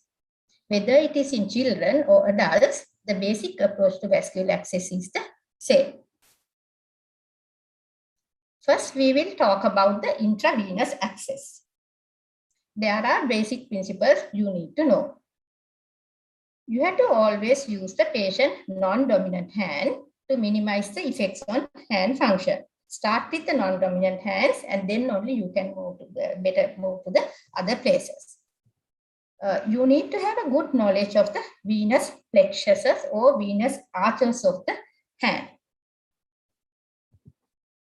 If you can remember your anatomy, there is a venous plexus or venous arch over the dorsum of the hand, and there is one over the proximal forearm, and also the dorsal aspect of the feet. Ensure the peripheral perfusion is satisfactory, and always you have to first try the distal veins and then move proximally. There are certain places that you should avoid cannulation. So what are those? Veins over the joint flexion, better to avoid. And also veins close to arteries and deep line vessels, Example, median cubital vein in the elbow, which is close to the cubital artery. Then small, visible, but impalpable veins, better to avoid. Right? As I told you before, distal veins, where the proximal veins been punctured, no point of trying in the proximal vein when the distal vein is punctured, because there is no, the flow is actually interrupted. And you have to always avoid the bigger veins initially. For example, greater saphenous vein and cubital vein fossa veins, because these should be preserved for difficult venous cannulation, and also has to be reserved for difficult blood sampling.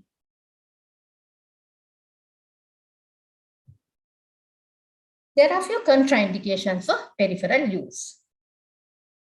The drugs like sodium bicarbonate, inotropes, dopamine, vasopressins, calcium gluconate, high concentration glucose, any concentration before 12.5% dextrose has to be avoided peripherally. Then thiopentone and antibiotic like clarithromycin and fluoxetine. All these medications are having a higher osmolality than the plasma. Therefore, it can cause irritation, venous necrosis, and sloughing of the skin. But if you happen to give it through a peripheral line, you have to give it slowly with adequate dilution. Actually, there have been instances in the past leading to amputation of the limb, as well as causing legal complications because of this complication. Prior preparation is important before any procedure. Right? So you need to keep all the equipment that are needed for vascular access before you starting the procedure. So what are the equipment that are needed? You need to have IV cannula of various sizes. Right? Then local anesthetic agents should be there. Syringes of various sizes, starting from 2 cc up to about at least for 10 cc for the flushing purposes as well as the investigation purposes. There should be a suitable tourniquet. Then the things like splints, hypoallergic plasters, tegaderms, bandages, pair of scissors, and also bottles to collect blood. IV cannula should be in good quality. What do you mean by good quality? You should be able to insert it easily. There should be optimal flow rates. The discomfort should be minimum to the patient, and also there should be reliable performance. Injection port has to be there. Cannula life has to be a long, the good quality long cannula, and also should have minimal complications. So when you start your practice, when you are familiar with this cannula, you will realize what are the good cannulas and what are the cannulas of poor quality. There are various gauges in cannula. As you can see, when the size of the cannula increases, right, the size decreases, right? So as you can see, and there is a color code to make the matters easy. Generally, the purple and yellow cannulas are for the newborns. Blue cannulas are for pediatric patients. Pink, green, and white for adults, and gray and brown for the adults who need rapid blood transfusion.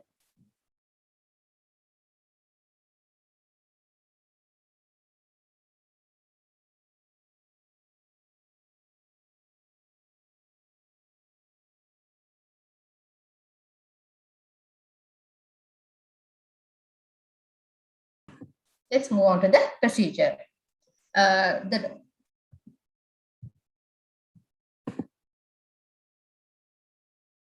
As I told you, the local anesthesia is very important.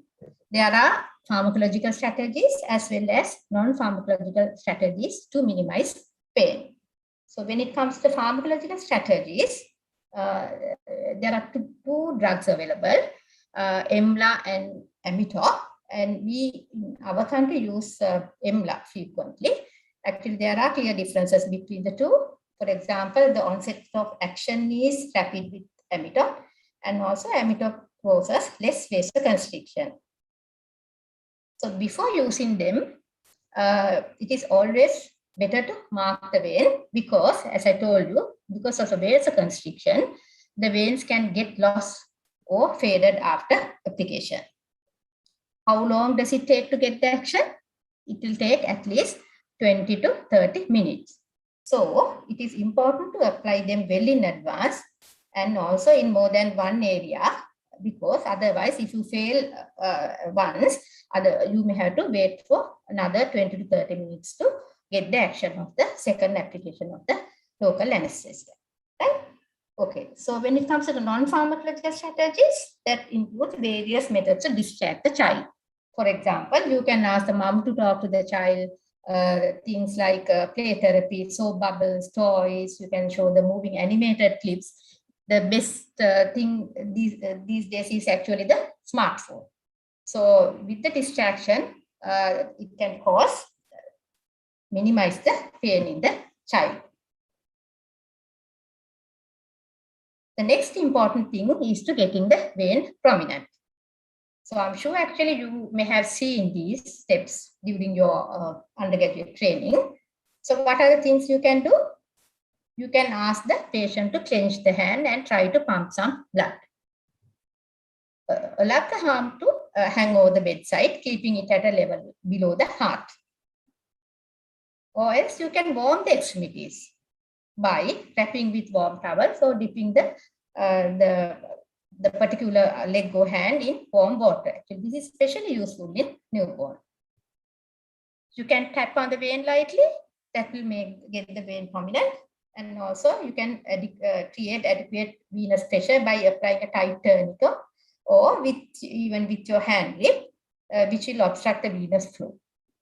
But make sure that it's not too tight to obstruct the arterial flow.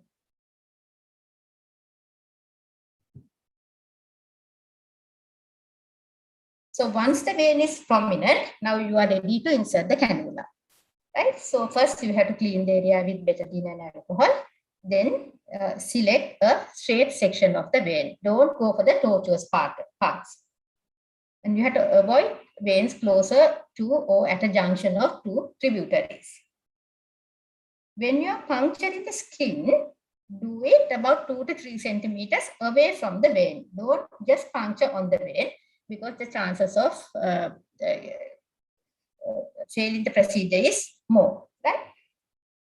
When you are inserting through the skin layer acts as a barrier and prevent leakage as well, right? So important, 2 to 3 centimeters away from the vein and go through the subcutaneous tissue to puncture the vein.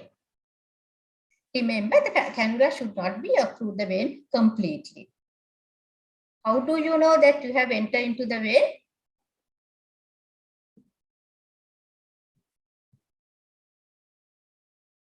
If you see blood in the flashback chamber, that means you are in the vein.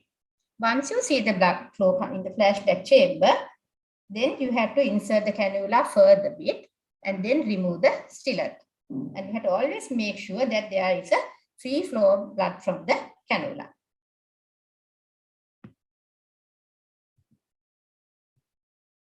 Let's move on to common problems that you may encounter during the cannulation.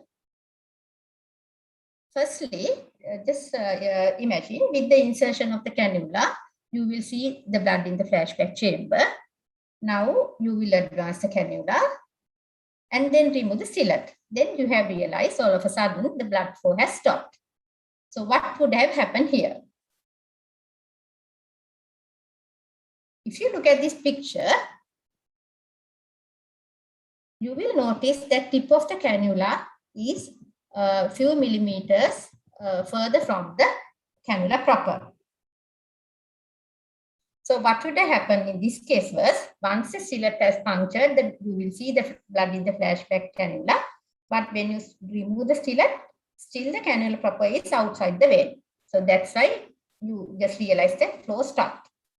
Right? So how to overcome the problem? You can reinsert the stellate and advance the cannula further before removing the stellate. The next problem that you will encounter, common problem, is with the insertion of the cannula, you will see the blood in the flashback chamber. And upon advancing the cannula with the sealant, you have realized blood flow has stopped. Right? So what would have happened here? If you see this picture, you can see it's gone through and through. So in this situation, if you withdraw the cannula a bit, you will again see a free flow of blood. But if you advance it again with the same sealant or with the same sealant, there's a high chance that cannula with the sealant would go into the same false passage. So to overcome that, what you can do is, with the free flow blood from the cannula, attach 5 mm syringe filled with saline and advance the cannula while flushing the vein. So this will open up the vein, allowing the cannula to get into the vein.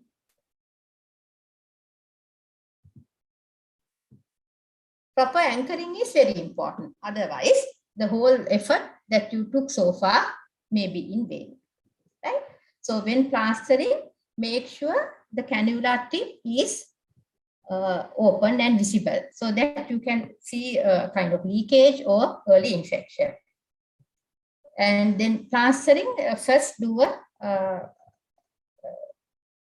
plaster across the cannula, like this, across the cannula, and then 2 vertical parallel plasters on the 2 wings of the cannula. So that will keep the cannula in a canvas securely.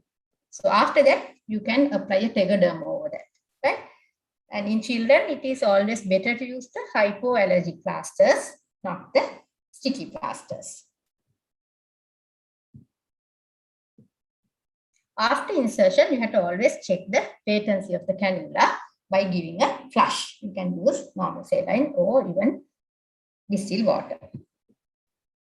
And in children, it is always advisable to attach a LS connector so that there is no additional weight on the cannula. So all the syringes can be connected to this, so the less chance of pulling it out during when you are handling it, right? And always important to record the time and date of the insertion. You have to recite the cannula after every 42 to 72 hours, even though the cannula is working. Otherwise, you can cause thrombosis of the vein as well as infection. What are the complications? Most of these complications are iatrogenic. So what are those? It can cause hematoma formation, infiltration of the subcutaneous tissue with IV solution can cause vasospasm as well as air embolism, causing ischemia and gangrene of the distal extremities. You can accidentally inject into an artery, and infection is the other common complication. How do you identify whether the cannula is blocked? Clinically, you can do that by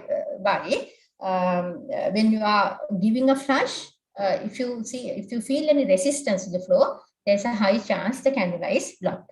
Or if you are using a syringe pump, in syringe pumps there are 3 indicator pressure bulbs to show the level of resistance to the flow. So if you suspect any kind of a block, you have to flush the line with heparinized solution to liquidify the clot. And if the line is still not working, you have to remove it and recite another cannula.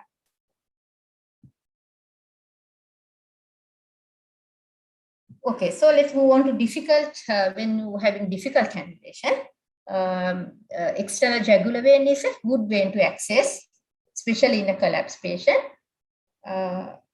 But you need to have experience to do this, right? So positioning of the patient is very important. You have to place the child in a 15 to 30 degrees head down position, which can be done by keeping a pad under the shoulders. And then turn the head away from the site of puncture. Clean the skin and neck with betadine and saline as usual. And then you can identify the external jugular vein when it passes over the sternocleidomastoid muscle at the junction of its middle and lower third. Then you can ask the assistant to place his or her finger at the low end of the visible part of the vein, just above the clavicle. This will stabilize the vein and also will compress it so that the vein will remain distended. Okay. Then entering into the vein and anchoring is as same as for the other veins that we discussed. But you have to ensure that there is no air bubble present in the tubing before attaching to the giving set.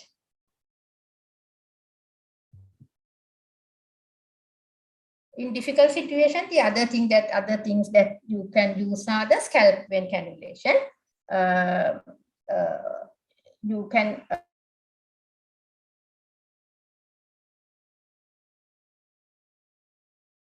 posterior auricular veins, but you have to make sure that cannula is inserted, the direction of the insertion should be towards the arm, right? So you can use the butterfly set for this purpose, the scalp vein cannulation, right? Then umbilical venous catheter is a good option, especially for newborns. It's commonly used in newborn, especially during resuscitation as well. The other thing that you can do are the venous cut down, which is actually used when we were juniors, but it's rarely used now because newer safe modalities using ultrasonic technique is available now. So femoral vein or internal jugular vein can be accessed, which can be done with ultrasonic guidance. So this is actually a very safe and effective way of getting into the central venous access as well. But you have to remember, CVP access is not without danger in unexperienced hand. Let's move on to the intraosseous access. When do you want to have insert an intraosseous access? Especially if a patient is collapsed and when you can't see any kind of any peripheral veins, you have to insert you may have to insert an intraosseous cannula, right? Especially in a situation of cardiac arrest. So this can be done either by manually or using a easy IO drill.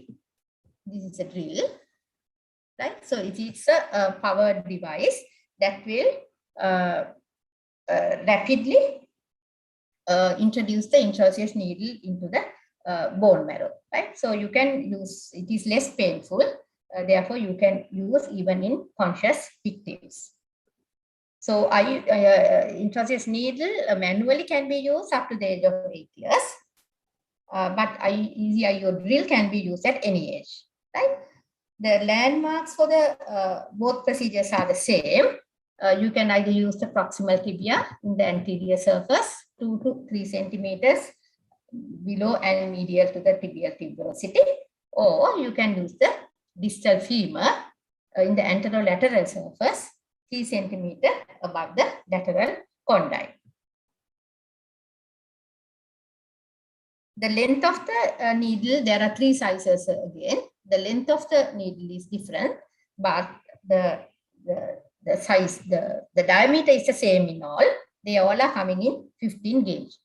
So the length is the length of the cannula is determined by the size of the patient as well as the place that you are inserting the intraosseous needle. Okay, we'll talk a little bit on bleeding or sampling of the blood, right? In children, you should not draw blood directly into the syringe because rapid flow can collapse the vein easily and you may not be able to collect any blood, right? So one thing you can do is collect directly into the tube, as in this case, right? From the needle itself, collect blood directly into the tube, or else you can use a scalp needle so that you can very slowly draw the blood into the syringe. in the past, actually, we have used broken needles, which means you cut the plastic cup of the needle so that the blood will directly come directly from the needle to the tube. So that will minimize the clotting, because in the hub, there's a possibility that blood is clotted there, right? But it is not recommended now, because there have been instances the needle has got lost in the vein, right? Instead, actually, there are special needles for this, but it's not available in the government sector in our country, where there is a safety plastic cup, so prevent needle getting into the vein, right? But in our setup, what you can use is use a scalp needle, like in this case, and cut the plastic tubing here, right? So that will again act like a blood coming to the needle, right? Okay. Then about capillary sampling, the sites that we can use are the heel, fingers, or earlobe. So with regards to heel pick, the area to puncture are shown in this picture, the red area, right? You have to draw a line vertically from the middle of the big toe downwards, as well as middle of the fourth toe downwards. And you have to use the area outside this line, because you should never puncture the heel in the middle part. One thing is, it is a very sensitive area, although it's very vascular, very sensitive. The other thing is, if you hit the underlying bone, the calcaneus, there is a chance of getting osteomyelitis. When it comes to the finger prick, better to use the middle finger, right? And again, you should not puncture the tip of the finger, right? You can select the area which is between the midpoint of the finger and the edge of the finger, and you have to can insert 2 to 3 centimeters deep, right? You should not squeeze while taking the sample, because otherwise you will get a hemolyzed sample. So finger prick blood sampling is good for the diabetic patients, right? So this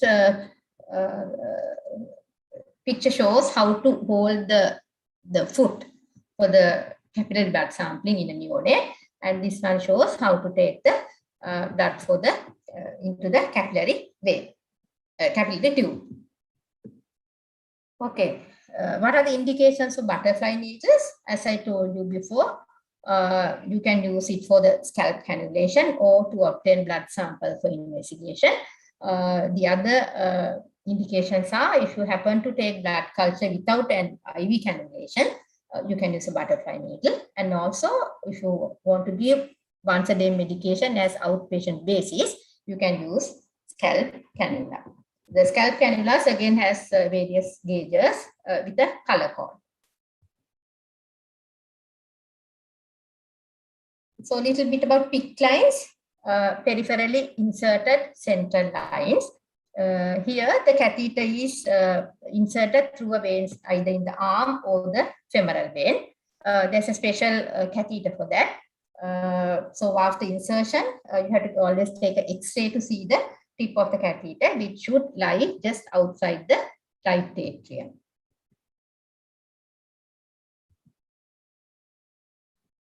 Moving on to the arterial cannulation. So what are the indications for arterial cannulation? Maybe to monitor arterial blood pressure, or if you want to guide the dosage for the drugs, especially in shock or hypertensive crisis. If you want to definitely get an idea about the dosage, you have to use the arterial line, and also to obtain blood sample for arterial blood gases, as well as to calculate the cerebral perfusion pressure, right? So it should not be performed in sites where the skin is infected or interrupted, because it will straight introduce infection into the body. The other important thing that you should remember is you have to make sure the collateral circulation is present, right? The preferred site in children include radial, posterior tibial, dorsalis pedis, and ulnar and femoral arteries, right? So this picture here shows how to do the look for the collaterals. You call it Allen's test. All what we have to do is take the hand and squeeze all the blood from the hand proximally into the forearm. And once the hand is really pale, you obstruct both ulnar and arteries together, right?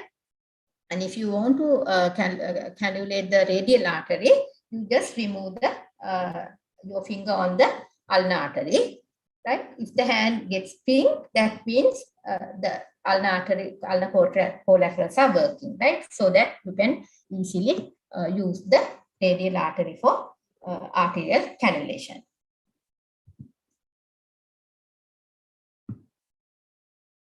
So this is a vein viewer, right? So vein viewer is an equipment that will emit infrared light, which is absorbed by the hemoglobin in the blood, right? So the vessels are clearly visible from the surrounding, but they have a limited use because there should be a good blood flow to get the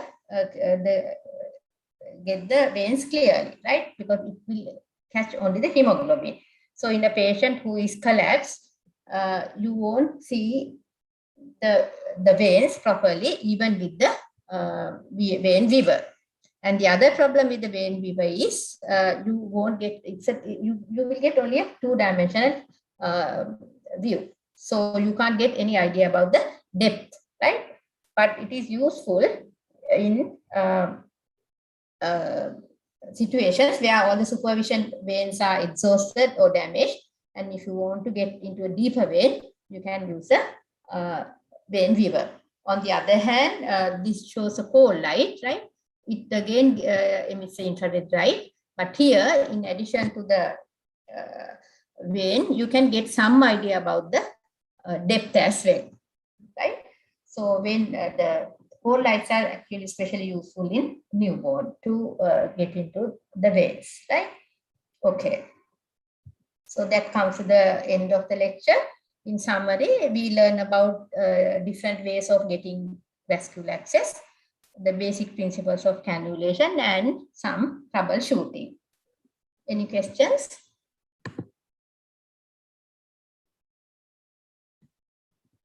There are some questions. What size cannulas are used as wide bore cannulas in children? As I told you, for children, you can use the blue cannula, right? How long can you keep a cannula? Its maximum duration is 3 days. After that, even though it is working, you have to remove, otherwise it can cause thrombosis or infection. How to calculate drip plate per minute? Well, it is beyond this lecture. What are the other sizes? Other sites we can use for intraosseous action? You can use the proximal humerus as well, in addition to the proximal tibia and distal femur. In a neonate, till how many days can we do umbilical catheterization? Can we do umbilical catheterization? So as long as the umbilical stump is there, you can use maybe like 5 to 7 days. But you can keep it for maybe like even 2 weeks until you get either a long line access or a peripheral line, right? How to do intraosseous cannulation without gun? You can do it manually. All what we have to do is keep select the side, keep the needle perpendicularly, and with the screw movement, you just insert the needle, right? You have to take a wide bore needle or a intraosseous needle. So when you are sort of going into the limb, as soon as you feel kind of the resistance is lost, that means you are in the marrow. So at that place, you can stop the needle insertion and you can draw some blood and see whether it is inside. How does take blood for culture in pediatric patients? Well, culture can be taken when we are inserting the cannula as well. Through the cannula, you can take blood culture, or else you can do a direct puncture. But you have to, important thing is you have to make sure that you are adhering strict aseptic conditions. The dose of heparin to be given when flushing blocked cannulae, well, you have to give it like a diluted heparin into the saline and give it slowly. The dose will depend on the size of the patient. When we can cannulate, same place again, well, that you have to judge clinically. There's no definite hard and fast rule on that. So after sort of all the veins are raised, you may try a place you have punctured before and see whether it's working.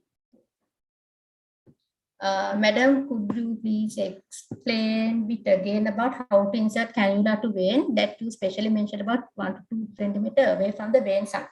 Okay, what you have to do is you get the vein prominent, right? Then you insert the needle 1 to 2 centimeters away from that place, right? Then through the subcutaneous tissue, you go further, and then through the subcutaneous tissue, you prick the vein, right? Not directly on the vein. Can we use blood from IV cannula for PCV instead of pricking a child? I hope that facts are volume, right? Well, it's like this now. If you are using the capillary tube, you can't use IV cannula. But the problem with IV cannula is once you have inserted it and keep it there for a couple of hours, there's a possibility that vein will get thrombosed, right? You won't see any blood when you draw the blood from the cannula. You won't see any blood coming out. So it is not really possible practically. Please repeat the landmark for intraosseous access. So if you use the proximal tibia, it is 1 centimeter below and medial to, 1 inch below and medial to the tibial tuberosity. If you are using the proximal distal femur, that is 2 centimeters lateral and lateral to the femoral condyle.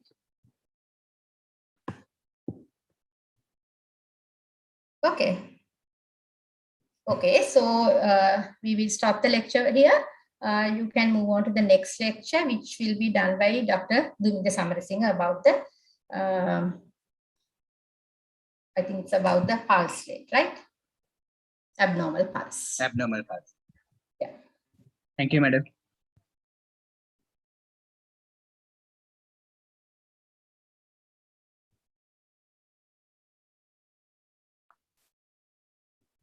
Hello, can you hear me?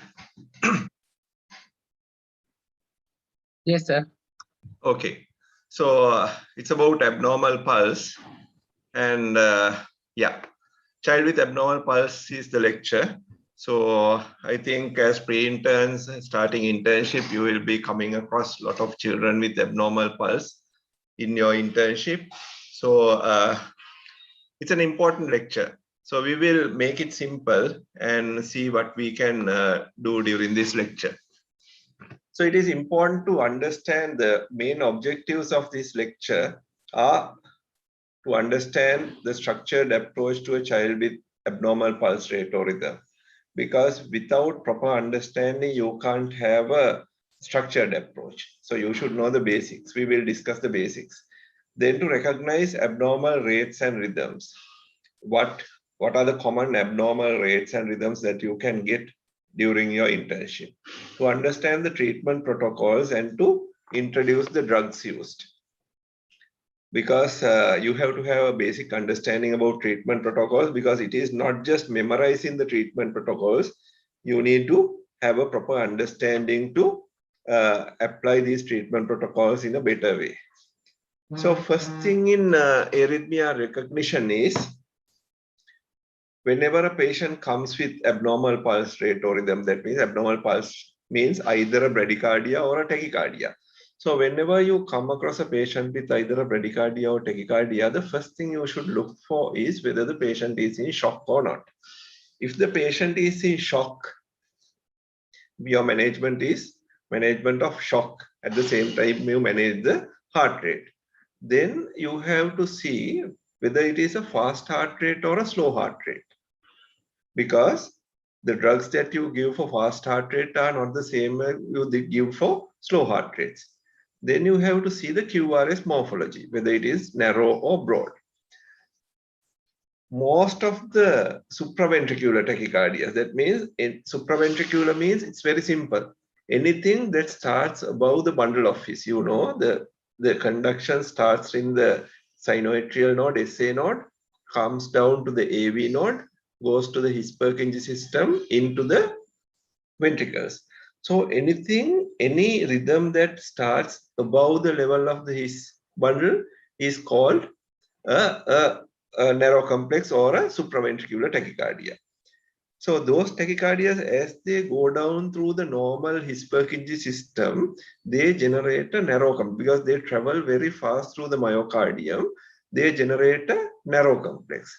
But in contrast, the tachycardias that originate in the ventricle has to go through the normal myocardium before it reaches the His-Purkinje system. So the electrical conduction of the myocardium is relatively slow. So it takes some time for the electrical activity to go up and come down. So that generates a broad complex. So that is the basis for narrow complex supraventricular tachycardia and broad complex ventricular tachycardias. So when this patient comes to you, first thing is to assess whether the patient is in shock. If the patient is not in shock, then you proceed to check the airway, breathing and circulation. Anyway, if the patient is in shock also, you have to check whether the patient has the airway, breathing and circulation of the patient, including the heart rate. Then assess ECG rhythm. Always connect, whenever you come across a critically ill patient, connect that patient's saturation and ECG to the patient.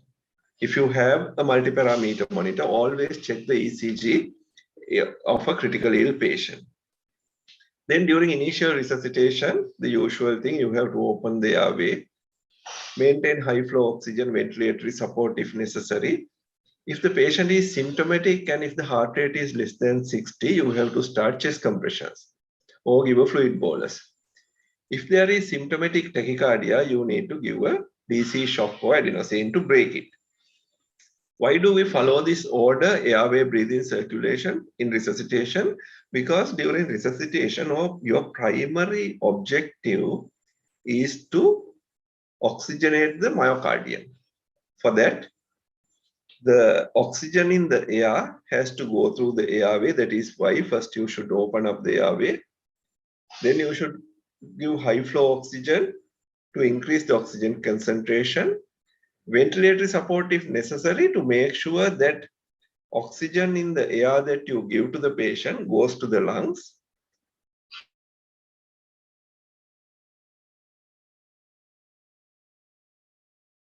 Then if the heart rate, pump that blood to the coronary artery.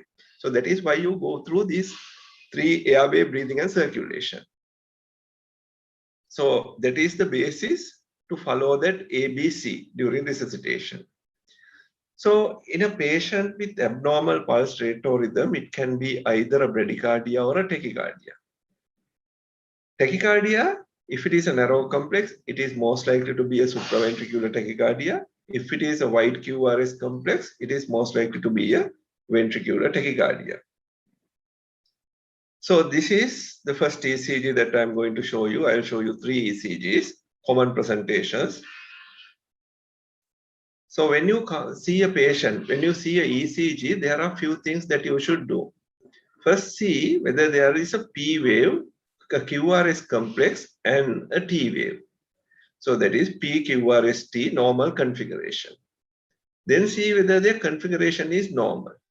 Then see whether the P wave is followed by a QRS complex in each beat. So that means it is sinus rhythm. And make sure that there are no more P waves in between the two regular P waves to exclude 2-to-1 blocks or 3-to-1 blocks. Okay. And make sure that the PR interval, P wave to QRS complex, is equal in all beats. So if you see all these features, you know that it is a sinus bradycardia because the heart rate here is around 50. 1, 2, 3, 4, 5, 6, nearly 6. So if you divide 300 by 6, that comes to a heart rate of 50. So this is sinus bradycardia. So how do you treat sinus bradycardia? The first question is to see whether the patient is in shock or not. If the patient is not in shock, you don't have to rush to treat this bradycardia, sinus bradycardia. If the patient is running around, you don't have to treat it immediately. You can always refer to us or to an electrophysiologist for their opinion on whether this patient needs treatment. Then if the patient is in shock, you have to treat hypoxia and shock first. You can give atropine, you can give adrenaline, or if the patient is in bradycardia due to Caneru poisoning or propanolol overdose or some secondary thing, not because of hypoxia, you can consider adrenaline infusion or pacing. Pacing is specifically for pathological bradycardias due to Caneru poisoning or some poison, or due to complete heart block, not for hypoxia-induced bradycardia, because what happens if you pace a patient with sinus hypoxia-induced bradycardia, you will kill that myocardium faster, because bradycardia in hypoxia is like hibernation. When the oxygen influx is less, the body's natural response is to reduce its activity. So that is why heart goes into a bradycardia. So artificially, if you try to run that heart at a faster rate, invariably that heart will become more and more ischemic. So that is about bradycardia. What is this rhythm? You can see a narrow complex. You can see the heart rate is close to 250, 220, 250 range. And it's a narrow complex tachycardia. If you carefully see, this is probably a P wave after the QRS complex. So this is a narrow complex tachycardia, most likely to be a supraventricular tachycardia. So how do you manage supraventricular tachycardias? First of all, you have to see again whether the patient is in shock or not. Okay, if the patient is in shock, you have to do certain things. If the patient is not in shock, you have to do certain other things. But this is a long algorithm. Don't try to memorize these algorithms. Understand the basis of this algorithm. This algorithm gives you 3 treatment options. 1, vagal maneuvers. 2nd, you get drugs, adenosine. 3rd, you get DC shock. So either vagal maneuvers, adenosine, or DC shock. These are the 3 options available in this. So which one will you use? I will obviously use what is available to me fastest. So if you go through this algorithm carefully, you will see the algorithm also says the same thing. Use what is available. See, it tells whether the patient is in shock. If the patient is in shock, you have to act fast. So it says vagal maneuvers if no delays. If there is no delay, you can start a vagal maneuver. The best vagal maneuver is ice pack. If you don't have any other drug, if you have a freezer, what you can do is take some ice into a shopping bag, add some water so that there will be equal dispersion of cold.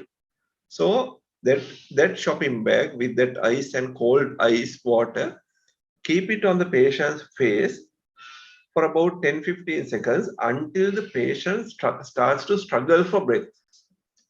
At that point, the rhythm will revert. For me, it has almost always worked in children. So if there is any delay, you have to go for vascular access. Again, it says is vestibular access quicker than defibrillator? If the vestibular access is quicker than defibrillator, you can go for adenosine.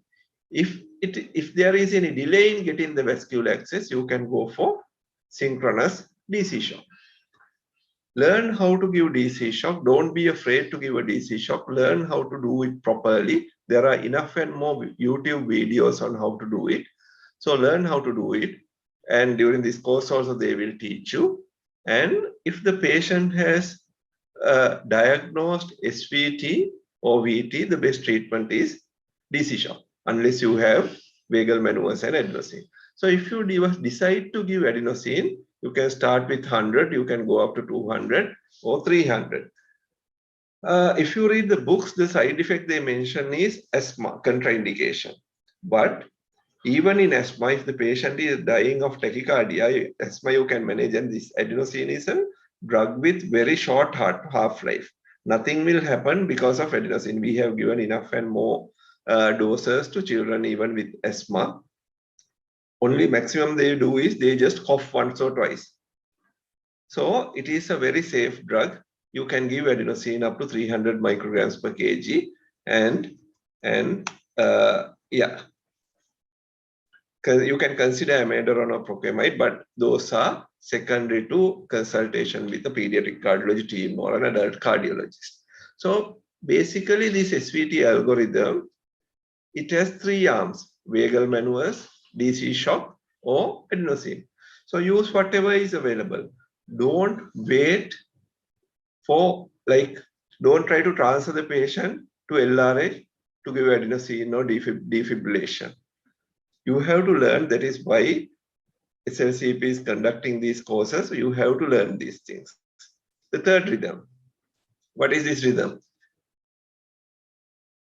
It's a broad complex tachycardia. Can you see? The previous one was a narrow complex tachycardia. This is a broad complex tachycardia. You can see some P waves here and there, and it is a ventricular tachycardia. Ventricular tachycardias are rare in children. It is common in adults after myocardial infarction, but it is very, very rare in children. So if it is a VT, the first question to ask is whether there is pulse. If there is pulse, you should follow. If there is no pulse, means there is no proper ejection from the ventricle. If there is no proper ejection from the ventricle, you have to follow ventricular fibrillation protocol. That means you have to act very fast.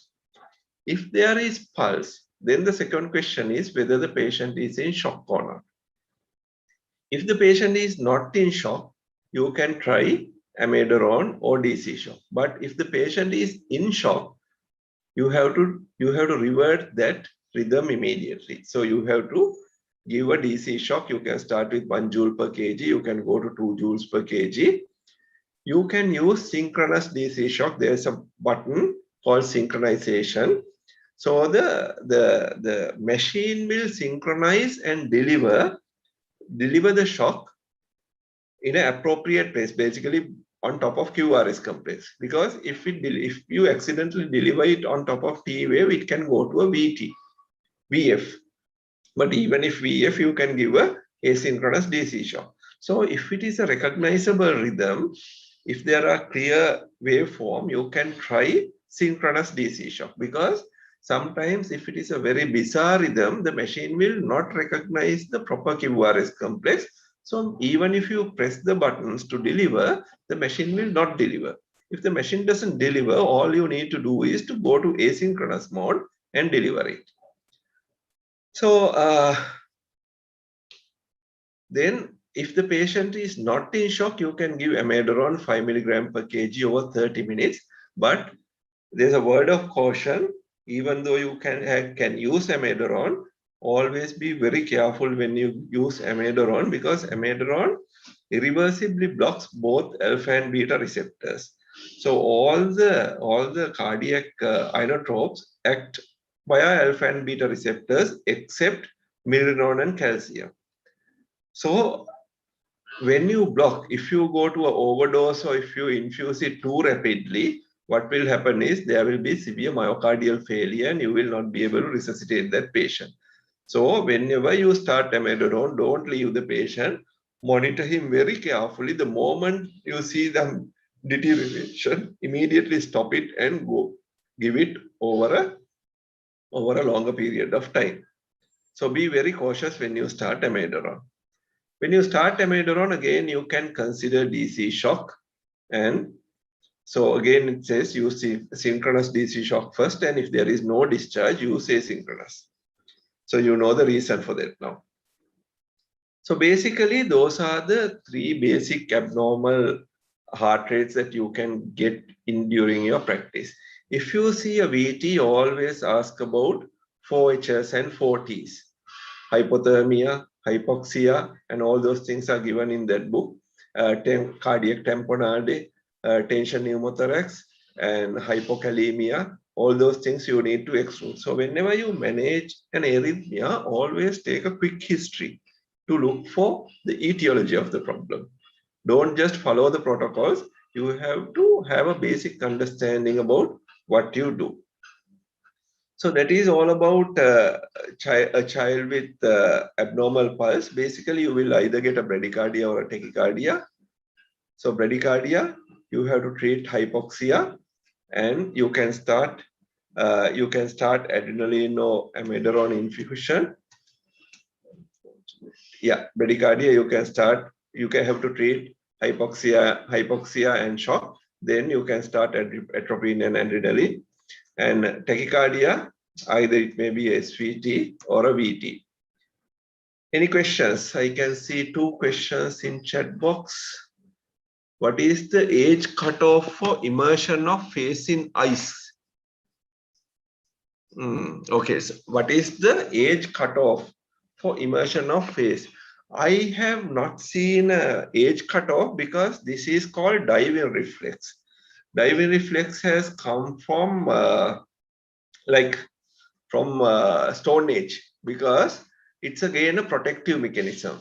Because if you fell into a pool, you need to stop your breathing, because otherwise you will inhale water.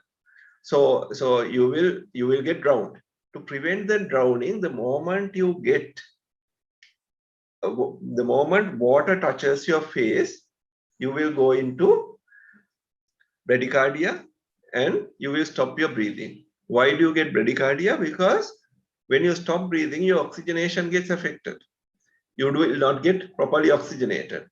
So when you don't oxygenate your lungs or your blood, then you have to slow down your heart. So there is sympathetic parasympathetic vagal overreactivity bringing down your heart rate. So there is no age cutoff for this, because it is you exaggerate the vagal response. You bring out the vagal response in that patient. So at any age, I think it is applicable. I have not come across any cutoff limit for immersion of this face immersion, ice immersion. You can do it at any age, because that reflex will be there at any age. There's a second question. Synchronous means what? I think I have explained what synchronous is. Synchronous is there in every defibrillator, there is a knob for synchronization. So the moment you press that synchronous knob, the machine, first thing is you have to connect the defibrillator ECG leads to the patient. Okay. So ECG waveform should appear on the defibrillator. That is the first requirement. Then you should keep the pedals on the chest. You should be ready for discharge.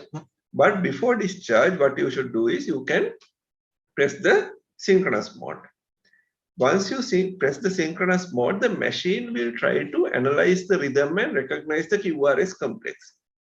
And machine will decide, even when you press the release button or discharge button, machine will not immediately discharge. It will discharge on top of a QRS complex. So that is called synchronization. To do that, for the machine to do that, the machine has to identify proper QRS complexes. So if you have a bizarre rhythm, like in a VT or a broad complex VF or TOSAT, you will not see proper QRS complexes. Then the machine will not deliver because machine doesn't know where to deliver. Then you have to go to asynchronous mode and deliver it again. So I hope I have explained that. Then, sir, can we use beta blockers or calcium channel blockers in SVT? Yes and no. You can use beta. Why I said yes and no is because if you are very sure about the supraventricular tachycardia, you can use beta blockers.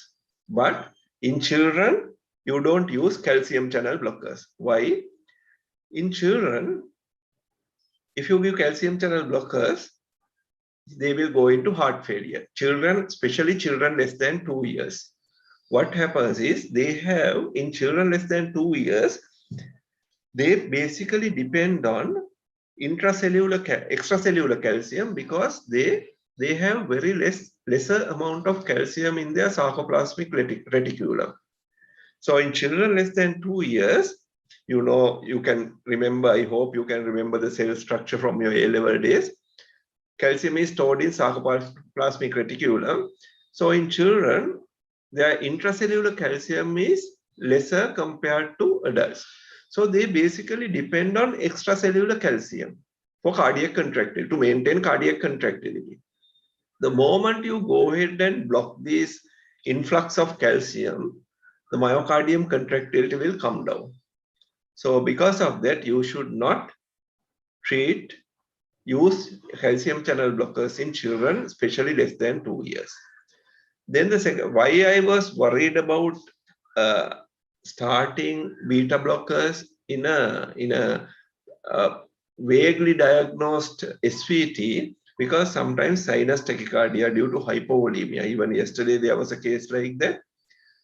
We come across very often. Pediatricians call us and say that there's a patient with tachycardia. So tachycardia going up to even 200. There are different ways to differentiate these tachycardias, clinically also. Sometimes my main worry is whether the tachycardia is due to hypovolemia, because whenever the intracellular volume comes down, the compensatory mechanism is to increase the heart rate, because cardiac output equals stroke volume into heart rate. Whenever the stroke volume drops, the body naturally increases the rate. When the loss is very severe, the heart rate goes up to a very high level, even 200, 220. So in such a patient, it's a compensatory mechanism to keep the patient alive. So in such a patient, if you misdiagnose it as SVT and start beta blockers, what will happen? You will artificially bring down the heart rate and it will invariably reduce the cardiac output and patient will die. So at least before starting on beta blockers, take a chest X-ray. If you take a chest X-ray, I think in any hospital that you will be posted, you will be able to take a chest X-ray. So when you take a chest X-ray, if the heart is small and if the lung fields are oligemic, that is hypovolemia.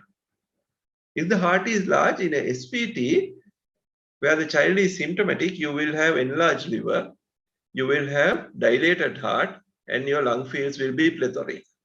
So in such a patient, you might consider beta blockers, but I think it is not a safe option without expert opinion. So there's another question: does carotid massage help in children? My experience is it has never. I have tried it on several patients, but it has never worked for me. So you can try carotid massage, but in children, it has never worked for me. Any place for carotid massage, the same thing. So in VT with shock, shouldn't we straight away go for DC shock? Yes, that is what the algorithm says. If it is a VT with shock, we should go for DC shock because that is the fastest way to revert the rhythm. So in a VT, if the patient is in shock, always go for DC shock. Don't delay. In arrhythmias, the primary target is to rectify the arrhythmia as fast as possible. There's another question. Do all parents with an abnormal pulse present to hospital in an unconscious state? If a child is conscious, how do we give shock? Good question. Yeah, so usually I think this should be all patients with an abnormal pulse present to hospital in unconscious. Not really. Most of them are conscious, especially SVTs and SVTs, most of them are conscious. So you might have to sedate depending on the availability of your facility. If the patient is collapsed, of course you can give DC shock without any sedation or anything. But otherwise I would use at least midazolam to sedate it, so it will because midazolam causes amnesia, at least they will not remember the DC shock, but otherwise it's very painful. As a medical student, I have seen in cardiology unit during that time, there was a conscious patient who has received many shocks, and when they were trying to shock him, he was pleading not to shock because it's so painful. So if they are conscious, best thing is to sedate them. If you have anesthesia support, get them to give anesthesia and give the shock. The next question is, in WPW syndrome, is there any difference in treatment from SVT? No. SVT means supraventricular tachycardia. WPW is one of the supraventricular tachycardias. So basically you have to manage as a supraventricular tachycardia, the same pathway, either adenosine, DC shock, or vagal maneuvers. WPW is the commonest reason for supraventricular tachycardia. Oh, I'm getting lots of questions. Usually I don't get that many questions. Sir, are there any pattern that we should not scared or take an immediate action as adults ECG patterns?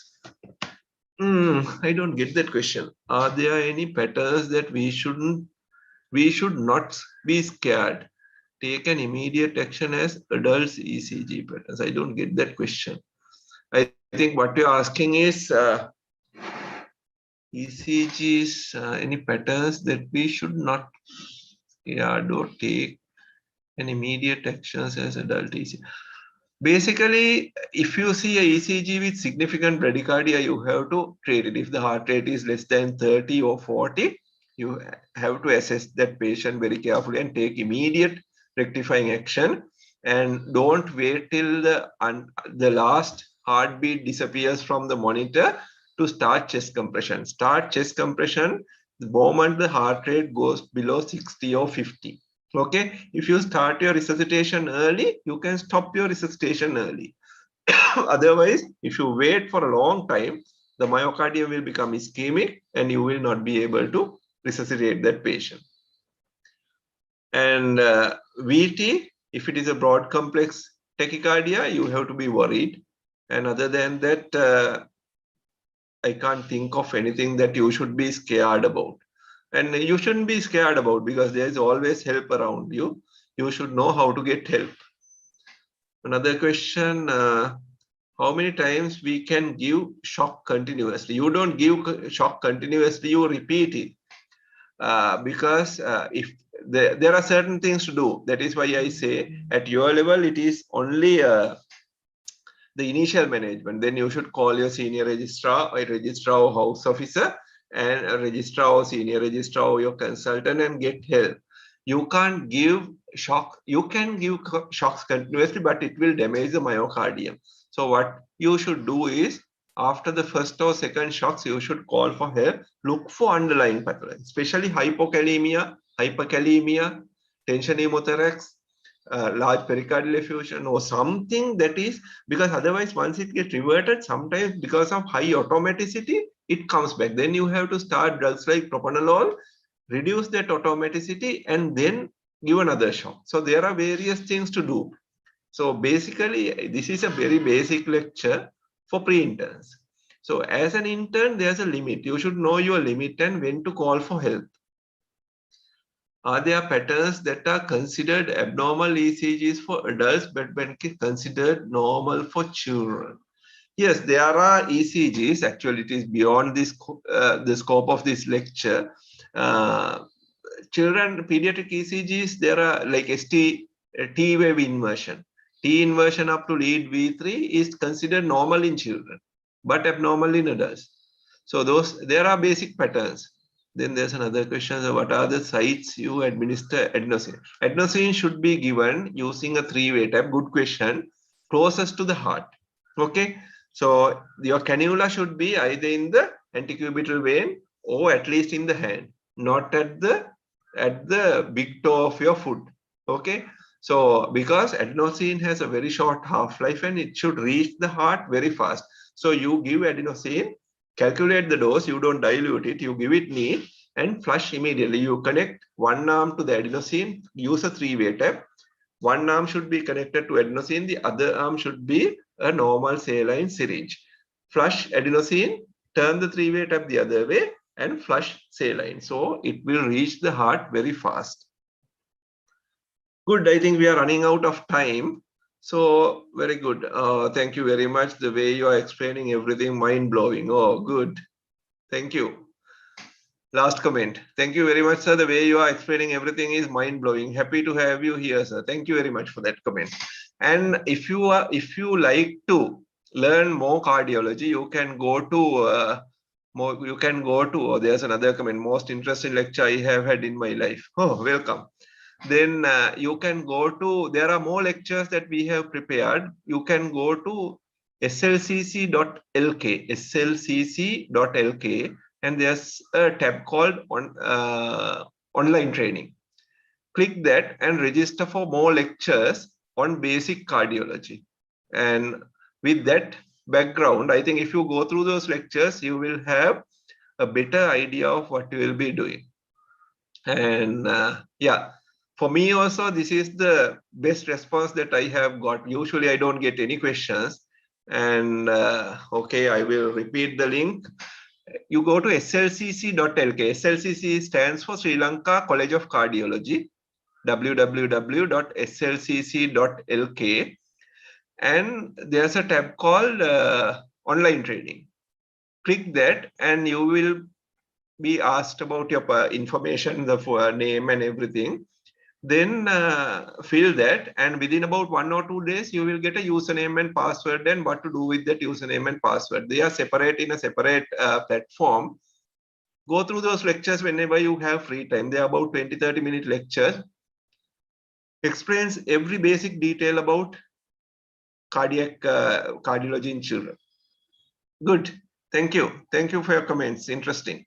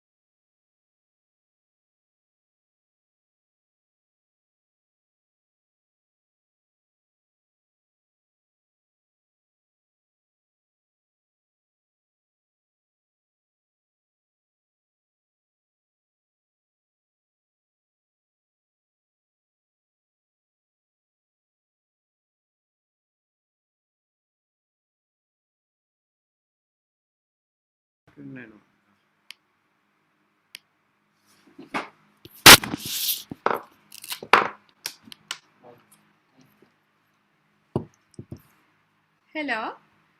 Can you all hear me? Yes, madam. Okay, shall I start? Yeah, sure, madam. Okay. So, good afternoon. I am going to talk to you on how to improve your communication skills and the interpersonal skills. So, when you are going to start your internship, what is your idea? Do you think communication skills are important for your daily career as a doctor? Any ideas? Yes? Better if you can respond actually.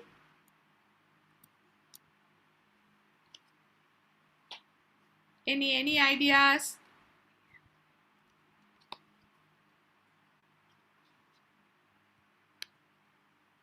Right. Okay. So actually, communication skills are a critical success factor for life. The majority of your perceived ability comes from how you communicate. Actually, what you know and what you want to tell matters a very little, but how you put it into words matters a lot. So that's why we want to teach you about how to improve your communication skills and interpersonal skills.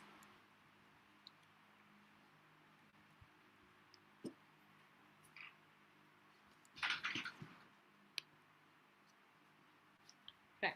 So communication is shared feelings and shared understanding.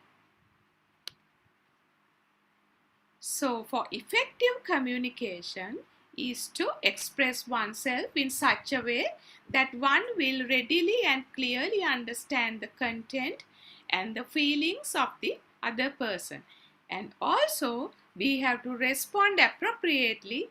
So that means verbally, like yes, oh, or non-verbally. Likewise, okay? So right. So interpersonal skills are the capacity for recognizing our own feelings as well as those of the other people, so that we can motivate ourselves and we can manage our emotions very effectively. That is called emotional intelligence. So communication in healthcare. So when is communication in healthcare is very important. So as you are starting doctors, you have to know, as doctors we have to communicate very intimate information, but they have to be very accurate. Sometimes the information can be very painful to the parents, like a concern of a development of a baby, maybe about child abuse case, maybe about a fatal illness, or maybe about a child death. So likewise, sometimes the information can be very painful. Still, you have to provide accurate information. You can't lie to the patient. So communication is very important when you come across situations like this. Right. So what are the benefits of good communication? So you can arrive at a correct diagnosis and treatment by good communication. How? If you talk nicely with the patient, they will give you a lot of information. Then you can know the patient better, know the patient's problems better, and you can arrive at a correct diagnosis which will eventually lead to correct treatment. So it will result in higher patient compliance. How? When we prescribe something, if you explain it, how to use it, what will happen with it, and all this and that, the side effects of your drug and everything, they will happily take the drug. So it results in higher patient compliance. Also, it will alleviate the anxiety, distress, hidden problems which the patient already had, and the patient will be very satisfied at the end if you communicate well with the patient, if you explain everything well, which will reduce indirectly the cost of healthcare. It's Why? 15 hours. They will not go doctor shopping. So they will adhere to your treatment and they will be happy at the end. So sometimes your patient can be dissatisfied. Dissatisfaction can trigger patients' doubts about the competency of the physician, and also it can seriously reduce their compliance to treatment, which will negatively affect how long it will take to recover. So dissatisfaction is not good. It can increase patient malpractice. So if you want to alleviate dissatisfaction, we have to properly communicate with them. Right. So doctor-patient relationship. Being doctors, we have a particular responsibility to develop effective interpersonal and communication skills. So it is your responsibility. Right. What percentage of communication do you take responsible for? Any guesses? Any guesses? 5%? 50%? Well, it is 100%. So, being a doctor, you are 100% responsible for your communication skills. So, when you are going to communicate, your good first impression matters a lot. So, what are those?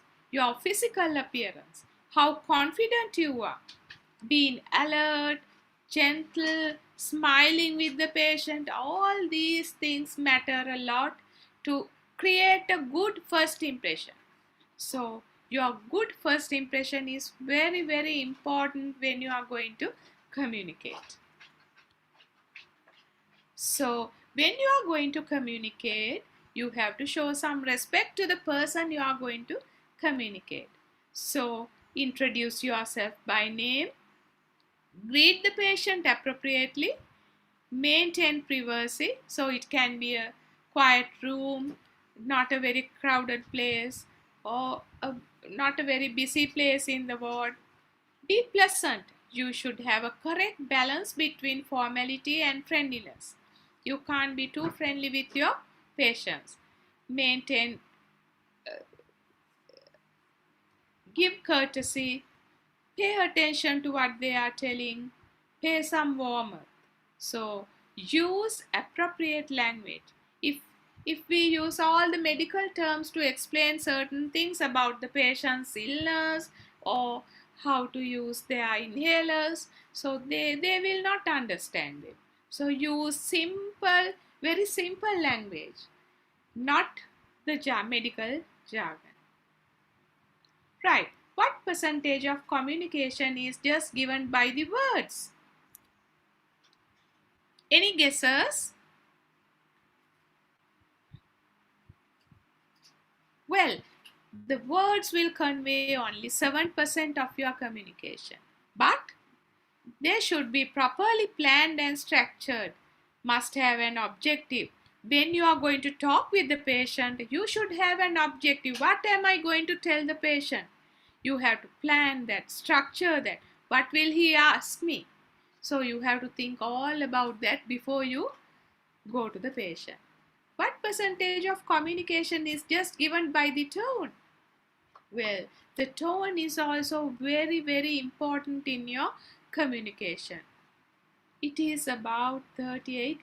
So you didn't think of the tone matters a lot, isn't it? But it is. What percentage of communication is just given by the physiology? Well, what is physiology?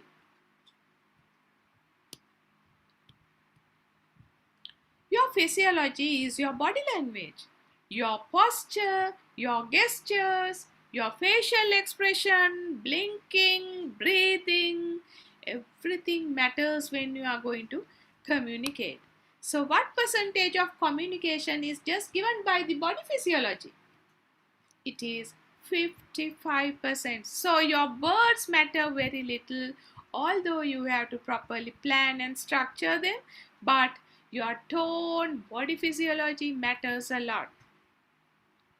Sometimes you tell something, but the person who is listening to you can get a different message. The message can get distorted like this. Why? Because there was no active listening. So, listening is also equally important in our communication. The process listening is a process of receiving constructive meaning from and responding to spoken and non-verbal messages. So, when you are listening, you have to concentrate on spoken language and also the non-verbal messages. Right. So, listening is a skill, but it is rarely taught, isn't it? Nobody has taught us to listen, but the competency is achieved through practice. So, when you are communicating with somebody, always listen to them. A good listener is not just a silent receptacle. To be an effective listener, you must respond appropriately, verbally. Really? Non-verbally. Likewise. So, when we are communicating, effective physical attending behaviors are also very important. We call them, if you read down, FELOR, down, fellow, we call it. So, what are these effective physical attending behaviors? Maintain face-to-face when you are communicating. So, maintaining face-to-face is very important when you are communicating. Maintain good eye contact. Lean forward so they feel we are very concerned about them. Have an open posture and mind. So, you have to have an open posture and mind. You can't have a lot of barriers in between. Be relaxed, rigid. So, listening helps to build relationships, solve problems, ensure understanding, resolve conflicts, and improve the accuracy. So, at work, effective listening means few errors and less wasted time. So, when you start your internship, when you go around with the consultant, with the registrar, you have to listen very carefully. So, you will have few errors and less wasted time. What are the barriers to listening? So, a busy environment. You may be preoccupied with something. You think it is like this, but it is not like that. So, if you are preoccupied, it will be a barrier to active listening. Speaking rather than listening. Always, if you are speaking, judging rather than listening, or ignoring the non-verbal cues, which are very, very important. So you can ignore totally your patient, what she is telling, or just surface listen, or get the content, or be an empathic listener. What is empathic listening? You have to understand the content as well as the feelings underlying. So, what we want you all to be are empathic listeners, empathic doctors. So, we want to build up empathy, empathic listening. So, when you are listening empathically, you have to use your ears and eyes. So, take the patient as a whole. Think how sad she is or he is. Likewise. So, empathy is putting yourself to the patient's position and see, if this happens to me, how will I react? So, then you will understand how painful the situation is. That is why this lady is reacting like this. So, be empathic. So, empathy is recognizing the content and the feeling. Well, I will give you some examples. If you keep my child in the hospital too long, I wonder what will happen to my job. The mother is feeling. Any responses? Please actively participate. What is the feeling, underlying feelings of the mother? Yes, Yasid? Any guesses? Mother is very anxious and worried. Oh, the doctor said I could go home. The child is feeling well. The mother is? What are the underlying feelings of the mother? Come on, children. Mother is very happy because the child is well. Next one. I was really hoping that I would get my transfer to Candy. The nurse is feeling. Is the nurse happy? The nurse is disappointed because she can't get the transfer to Candy. Right. So your empathic response should include recognition of feeling and the content. So when you listen empathically, you have to formulate an empathic response to the other person. How can we formulate an empathic response? Well, today she slept very well and did not cough in the night. The mother is very happy about the child because the child is recovering from wheeze. So how are we going to form an empathic response? Oh, you seems to be pleased that the baby slept through the night. It means the baby is recovering from the wheeze. So we are also feeling happy. We realize empathically the mother is feeling happy, and we formulate to tell her she is happy because the baby slept and baby has recovered from the problem. So we have to formulate an empathic response after listening empathically. So, like listening, questioning skills are also very important in communication. You can ask open questions so that they will give you a lot of details. Oh, tell me all about your illness. What would you do if this happened to you? Likewise, so they will come out with a long story. But sometimes it is very time consuming. You may have to ask specific questions which seek the answer to a particular point. Or you can ask close questions. Vamane giyada? Patient will say no. So, or you can ask building questions like, in what way do you think we should help you? So they will come out with their feelings. So why do you say that? Then they will tell their opinion. Or you can clarify. At the end of your session or when you are communicating, you can clarify. What I hear you say is, or what you seems to be saying is that all the babies having diarrhea for 2 days, which is watery and yellow in color, no blood and mucus in it, and 2 times vomited but no fever, passing good urine. Am I correct?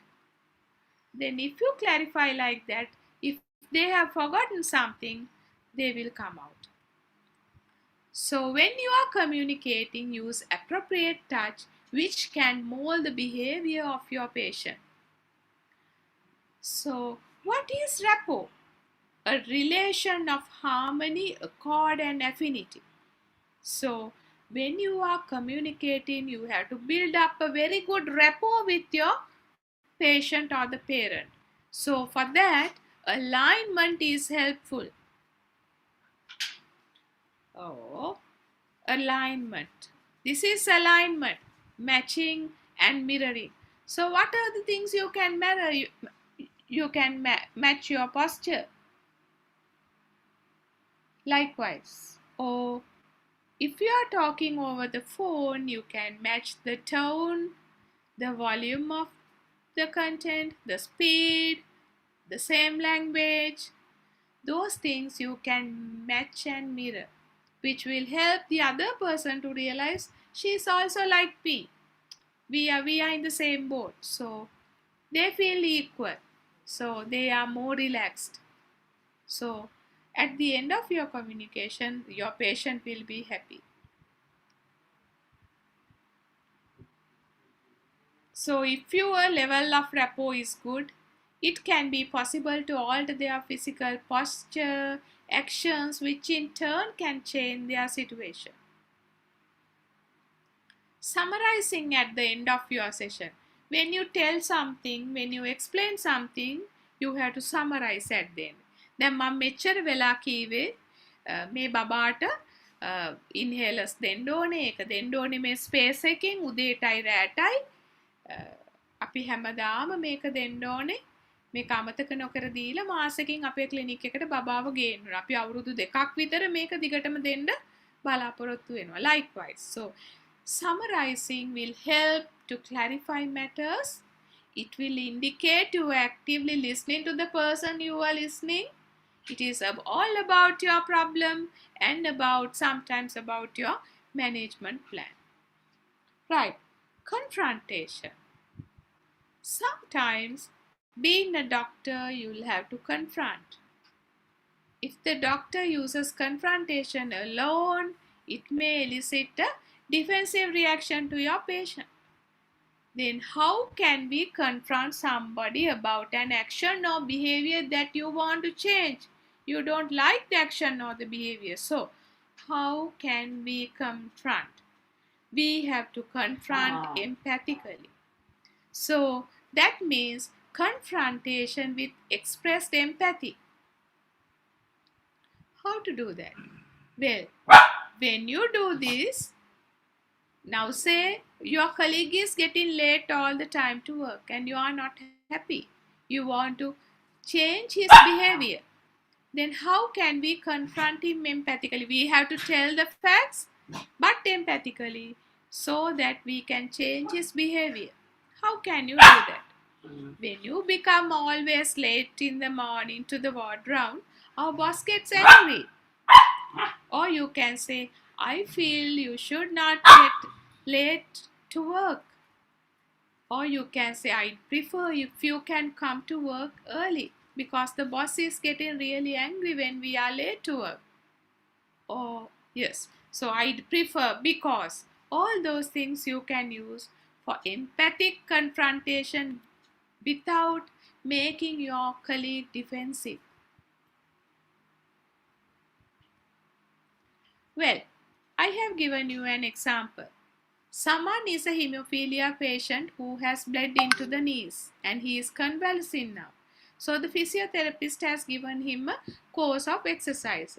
But someone says, I am not going to bother with these dumb exercises. The physiotherapist can do them for me and I am not going to do them. How can we confront him empathically to change his behavior? So you choose what is the best answer I am going to give for. Know someone. You have to do the exercise.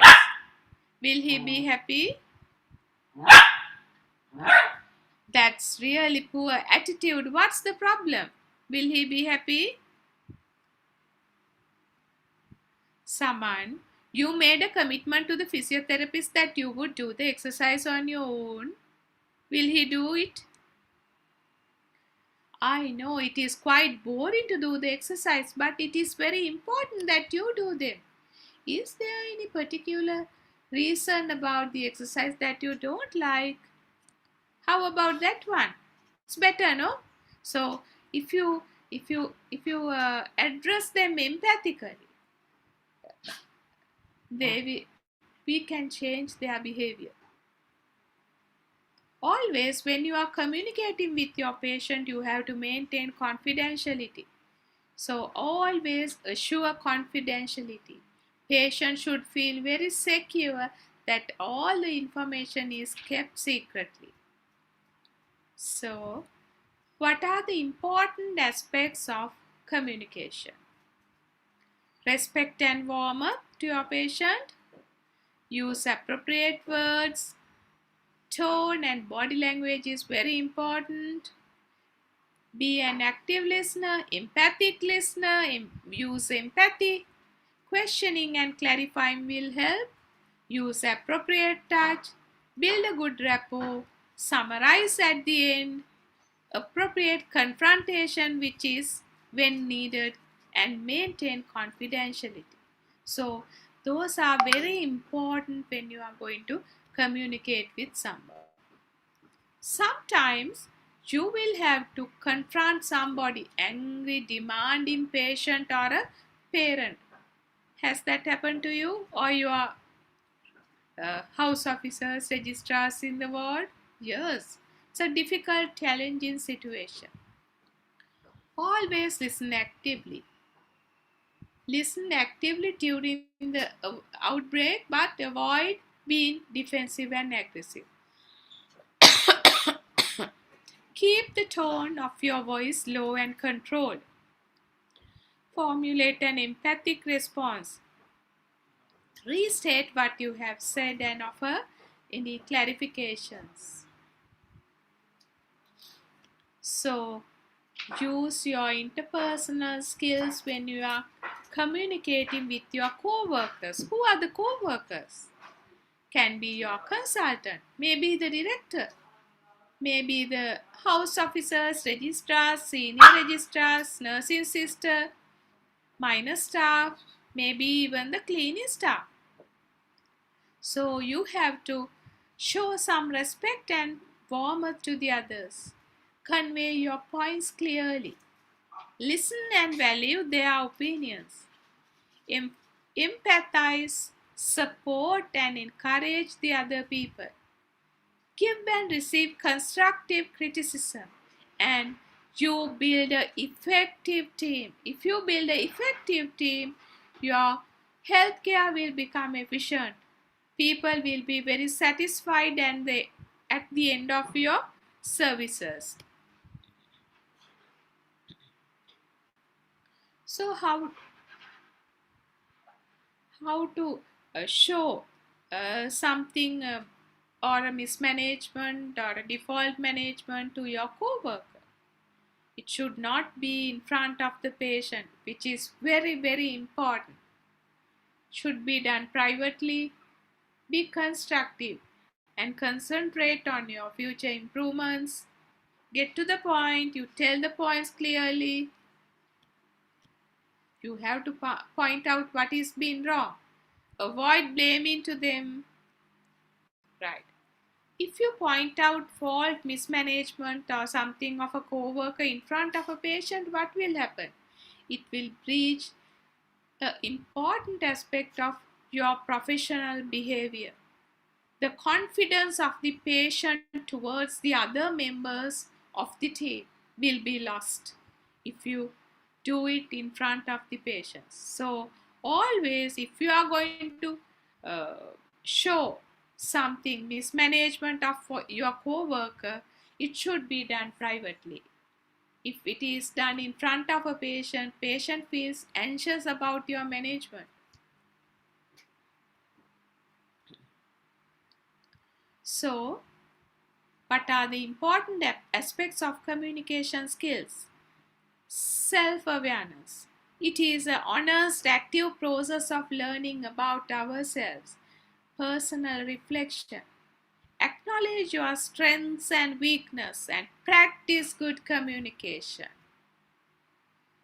So, in summary, communication is a skill which can be achieved through practice.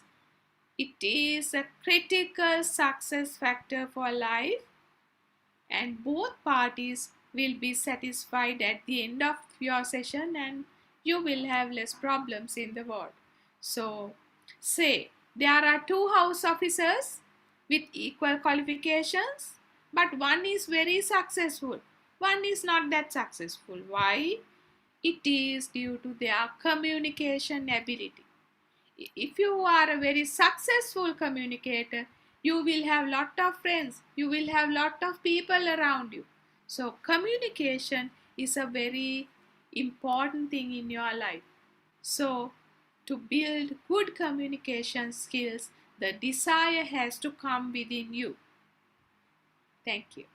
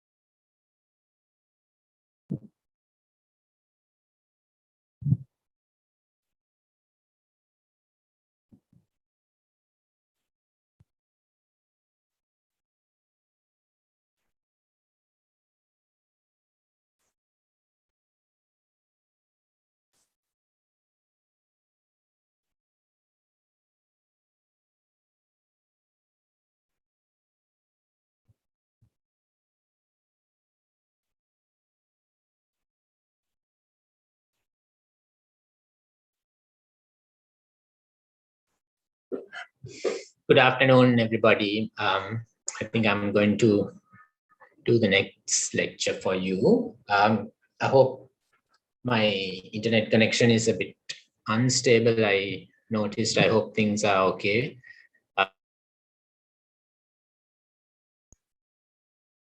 Yeah, okay, thanks. So my name is Harendra Kure. I'm the emergency physician at the Neurotrauma Center National Hospital. I'm going to spend another half an hour with you, trying to take you through an approach to a seriously ill child.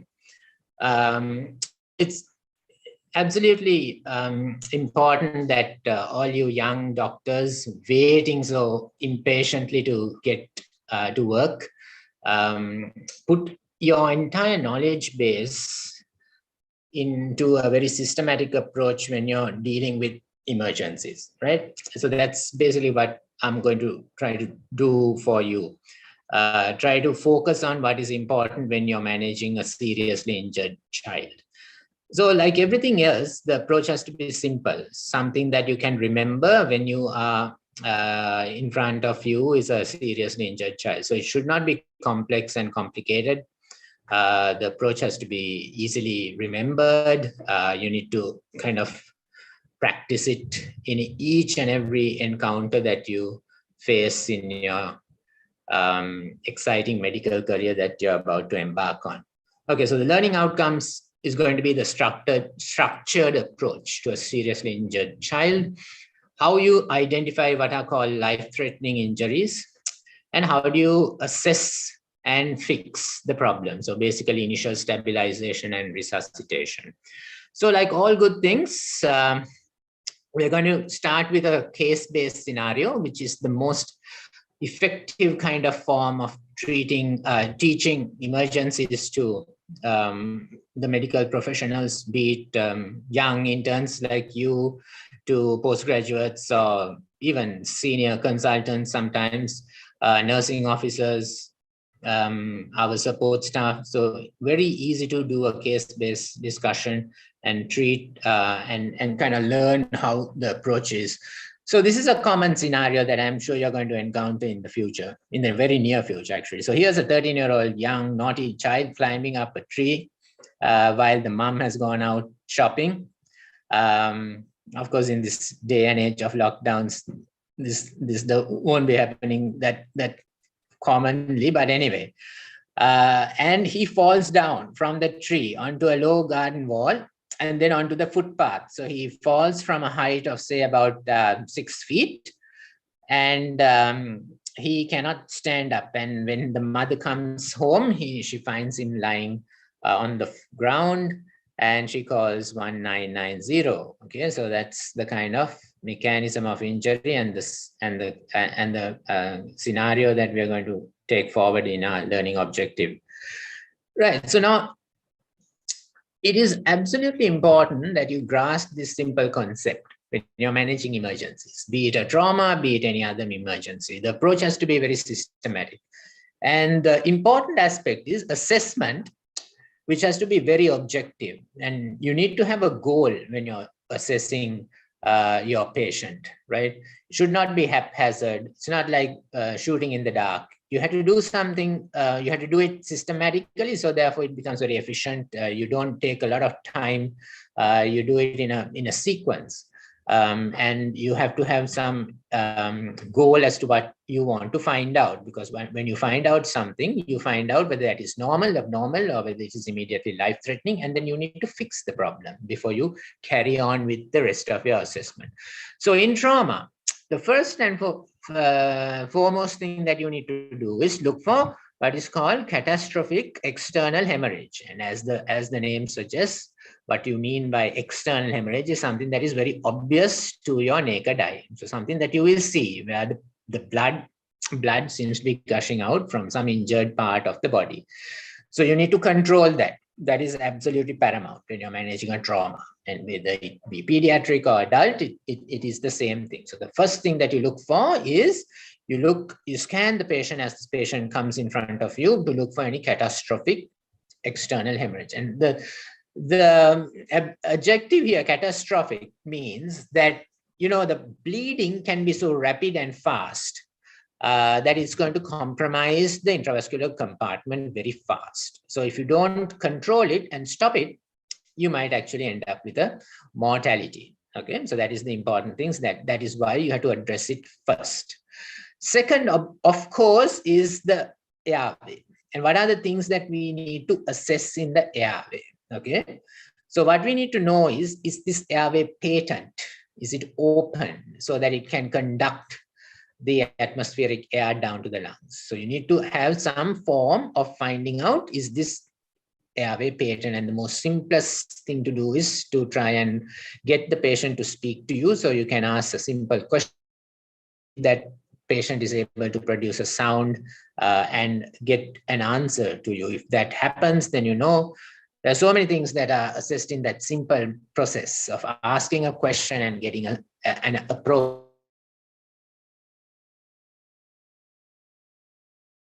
Sound, and also that the higher mental functions are also in order, because I just got a notice saying my internet connection is unstable. I just hope that this is not getting garbled. Anyhow, that just tells you that the patient's level of consciousness is quite appropriate, because they are able to answer the question that you have asked. So that in itself is an assessment of the airway's ability to be patent, and also if they are conscious enough, they are able to protect the airway. So airway patency and protection is what you're assessing in A. Okay, and if it is a trauma, and especially a fall from a height, you have to be paranoid about the possibility of an unstable cervical spine injury. Okay, so to make an unstable cervical spine injury stable, you need to ensure that you do not allow the patient to move the neck. And what I mean by move the neck is flexion, extension, and rotation at the cervical spine. So you can use simple methods such as sandbags and immobilize or limit the mobility of the neck, or you can use a soft collar. So whatever you do, you try to find some way of limiting the cervical spine mobility, right? That is absolutely important. Then the third important thing that you're going to assess is the breathing. And when I say breathing, what I mean is the patient's ability to perform this simple but life-sustaining function. Okay, that is to take a breath in and then take and to breathe out. So breathe in and breathe out. Okay, so you are going to assess this objectively. How do you assess the breathing aspect of a patient or a child in this context? It is a objective assessment of the respiratory rate. Absolutely essential that you keep your palm on the abdomen of the patient and count how many times it moves up and down for a full minute. And that will give you the most objective assessment of the respiratory rate. Okay, that is the only correct way to measure a patient's respiratory rate. The next thing you need to do is, and I'm sure everybody is so very familiar with the pulse oximeter, because it's kind of a gadget that is in vogue. Every Tom, Dick and Harry now knows what a pulse oximeter is with the current COVID pandemic. So pulse oximetry is available everywhere now, even in people's homes. Okay, so you just put on the pulse oximeter probe and you find an objective assessment of the percent saturation of hemoglobin. Okay, so that is the second objective assessment in breathing. And finally, you can have a quick look, listen, and a feel even if you want to. So you need the stethoscope. You need to listen to the lungs and look for air entry, whether it is equal on both sides. And if you can hear any added sounds, such as conducted sounds, crepitations, or wheezing. Okay, you can listen to that. And then if you're going to have a feel, you will feel most likely is to do a palpation or then a percussion, really, in the sense of respiratory system assessment. So it's not really palpation, where you can palpate to look for things like tenderness of the ribs, because this is a fall from a height. You can have rib fractures. You can palpate for crepitus. You can palpate for subcutaneous emphysema. But it's really the percussion note that you're interested in. So you will percuss on both sides of the hemithoraces to look for any dullness, to look for hyperresonance. And all of these will give you important assessment parameters to determine if this patient has anything going on which is going to compromise his breathing. Okay. Then we come to circulation. And in the circulatory assessment, it has to be again very objective. So there are three parameters that you can do objectively. Number one is to count the pulse rate. Okay. Number two is to record a blood pressure.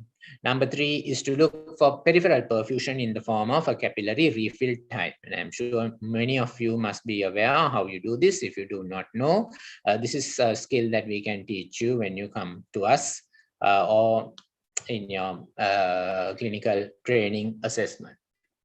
Right? If you are in an emergency department setting, you are bound to have a multi-para monitor available. So you can hook the patient to the ECG to analyze the ECG or the electrical activity of the heart. Okay, so these are your assessments, objective assessment in the circulation. And then finally, D, or disability, is an objective assessment of the level of consciousness of your patient. And you can use two simple scoring methods. One is the AVPU, or where the acronym stands for A is for alert. If your patient is quite conscious and is responding to you appropriately, then you can make this assessment to be an A. If it is only to your verbal commands that the patient responds, it becomes a B. And if it is only to pain that the patient makes some response, then it is P. And if the patient is absolutely unresponsive even to the most painful stimulus that you can instill on the patient, then that becomes a U, or an unresponsiveness. The Glasgow Coma scale was developed primarily to assess the conscious level in the most objective way in trauma patients. And it is a little complicated, but you assess three parameters, and that is the patient's eye opening or the eye response, the patient's verbal response, and the patient's motor response. And it is assessed in different categories. So for eye, you have a maximum score of 4. For the verbal response, you have a maximum score of 5. And for a motor response, you have a maximum score of 6.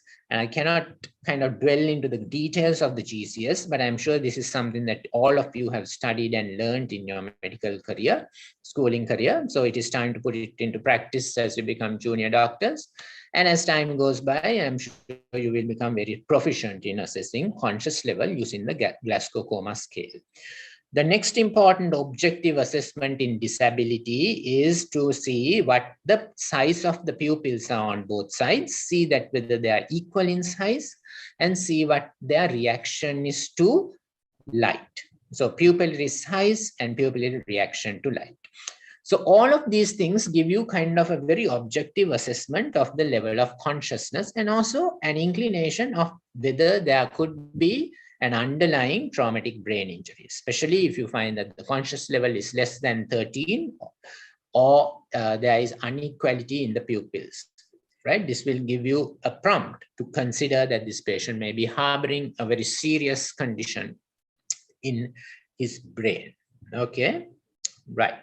So moving on. So this is, as you can realize, I spent a fair amount of time on this slide, but this is really the crux of the matter, really. This is what basically you have to be looking for. Okay, so assessment alone is not adequate, because remember, when we are managing emergencies, we have to be very efficient. We have to consider time to be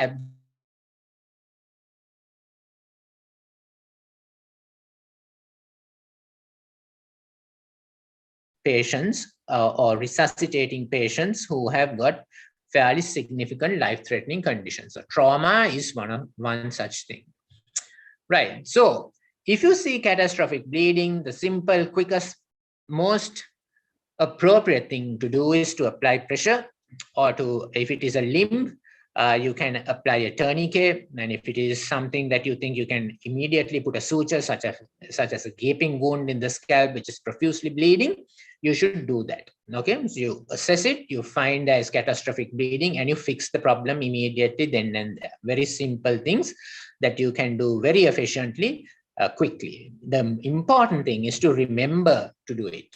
Okay, you need to do it then and there. Okay, in the airway, if you do find in your assessment that the airway is obstructed, there are simple airway maneuvers called the triple maneuver that you can do. But remember, if you're managing a trauma victim, you have to always be concerned about a cervical spine injury. So out of the triple maneuver, you can only do what is called the jaw thrust, because you cannot create more movement at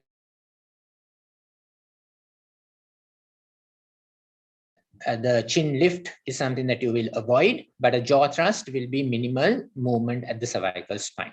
Then in the department that you are assessing your patient, in the resus area, be it the emergency department, you will have certain airway adjuncts. So adjuncts will help you to initiate and create patency in an obstructed airway. Simple things such as the Godel's airway, the nasopharyngeal airway. So these are simple things that you can use. If you find that there are secretions which are pooling, or there's blood in the oropharynx, you can always suction it out using a suction device. And what we use standard practice is what is called the Yanku suction device, which is a plastic. It has a characteristic kind of design which helps you to suck out secretion safely from the oropharynx. And then, of course, once you've created a patent and unobstructed airway, you always put on a face mask and turn on the oxygen. So this is what you do when in your airway assessment and in your management, if you do detect some issues in the assessment. When it comes to breathing, there are certain complex things that you can do, but there are always simple things that you do first. If you find that the breathing is affected, you might want to use the bag valve mask resuscitator, or we all know it as the ambu bag, right? Where you can assist a patient's breathing with gentle breaths. Okay, once you have created a patent airway, you can then you can actually assist breathing using this device. But if you want to make more sophisticated, so more complex way of supporting the breathing, then you can think of non-invasive ventilation, or you might have to consider intubating your patient and then providing with invasive positive pressure ventilation, right? So this all comes in your breathing aspect in your treatment. When it comes to circulation, after assessing your circulatory parameters, you might want to, that is the time that you gain intravenous access. And remember, in trauma, you need to approach this very early on in your management. And generally, what we say is we need at least 2 intravenous cannulae in the large antecubital veins. And the larger the cannula size, the better it is that you can use, and you can resuscitate fluid faster. And especially if you need to give blood, you need good IV access on your patient. Okay, so tranexamic acid is what is an antifibrinolytic agent, which is found to be evidence-based, to be an absolutely important management practice of using this agent called tranexamic acid. What it does is it prevents fibrin clot breakdown. So in large capillary beds where there is bleeding, this plays a major role in reducing the ongoing hemorrhage. Okay, so tranexamic acid is something that you should be aware of. So, and how you dose it and so on and so forth, you can learn about later. Okay.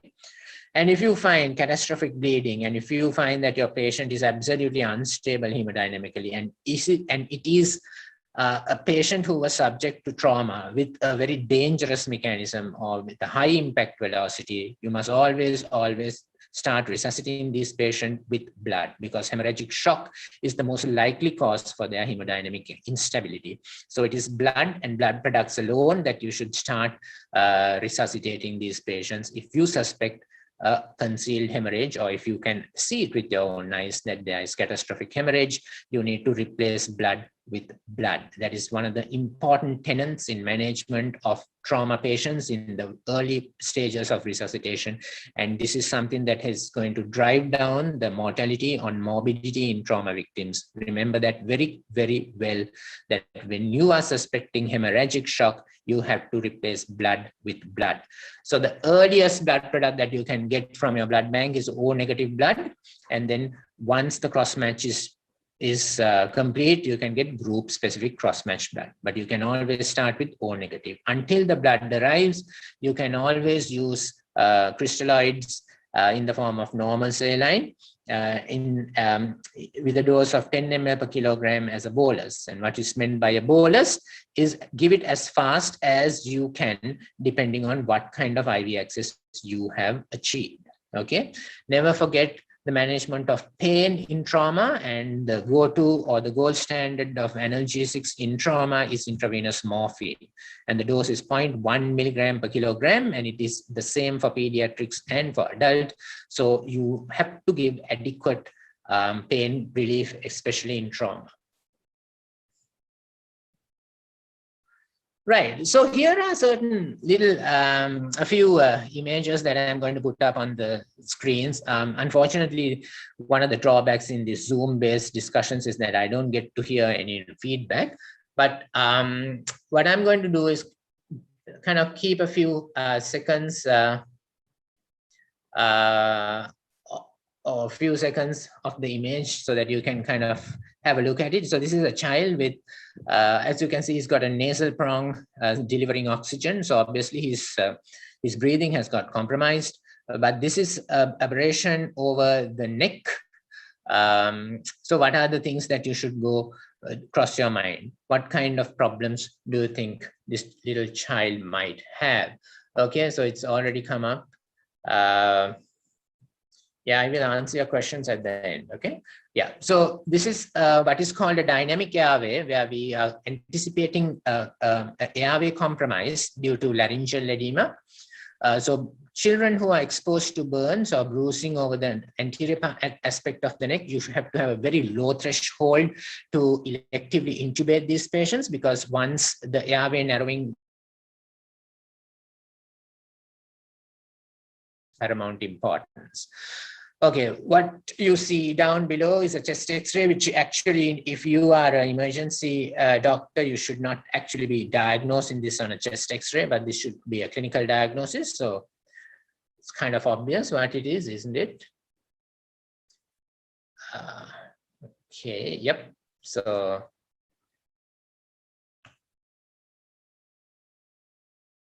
let's get this, okay. Yeah, so this is a tension pneumothorax involving the right hemithorax. You can see there's a shifting of the cardiac shadow to the opposite side, and there's hyperlucency, and there's absent lung markings on the right side. So this is a tension pneumothorax. And what is meant by a tension pneumothorax, and as opposed to a simple pneumothorax, is that there is a drop in the cardiac output because of the pressure effect on the great vessels that is impeding the return of blood into the right heart. So this is a classic example of obstructive, inflow obstructive shock. That is a tension pneumothorax. Okay.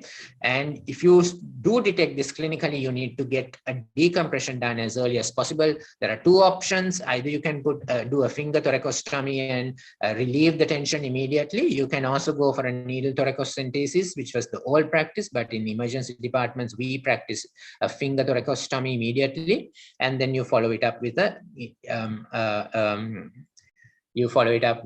IC tube or an intercostal drainage device that you can then insert. Okay. And this reverses both the shock and the breathing compromise. Okay. Right. Next. Okay. So here you can see that there is a complete kind of whiteout on the left hemithorax.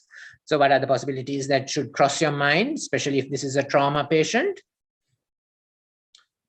Well, I hope this came to mind. Yes, it is a massive hemothorax. And always in trauma, if you find that the pleural space is occupied by any kind of fluid, it has to be blood until proven otherwise. So if this is a trauma victim, you are going to treat this as a massive hemothorax. And the management is fluid resuscitation, because the patient would have lost a fair amount of blood into the pleural cavity. You might want to consider early blood transfusion as well, but you confirm this with the IC tube insertion, and you will find that there'll be a certain amount of fresh blood or altered blood that keeps draining out of the IC tube that confirms that this is a hemothorax. Okay, right. What about this? So you can see an open wound on the chest wall, and it has got a characteristic dressing, which is what we see very observant that you may be. You can see that it's been plastered only on 3 sides with the one free side open. And this is what is called a open pneumothorax. Okay, so there is a communication from the exterior through the chest wall to the pleural cavity. So when a patient takes a breath in, instead of the air going through the oropharynx and down the airways, because there's less resistance from the wound, there's air that gets sucked into this wound, and that will cause a worsening of the pneumothorax, right? And then when the patient breathes out, that air just gets trapped, and with each breath, the open pneumothorax can become a tension pneumothorax. So that is why you apply this characteristic plaster, because when the patient takes a breath in, the covering will seal the wound, so there won't be any air that goes in through this wound.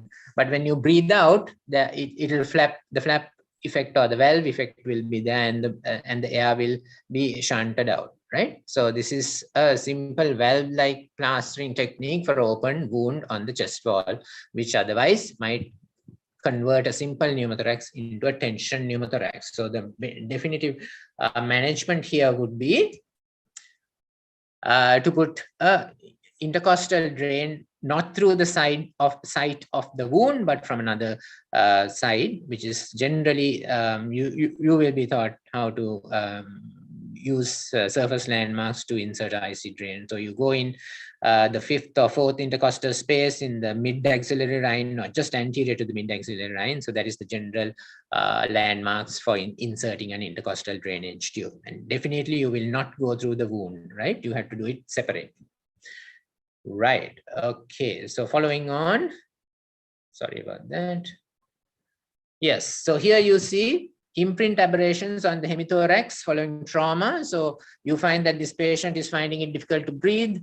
You see that the saturation is low. So what are the things that you should consider? Of fairly significant force or blunt force acting on the chest wall, it gets transmitted to the very soft lung tissue, and it can cause flail segments or flail chest, or that is multiple rib fractures that are broken on both ends. And also it can cause underlying lung contusion. So the management is analgesia for pain because of fractured ribs, and some kind of ventilatory support or breathing support in the form of non-invasive, or you might have to actually intubate these patients and initiate intermittent positive pressure ventilation. Okay, but analgesia plays a great role in the management of these patients. So good good analgesia, which could be in the form of systemic analgesics like opioids, or even regional anesthetics such as nerve blocks and serratus anterior plane blocks. Regional anesthesia is a very good solution for this kind of injury. And finally, this is our kind of best friend nowadays in emergency departments, that is point of care ultrasonography. All emergency physicians and people working in emergency departments are very proficient in using the ultrasound machine, because it is an aid. It's a clinical tool that we use to confirm our clinical suspicion. We answer simple questions, yes and no. Binary answers is what we get from or confirm our clinical suspicion with the use of ultrasound. And this is a classic example of what is called subsified view of the heart, where you can see there's collapsing of the right ventricle due to a pericardial effusion. So this is what is known as a cardiac tamponade, right? So cardiac tamponade is another classic example of inflow obstructive shock. Okay, so because again, there is an impedance to the venous return onto the right side of the heart. So there is no outflow from the right side, which obviously means there won't be any outflow through the left side. So this is a classic example again of inflow obstructive shock, where the patient will be tachycardic, hypotensed. And if you look at the jugular venous veins, they'll be distended. You have JVP will be raised, or jugular venous distension with tachycardia and hypotension. This is the classic clinical signs of cardiac tamponade or an obstructive kind of shock. Okay, so what is the management? Management is obvious. You need to relieve the effusion in the pericardium through a pericardiocentesis. It's not as simple as it sounds. It's a highly skilled, complex procedure, but it is definitely a life-saving procedure. Right, so coming back to our case. So Palitha, he's 13 years, he's 40 kilos as assessed. He's crying, he's complaining of pain on the left side of the chest. He's got a respiratory rate of 40 with a saturation of 98 on some oxygen through a face mask. His capillary refill time is 3 seconds. His heart rate is 140 per minute. He's a blood pressure of 140/75 for a 13-year-old kid. Looks a bit strange. You can't see any catastrophic external hemorrhage, but he's got a bruise on the left hand forehead. So in your assessment, you assess that he does not have any catastrophic external hemorrhage. What about his airway? He's crying and he's complaining of pain. So that tells you that his airway is patent and he's conscious enough to complain of pain. But the problems are in your assessment of the breathing. He's got a respiratory rate of 40, which even for a kid of 13 years is a bit high.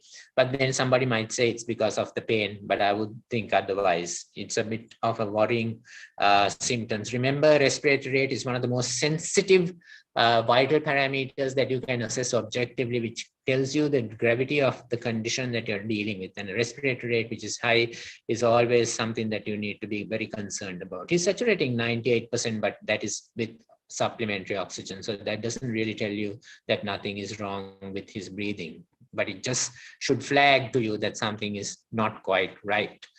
Okay, so he's got a capillary refill time of 3 seconds, which is marginally raised. He's got a tachycardia of 140 per minute. For a 13-year-old kid who's just fallen, who's in pain, you might wonder whether this is normal, but I wouldn't think so. This is again another thing that should tick in your brain that something is not quite right. He's got a blood pressure of 140/75.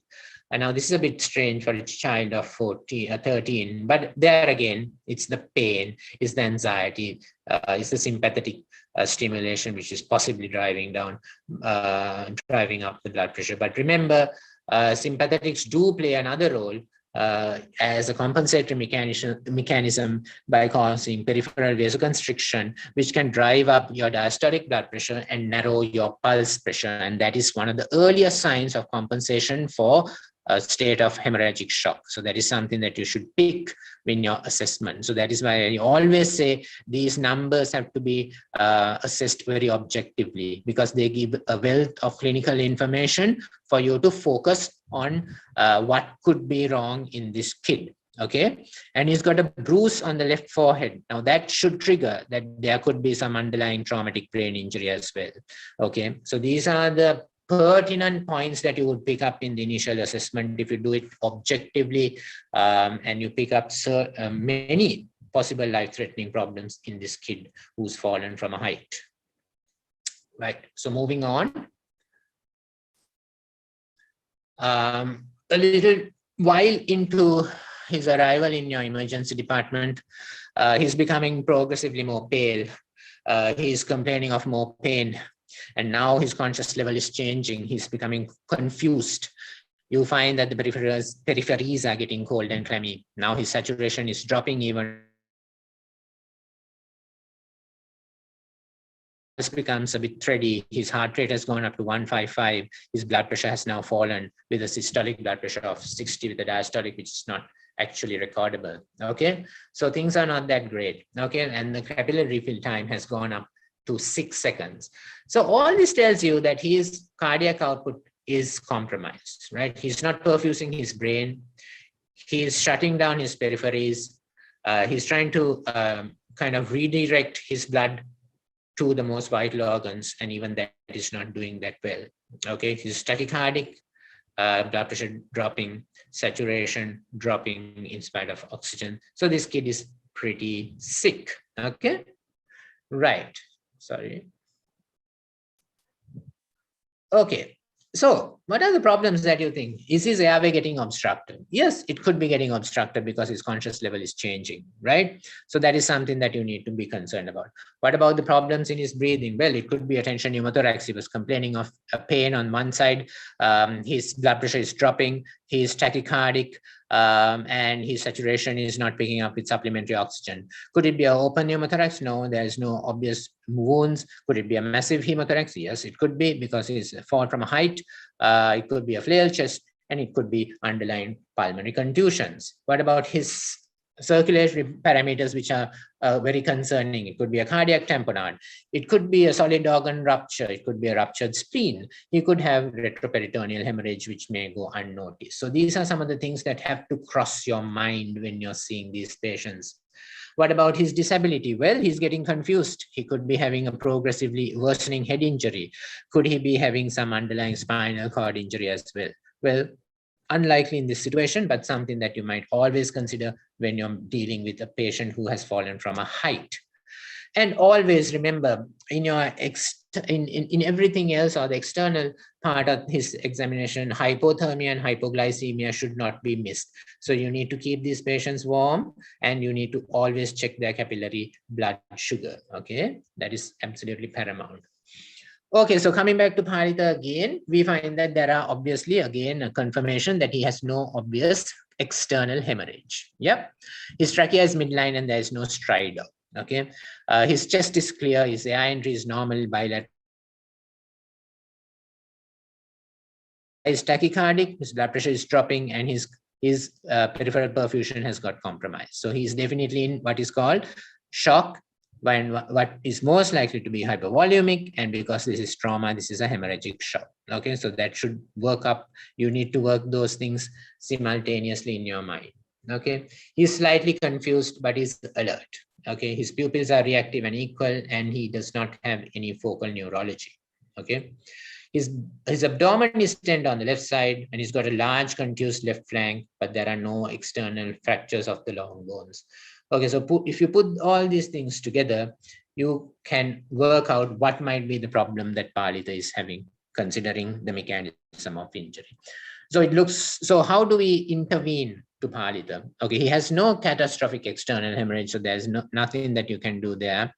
His airway is patent, but you want to be sure that you're going to stabilize his spine, cervical spine. So you can use inline stabilization with the help of a colleague, or you can apply sandbags onto each side. Because his breathing has compromised, you are going to give him supplementary oxygen. You're going to initiate 2 good functional large bore IV cannula. You're going to give the tranexamic acid. You might request for onic blood, and while that is coming, you might start on a bolus of crystalloids. Okay, and if the hypotension is not corrected, you have to look actively for possible concealed hemorrhage. And where do you look for concealed hemorrhage? In the body cavities, such as the pleural cavity, and of course, the peritoneal cavity. Okay, and how do you do that? You can use the ultrasound at the bedside to identify both these concealed spaces, because you can actually identify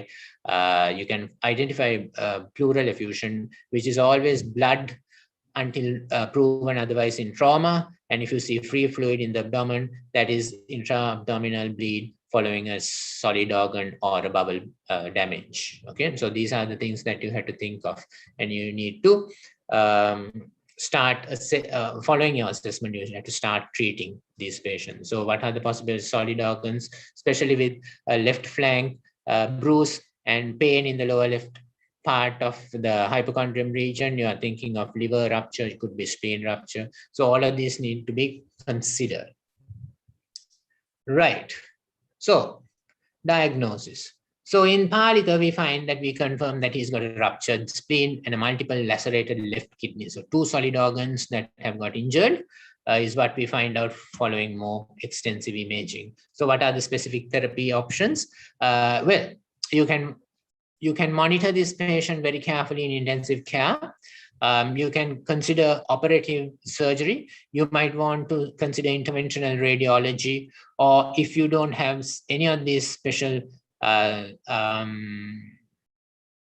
facilities in your institution, you might want to consider transferring the patient once he's stable to a higher center. So these are some of the specific therapy options that you can consider for this young boy. Okay. Now, this is something, if you can't recall anything that I've told you over the last half an hour or so, please, this is something that I need all of you young interns to get very proficient in.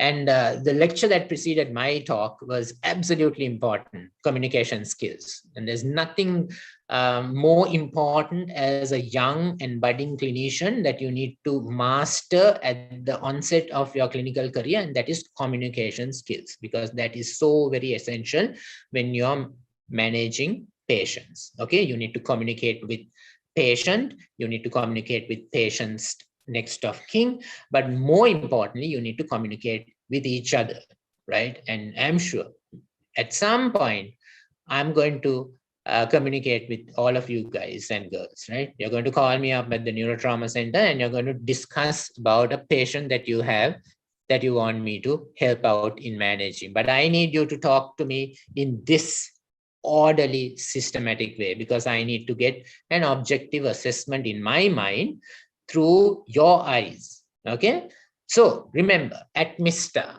when you're managing trauma, and ATMISTA is a simple mnemonic as to what you need to do. Okay, now T is for time of injury. That's absolutely essential that you have that information at hand when you're communicating with somebody, right? And the mechanism of injury, such as fall from a height or a side impact or a pedestrian versus motorcycle. That is absolutely important, because that gives me that much of information to work out what are the life-threatening problems that I might be facing with this patient. Okay, so mechanism of injury. The moment you say the child fell off a tree onto a low-lying wall and then onto the floor, I think of the worst possible things. Traumatic brain injury, cervical spine injury, lung injury, solid organ damage in the abdomen, like all these things come into my mind. And then you need to be specific about the injuries that you found, okay, while you are assessing your patient, right? And what are the clinical features and what kind of investigations that you have initiated, okay? You need to be very objective about the signs, okay? And those are those objective signs that I mentioned, right? Such as respiratory rate, such as saturation, such as air entry and added sound, blood pressure, capillary refill time, heart rate, absolutely essential objective parameters that you should be available with to voice out when you're communicating with me. And then what is the treatment that you have initiated and how is that progressing? Okay, and it is it's systematic if you do it in a system approach, but if at all, you need to be very specific. Okay, and then what time do you think you can transfer this patient to the neurotrauma center? Okay, and what kind of requests of assistance do you actually want from me? Do you want me to kind of think that this patient, do you want me to do the CT first and then decide need to do? So you need to give me some inclination as to why you are contacting me at the neurotrauma center and why you want me to see this patient or to take on the management. Okay, you need to have some idea as to what I can do for you. Okay, and remember, especially when you're managing pediatrics, never forget the relatives, right? You need to keep the relations informed very objectively and honestly, and you need to kind of make them aware of the situation. That is absolutely essential, and I need to know that you have done that for this child. Okay, so this is kind of the simple approach and the objective and a professional way that you need to communicate with your own colleagues when you are determining a patient with trauma who needs transfer or who needs some additional help from a fellow colleague. You need to conform to this mnemonic and this way of communicating. Right. Okay. So just to recap, life-threatening injuries where we assess and we treat exsanguinating external hemorrhage, inhalational injury, direct trauma, tension, open pneumothorax, hemothorax, flail chest, uncontrolled hemorrhage, and never forget this concealed hemorrhage in the chest, in the abdomen, in the pelvis, in the long bones. And remember, devastating hemorrhage in the subgaleal space in infants, because that is a large boggy area that can actually accumulate a large amount of blood. Okay, tamponade effects, so pneumothorax, pericardial tamponade, and burns can also cause hypovolemic shock. Okay, in the disability part, it could be a raised intracranial pressure, expanding bleed, or a spinal cord injury. And never forget hypothermia. Okay, so volume resuscitation with blood and blood products is absolutely essential, as I mentioned. Just to run through these things, as I think I may be kind of running out of time, but these are absolutely important aspects for you to consider. So remember tranexamic acid. So that is your dose, 15 milligrams per kilogram. You give this as a bolus, and then you can follow it up with an initial bolus over 10 minutes, and then the next same dose calculated that you can give over a period of 8 hours. So that's how we manage initial trauma patients with tranexamic acid. Normal saline 10 ml per kg is the bolus. You can follow it up with another 10 ml per kg until you get your blood and blood products ready, right? When you're resuscitating patients. Okay, so once you start blood and blood products, remember it's not just the red blood cell concentrate that we need to transfuse. Remember that these patients can become coagulopathic because they lose coagulation factors. So you have to make replacement of coagulation factors in the form of cryoprecipitated fresh frozen plasma. And remember, calcium is another important component on coagulation. So these are things that you need to consider when you're resuscitating hemorrhagic shock. And what is meant by a 1:1 ratio is that if you give 1 unit of blood, you have to give 1 unit of FFP to match, right? So that is the 1:1 ratio that you are going to follow. So it is really 1:1:1. Platelets also come into play. So if you are transfusing units, it has to be in that ratio. If you give 1 unit of blood, 1 unit of FFP, and 1 unit of platelet. So when I mean unit, is calculation. Okay, so how you need to know how to calculate the requirement of blood. 15 ml per kg is for FFP, and for platelets, it's based on the units of platelets, which I'm sure you'll be able to learn once you start doing clinical practice. Okay, right. So here it is in more detail, right? Okay, so this final slide, I think, before my lecture ends, is something that is very important. Remember, when you're managing trauma patients, be it pediatrics, all this interplay is absolutely essential for you to have a favorable outcome, to drive down mortality and to reduce morbidity in your trauma patients, right? So you have to consider all of these factors, and the approach has to be systematic, and you have to pick the life-threatening emergencies early, and you need to fix the problem as assessment moves on. Okay, right. So I will now address the questions that you have posed to me on the chat box. And if you have any further questions, I'm very happy to take it. Okay, let me go to the top. Okay, let's see. Just give me a moment. Right. Okay, one question is, isn't it hard collar we use to stabilize the neck? Okay, that's a good question. Now the issue with hard collars is absolutely very uncomfortable. Okay, and now there's a lot of debate and controversy. It's one of the gray areas in trauma management that has come about. But what we say is, what we need to do is immobilize or reduce the movement at the cervical spine. So you need some kind of compliance with the patient if they are conscious and alert. If they are unconscious, yes, you might consider hard collar, but if they are conscious, a sandbag on either side and a strapping, or even manual inline stabilization where your assistant can actually counteract the movements that the patient is trying to do with a procedure called the manual inline stabilization. So this can be done. So the issue with hard collars in conscious patients is that it is very uncomfortable, and they might actually keep moving about because it's uncomfortable, and that can be a bit counterproductive. So remember, there is a place for sandbags and strapping, for manual inline stabilization, but hard collar is a possibility if the patient is completely unconscious. Right. If any of blood is not available, what colloid can be given? We do not use colloids. That is evidence-based, not in trauma resuscitation. It is only crystalloids and blood products. So we do not use colloids. May I re-emphasize, no colloids in trauma resuscitation in hemorrhagic shock, because the benefit outweighs the risk. And risk is that it can cause many problems, including worsening of pulmonary edema, dilution of coagulation factors, allergic reaction, the cost in resource-poor countries such as Sri Lanka, and also coagulopathy and acute kidney injury. So it is out, no colloids in trauma. Okay.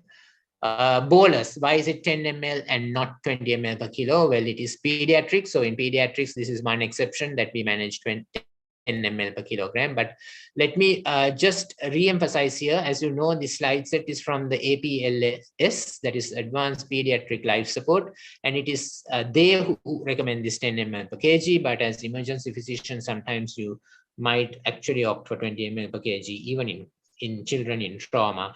But that is a bit of a debatable question, because cerebral edema in kids is something that people are so concerned about. So that is why they go for a 10 ml per kg bolus. Okay, right. Sorry, I moved it too fast. Give me a moment. Okay, is Hartmann better than normal saline in terms of preventing acidosis? The little triad, thank you. Yeah, very good. Definitely, Hartmann saline is always superior to normal saline because it can cause hypochloremic acidemia. And as you know, acidosis is one of the three things in the lethal triad of trauma. So hypothermia, acidosis, and coagulopathy. So that kind of is a vicious cycle that you need to break. One kind of helps the other and this continues, and you have more and more blood loss. Yes, so definitely Hartmann, if it is available, seems to be a logical choice over normal saline. Yes, and the issue with liberal crystalloid resuscitation in trauma is that, remember, whether you give pre-warmed or not, most of the crystalloid solutions that you give will, one thing, dilute the coagulation factors. Number one, it will cause hypothermia, and yeah, if you're using liberal amounts of normal saline, you can increase the acidosis. So it is definitely a propagator of the lethal triad, and things can become worse. Okay, just a moment. Hello. Right. Okay. Thank you. Okay, so I was just told by Rajita to continue and conclude the program, so I can just take time to answer all your questions. Yes, so let's see the next one.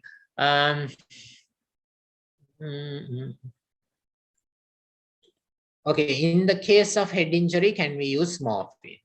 Yes, we can most certainly use morphine, because morphine is being used to allay pain. And the only caveat, as I think what you're trying to tell me, is that with morphine, you're going to create sedation. So is it going to kind of affect our objective assessment of conscious level? Well, you had to be concerned and cautious about it, but 0.1 milligram per kg of morphine to allay a patient who is in extreme pain, I don't think is going to kind of tip the balance that much. Remember, you can always use your objective scoring of conscious level and do serial assessment. If you know it is morphine, then as the morphine effects wears off, the conscious level should come back to the baseline as what you did detect. If not, then yes, you might consider that a change in the level of consciousness. But remember, you do not compromise, you do not keep a patient in pain just because you're going to be worried about the sedative effects of morphine, right? You have to treat pain, and morphine is the go-to. If any blood is not available, okay, I answered that. Okay, sorry, I just missed the morphine question, so I just went back. Give me a moment. So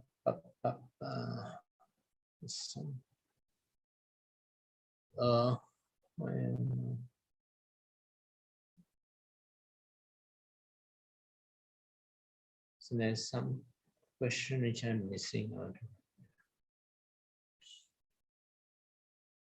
out. What is EHST? I'm not too sure what you mean by that. Does the site of needle thoracocentesis change recently? If so, what is the new site? Okay, that's a good question. Yes, in adults, especially the second intercostal space in the midclavicular line was what we were all taught to do as the external landmark for a needle thoracocentesis. Now, the problem with that is what they found is not so much in our sort of patient population with the body habitus. You know, we are not that massive as compared to the Westerners or even, you know, other parts of the world. But what they found is sometimes this needle does not reach the pleural cavity. So you have the needle in the subcutaneous tissue, and that does not help us in relieving the tension in the pleural cavity. So that is why this particular site has been sometimes been recommended to go into the site where we use the IC tube drainage, that is the intercostal space in the fourth or fifth intercostal space in the mid axillary line, just anterior to the mid axillary line. You can actually use your needle thoracocentesis in that landmark. Okay, so that is something that is being propagated now, and in emergency departments, emergency physicians actually go and do a finger thoracostomy to relieve a tension pneumothorax. Okay, what are the interim measures we can take in case of cardiac tamponade till pericardiocentesis can be arranged? A very good question. So you just have to maintain the airway, supply the oxygen, and fluid resuscitate your patient to somehow others maintain a cardiac output until you relieve the cardiac tamponade. Okay, so those are the supportive things that you can do: maintain airway, supply oxygen, and A in administer. Okay, so that's a good question. I also can't remember it, so that's why I very conveniently skipped it. Okay, I'm just trying to remember. I also can't remember it. Okay, but of course, the general principle in any communication initiation is that you need to introduce yourself and find out who is on the other side with your speaking to that person. So I don't know whether it is related to that, but it slipped my mind as well. Sorry about that. Okay. Okay, next one is kind of a comment. Thank you very much, Angelo. I take that comment very, very graciously. I'm happy you're enjoying this lecture. Okay, how can a finger thoracostomy be done? Well, what you need to do is you need to do a skin incision, which should be liberal enough to kind of fit your index finger at least. So maybe about a 3 to 4 to 5 centimeter, depending on the size of your index finger. You make a skin incision on the, so just on the upper border of the lower rib that you're going, whichever intercostal space that you choose. You need to give a liberal local anesthesia over the skin. So you do the incision, and then you just go in with your finger. You just keep separating the subcutaneous tissue, the fat, the intercostal muscle fibers, and you just very, very vigorously go in with your finger. And then once you reach the pleura, you just puncture it with your finger. Yeah, it sounds brutal, but it is a life-saving procedure that you can actually employ. And why is it that you opt for this? Because you will feel the pleura, and you will know when you puncture it, and you know that you have reached the space that you are going to decompress the tension in, right? So it is absolutely 100% sure. If you do it, you know you've done it. Okay, so that is why we go for a finger thoracostomy, and it is effective. It is as fast as doing a needle thoracocentesis. Okay. Okay, at the time you were describing what is a unit in 1:1:1 transfusion, your connection was unstable. I'm extremely sorry about that. Could you please again describe what is the unit and how to calculate it? Thank you. Okay, so 1 unit of blood corresponds to 10 ml per kg. 1 unit of FFP would correspond to 15 ml per kg. And then platelets, it's a calculation based again on the kilo. So for 10 kilogram of body weight, so the blood bank knows what is the unit of platelets, right? The volume, I'm not too sure, but it is for every 10 kilos, you can get 1 unit. So it is based again on the patient's weight. It's all weight based, right? So all of these will correspond to a unit of the product that you want to transfuse your patient with. So volume will be determined by the patient's weight, but that particular volume for that particular patient constitute a unit, right? So always it will be 1 unit that is constituent to that particular patient, followed by another unit and another unit. So it is always 1:1:1. But remember, the volumes will vary depending on the product and the patient's body weight. Okay, I hope that is clear. Right. Okay, so moving down. Harshini has made a comment saying my lecture is good. Thank you very much, Harshini. Don't we need to consider hip fractures in this scenario? In that case, do we need to consider pelvic binding? Excellent question, Chaturi. Yes, of course, because it is a fall from a height. But remember, pelvic fractures, again, you might consider, depending on the mechanism of injury. Yes, that is a very pertinent thought, and you can definitely apply a pelvic binder if you're concerned about it, because there's no harm applying a pelvic binder even if there is no pelvic fracture. But if there is a pelvic fracture, that will definitely be beneficial. So if you find a patient who is having features of hemorrhagic shock in your clinical assessment and you cannot identify any place where the patient is bleeding, this is something that you must think of. So retroperitoneal bleeds you cannot identify on the fast scan, but a pelvic fracture might show some free fluid in the pelvic cavity, which might give you an inclination. But most certainly applying a pelvic binder, nobody is going to find fault, but might actually commend you for doing that. And you should be quite conversant as to how you apply a pelvic binder, and that I cannot actually explain in a lecture base, but definitely I can demonstrate if ever any of you drop by in the neurotrauma center and I take you up to our sim center and I can show it on a mannequin. Okay, right. Okay, so many questions. Let me see. Okay.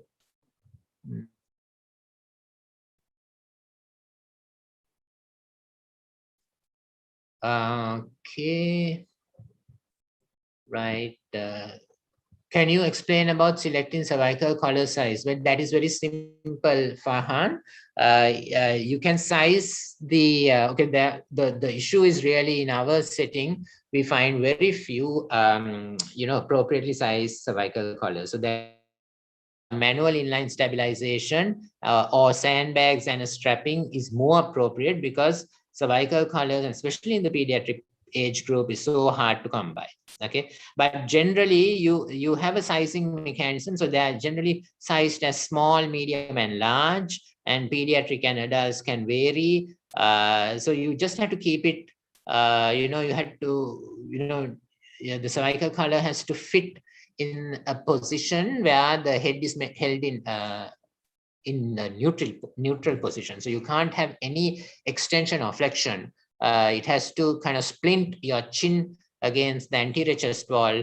That is how a proper cervical collar should function. So if it is too large, it will still allow free movement. If it is too small, also it can allow free movement. So you had to size it appropriately. So it's a match the size, match the patient is how you do it. So you had to have a few available to see which one is most appropriate. But otherwise, manual inline stabilization, sandbags or saline bottles on either side, then a strapping might be the go-to if you can't find the appropriate cervical collar.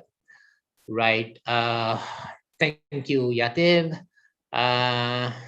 Okay, A stands for age, fantastic. So Rasika, thanks for that. So everyone heard that, age of the patient, okay, and name of the patient. Okay, excellent. Okay. Okay, can you explain about, okay, I did that. What are the indications for soft cervical? Well, there's no, if you are suspecting, depending on the mechanism of injury, if you are suspecting a cervical spine injury, I mean, that in itself is the indication for immobilizing or reducing the mobility of the cervical spine. Okay, so how do you rule out a cervical spine injury? So in a conscious alert patient, there are certain criteria that we use. These things you can read up. One is called the Nexus criteria, one is called the Canadian C-spine rule, right? All of these can be utilized to rule out or rule in a cervical spine injury. But the gold standard of ruling out a cervical spine injuries is to do a CT C-spine. Cervical spine X-ray is not, I repeat, not the gold standard to rule out. It is a CT C-spine, and wherever you have a CT facility available and you are strongly suspecting a cervical spine injury based on clinical parameters and mechanism of injury, you need to do a CT C-spine to rule out a cervical spine injury.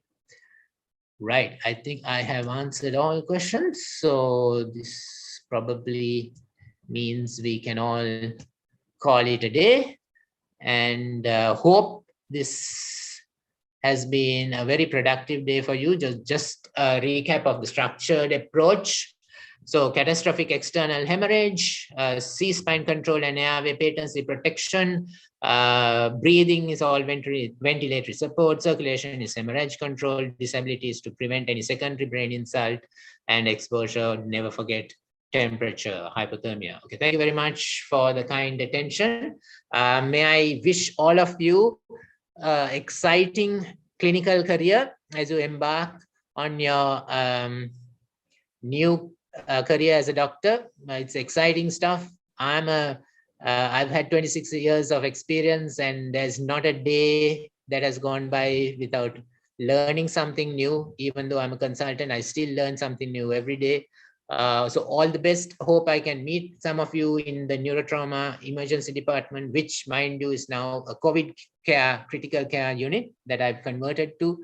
But you're most welcome to meet me and clarify any doubts you have in any subject matter or clinical problem if you are passing by the neurotrauma center. Okay, thank you very much, and bye-bye.